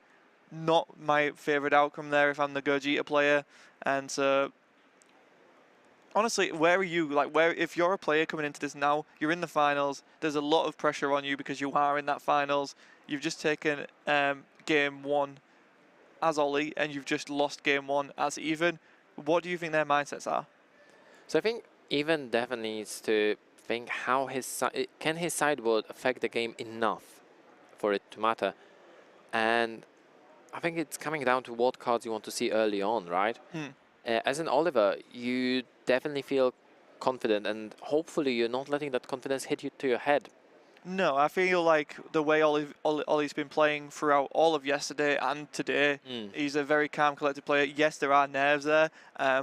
Anyone's going to be nervous in this situation. But it is just keeping these through, trying to keep the best calm and just be like, this is my linear play, this is what I want to do. And yeah, I think that's where the fruition's going to be. Obviously, the cards will help decide that if you see a good hand or a bad hand. Sometimes the cards don't align in the way you want them to. I mean, sometimes you draw enough cards that it doesn't matter. That is true, and so we are ready for game 2 here in your finals. Again, just to remind you folks at home, it is Even from Spain on Gogeta GT versus Oliver from the UK on Gamma 1 and Gamma 2.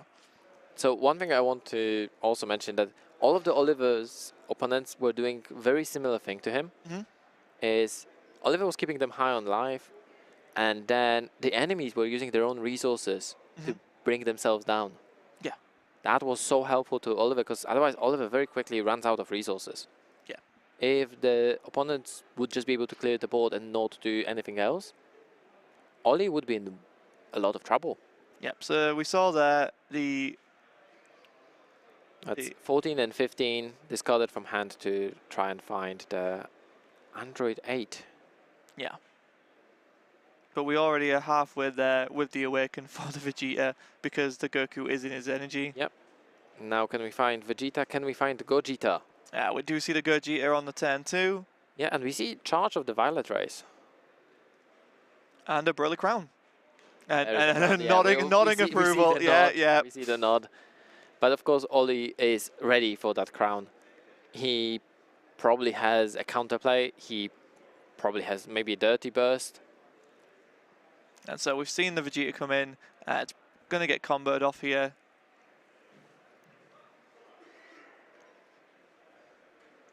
Ollie Unless there is a negate. Because you could make a...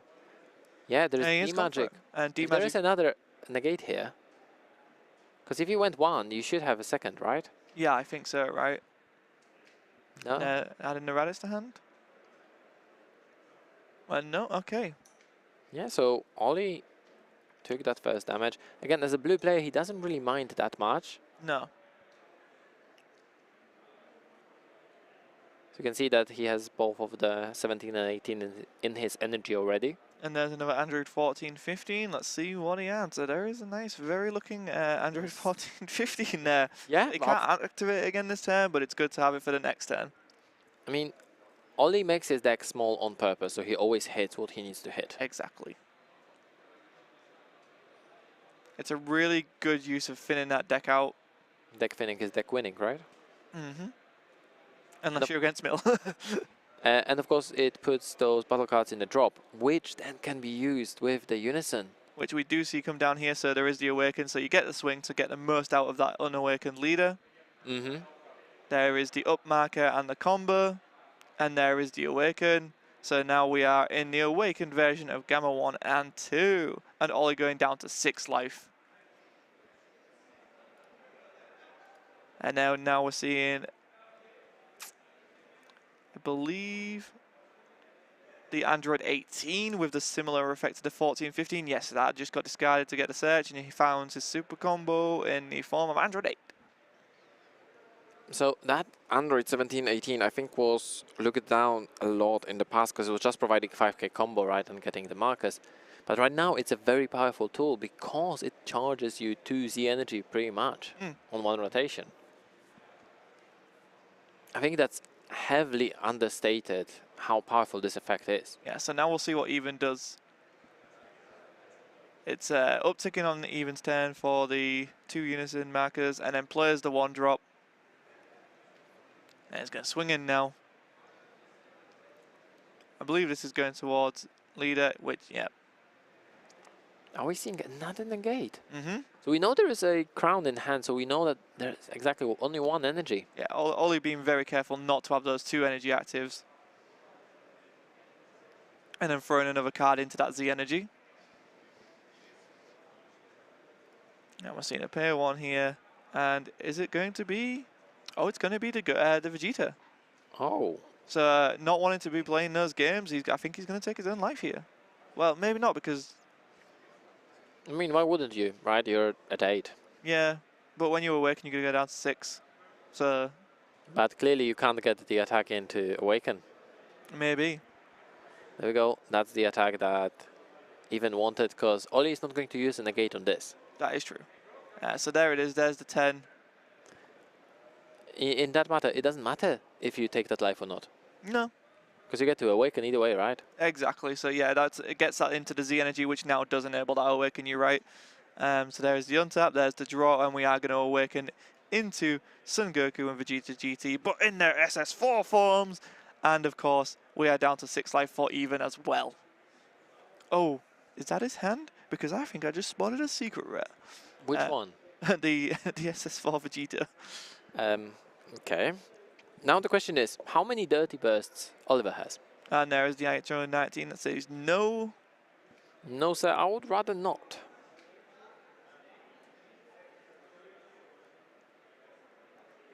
Still 3 energy up, so there's a lot of pressure can be put on here. And there is the rush attack, I think. Yep. There is not enough Z energy there. No, but I think he's just trying to push down. And remove, of course, that combo power, right? He's going to be pushing on the unison. Mm-hmm. Oh, he's deciding to combo the Goku. Just to see additional card, I guess. That's a fair enough shout. Mm-hmm.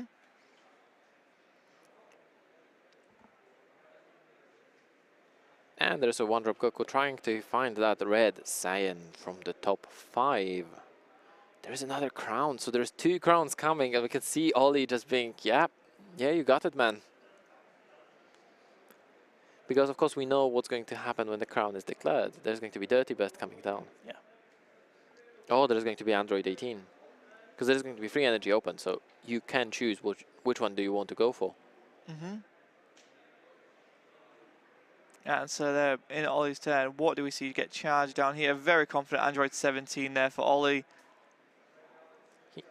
Ollie still has not seen the blue-green twins.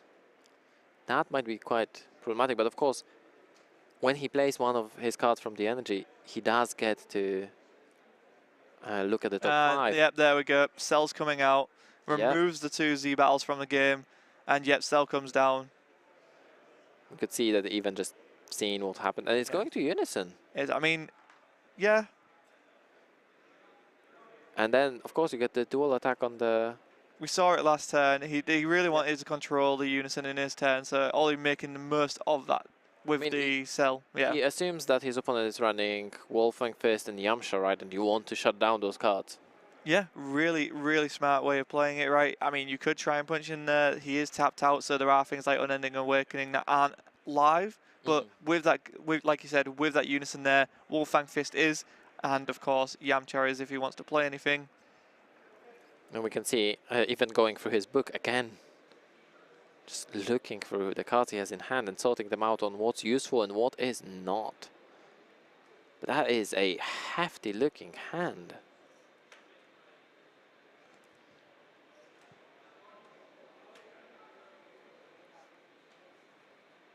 And charges, and let's see what we got. Trying to find a Goku? I think he discarded the Vegeta, so I think he's searching for Goku, yeah? Yeah, the Vegeta is in the drop. And boom, there is the there's the Goku. Boom goes the dynamite.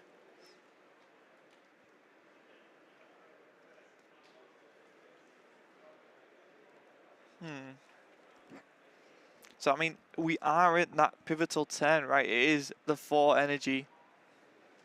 He can have that open. But there is also free energy open. Oh, there is a secret. An aggressive secret there. Do we have burst? If we do, we have to use it, right? No, we don't have it. Just double checking that there is 6 cards in the drop. That's why he discarded. But no, there is no Dirty Burst. Oh, that is, ooh. That's a D magic. There is the floodgate, which is going to get ripped. Yeah, Yep. that needs to go. That's... That is a quad strike, yes. Yeah. And the leader is 25 for a turn. Do we have a fusion? So now we know exactly what's in the hand. Are we seeing Gogeta fusion here? Just to try and clear that cell. But it's dangerous to try to clear that cell, right? It's going to go into leader. Yeah, just for 4 damage. And yeah, it's going to eat the D magic, right? Yeah. Pay 1, untap 1. Yeah. I mean, you have to. You can't just let that 4 damage in against... You can't just take 4 damage, No, right? not against Gogeta GT. I mean, there's generally no real scenarios where you do want to take half your life, right? I mean, when you're set to Zamasu? And then there's +2 there, and we are going to see the Goku come down.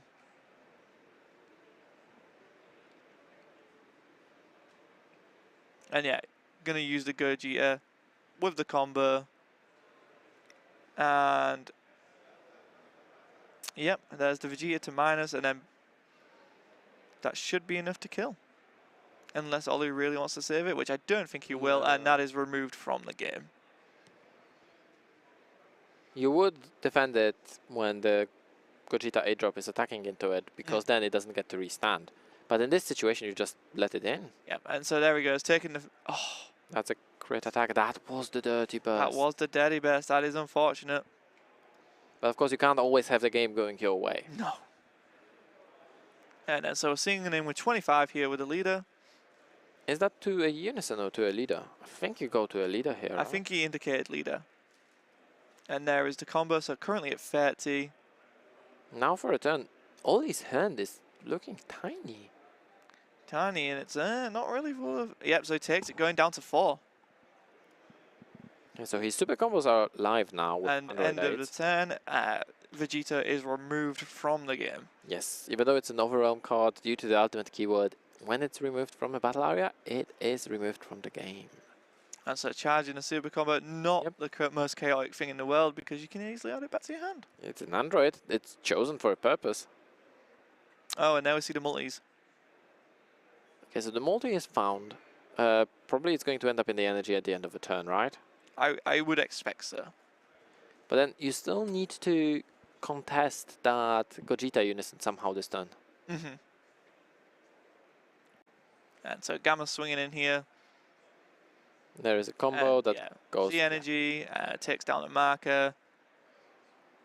Thinking there. Is the unison going in? Oh no. Are we playing the critical android here?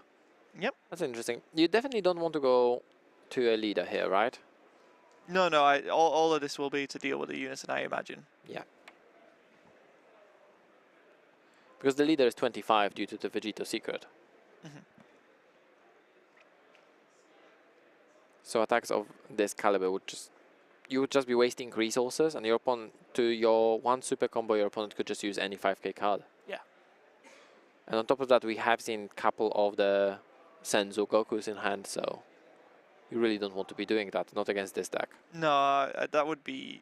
Ollie managed it once, but he already had an established board, a really big established board. He doesn't have it now. Back from 1, it's probably difficult to do.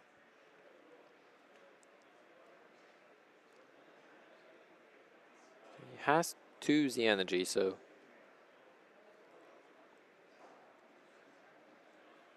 And there is Android 17. And there's a counterplay. Which I think you want to... Let's say, oh, there's another one. Oh no, that's Android 8. There. So very carefully, what do you have in hand? There is finally a Dirty Burster. And that's the floodgate, yeah. Yeah, we're going to grab this floodgate, shuffle back the counterplay. I guess, yeah, because there's... Well, we already seen Crown. But there's 2 more in the hand. But are you going to be just blindly Dirty Bursting here? Do you have enough threat to actually go Dirty Burst that easily? And there is the Unending Awakening. And then we are going to see... The Goku, yeah. Goku.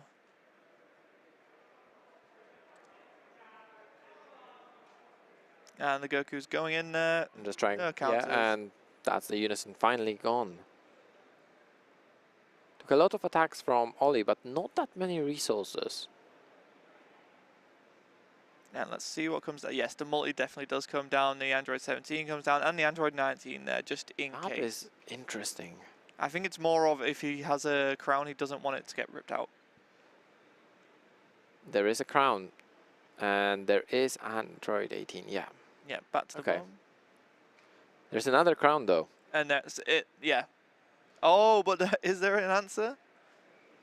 Oh wow. There is one more crown though.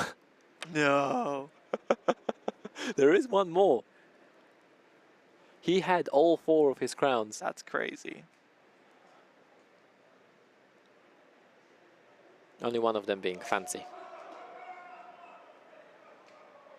Yeah, we can hear the players' reaction. The crowd reacting to the stream. Everyone's smiling in the arena. Yeah, there we go. Because That's one thing I do love about this Dragon Ball Super card game community is, especially here at these events, we all do just get along and can have a laugh and can have a smile about it. and just can enjoy a really good match. Yeah. Both players earning their spot here in the finals. And yeah. Huge shout out to everyone who's watching. Yes. And there is the flood. There is a floodgate. And ditching realm. I That mean, is- if you're tapped out, there's no reason to keep it in hand. Yes, that is true. But Evan's hand is also big enough that he could feasibly push through the floodgate. Mm-hmm. No, he just passed the turn. Decided it wasn't worth it. He's just letting Oli use up his resources, so he's doing to Oli exactly what Oli did to him the game 1. Yeah, it's a really weird dichotomy we're seeing there with it. Somehow a red deck managed to get the blue deck's roll. Yeah. And so we are seeing the 15k crit swing here. And that is going to be met with a hard-casted 2k. And there's a Z-charge. There's still the Z charge from the Unison, which is absolutely amazing. Yeah, it's generating so much advantage there for Oli in terms of having that Z energy and keeping up with the Gogeta. Well, the fact is that- Goku and the Vegeta. This is a situation where Oli doesn't need to use his hand at all to keep his Z energy up.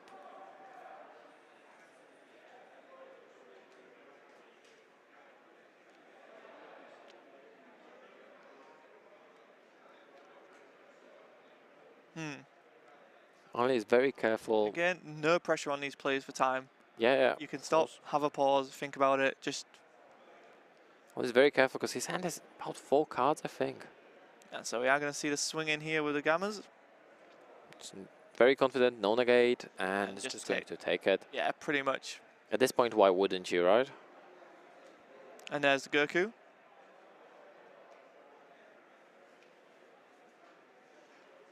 Yeah. Yep, going down to 4. Again, Evan's hand keeps on growing and he feels fairly confident. He still has that blocker. That's true. So we keep on going in and yeah, there is the Senzu. Mm-hmm. Okay, so that Gokuzu. Gokuzu, yeah. Gokuzu. Goku Bean. Goku Bean. I like Goku Bean. There's a Goku Bean. Goku Bean.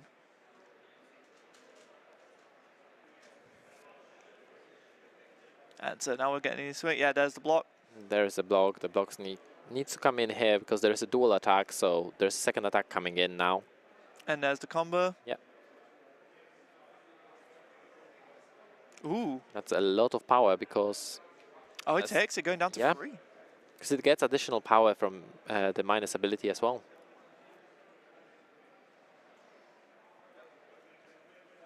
So we finally getting into that end game. So within the next half an hour, the game should finish. And there is the Vegeta from the Z deck. A triple striker. Do we have a negate? There's no You said no negate. counters? Oh my. But it also, Oli doesn't have cards to combo. Mm. And there is a super combo there.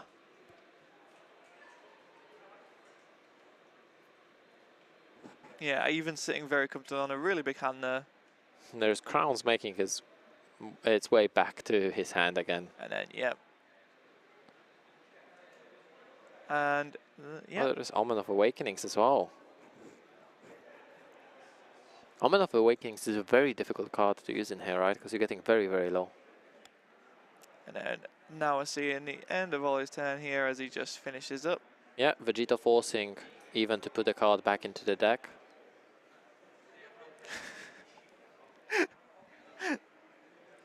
Seems like the tech team really having fun with the effects they found.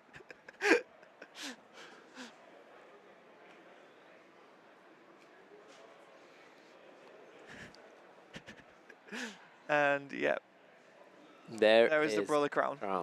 What do we do with this crown? Is that... Oh, wow, no way! And you threw me a third crown, I'll show you a third Android 18. Oh.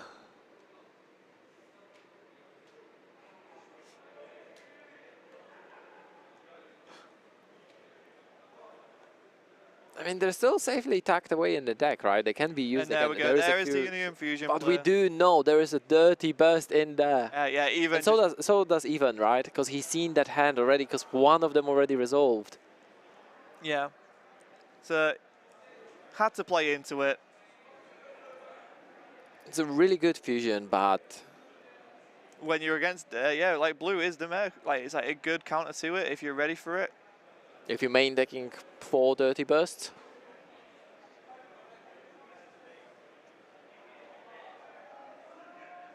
Yeah, just that's all the attack with the leader. And then, yep, this is a blocker? And I think... Or is he comboing? I think it's a combo with the Android as well, yeah. Yeah, the Android shouldn't be... Oh no, okay, so we are on the attack, so this is auto resolution, so yes, that is a blocker, yes, you are correct. And then, yeah, I think that's just pass turn to Ollie there. Because what can you do, right? You do have a huge unaffected blocker. But then, this looks familiar, doesn't it? We've seen this last game. Even just sitting there on that one big blocker, with 1 energy up this time. Yeah. And then 3 life. So like he has to tap that for a defensive Gogeta if he needs to do. Yes, or an ending awakening. All your energy has to be in rest mode. Yeah. It does have the unending though. Yeah, unending awakening I think is the choice in here. We do see another Vegeta. No, it's the same Vegeta. Do we see another one here actually? Or is it unique? Just off the top of my head, I do not remember.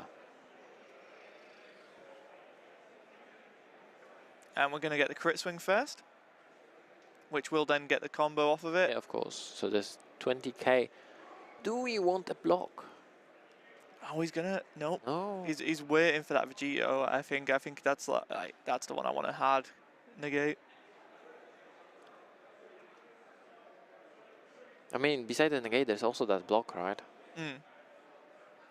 And of course, important one in this matchup, after you block, you can still use the Gogeta in a combo, which we have seen happen a few times. But this is a 5k combo that you can't disregard.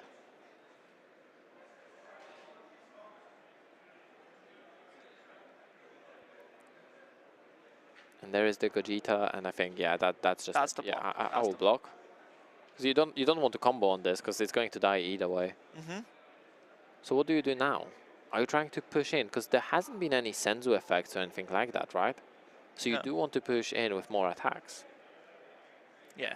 There's the Goku attack. So just keeping that combo there if need be. And then, yep, there is the Goku. No, there is Goku Bean.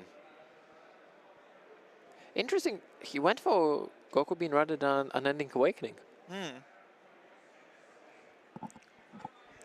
Really not wanting to use the Gogeta as a defensive tool then.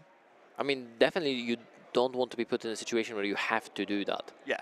I think this is more of a situation, we don't see Cell. So you can still play Cell from hand and give it double strike. Yeah. I think he's trying to keep that in there, but that's still double strike dual attack. So there's attack with the leader 20 to 20. And we see that it has been taken. Even is down to 2. And yep, there it is. So they're going to see the dual attack here on the Unison. build up so many markers that they can just keep on doing this now, right? And there's a combo out with another super combo. That was Omen going to the bottom there, I believe. Yeah, you don't want to be critting a life in here, not in a No. situation where just a small one, even a Vegeta, the black Vegeta And from there the is the Z-deck. unending. There is the unending. Push in an extra 5k onto that leader You for the need turn. to, at this point, it just becomes too much. And there is 5 for another Vegito. Oh no, that's 2 cards a turn that are going to be lost. And boom, there he is. And it also pushes in. And there it is, going down to 1. No, oh no, no, no, no, no.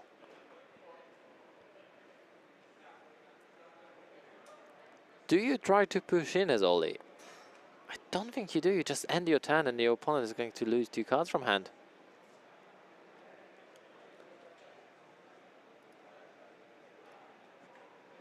And there we're playing, yep.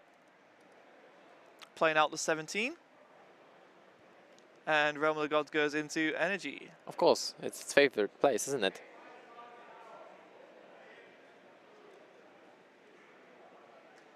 And then Android 18 crit goes in, and I'm guessing Realm of Gods goes out, and that is exactly what just happened. Yeah. And of course those Vegetos have blocker and barrier. They're going to restand, and they're going to put a card from Evan's hand at the bottom of the deck, both of them. Which means Evan is losing 2 cards from hand every turn until he removes them. The fact that Oliver was able to build 2 of them on board is just super scary. And there we go, we're seeing Ollie prep at the end of his turn. Draws his card, he drew into Realm of Gods. There goes the Gogeta. We're still waiting for Ollie to put down his energy, because that might affect the play. And there is the charge from Even. Yeah, we can see that there was a quick glance from Ollie here to check what his opponent was charging. Did Ollie just put down 2 energy?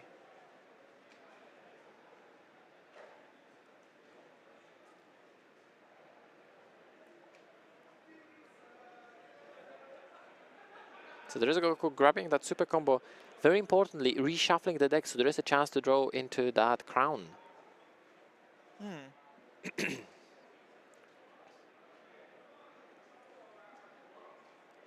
Yep. Keep on going.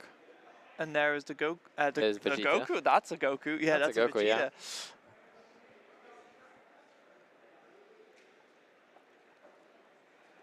So that Gogeta sadly went away now, so we need to... And then just trying in on that unison to get an extra marker. And then, oh, look, I'm comboing into my Z energy. Yeah, no, it's just that Z energy gain. I think that's everything for Ollie, because he doesn't need to use cards from hand again. Yeah. Normally, you need to use cards from hand. You need to have something that compensates leaders that are designed for it, like this SS4 Gogeta deck, right? They get to draw a card once a turn. But here, just no. And there's the block. Yeah, there is also 2 blockers, I think 3 blockers, because I think the Android 17 is also a blocker. And then just filtering through his hand. We do see the Gogeta there added into hand again. Are we going to see it? Oh. I mean, there is 4 energy. Do we think... No, Ollie doesn't have cards in hand, but there is that Flatgate already. So do you really want to be playing? Yeah, oh, that's a unison. Yep. So what does he see? It's going to be a Goku. There is a Goku, yeah. Is that going to be enough to bring him back from this game? Because this game clearly swung early on. Oh no, that's it.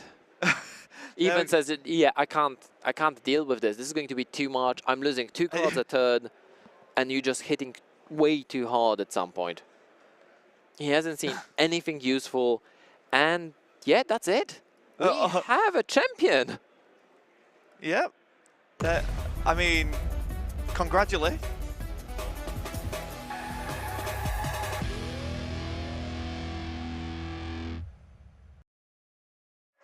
I'm not sure if you can hear it, but the crowd are going wild here. Yeah, congratulations to Ollie for taking the first place on this Dragon Ball Super Card Game Europe Finals in Rijswijk, organized by Jokmok, Raid and Trade. And a beautiful, beautiful stream brought to us by Card Support League. We couldn't have done it without them. League. And yeah, wow, Ollie taking the European finals with Gamma 1 and Gamma 2, the true superheroes of this format. Yeah. It is not all red. No, clearly, I do think this is going to affect somehow the nationals in states next week. I mean, they do also have Fighters Ambition Legal as well, but that is not to say Even did very well there to get to that final spot. Yes, Even proved to us that he knew his deck, he won his mirror match, he won against Sin, he did amazingly. And let's see if we can get a interview again with our winner. Because it would be nice to see what is his feeling. What's he feeling now, Yeah. right? So let's take a short break and let's see if we can grab Oliver for interview.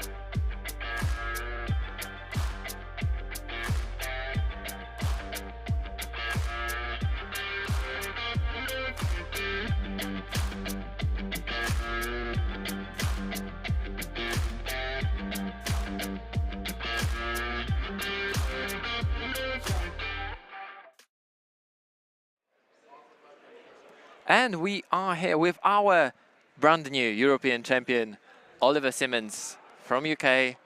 Came in, conquered with Gamma. Of all the things, Gamma, how do you feel? I'm honestly completely over the moon. Like, yeah, this is like a dream come true. You went really well yesterday because in round 8, when you were going into our stream match, you went undefeated there, right? And then you had your first loss against a Sin Shenron. Yeah. How did that feel? I was pretty disappointed because I feel like I massively misplayed the game 2 of that match. Just thought I had a hard negate in hand, to be honest, but didn't.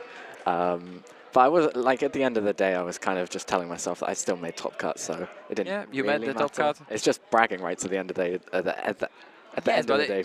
It is important bragging rights because we haven't had a champion who hasn't lost a round yet. So it's always nice to be that first one. Yeah. But in this heavy red-dominated format, you did manage to win with blue.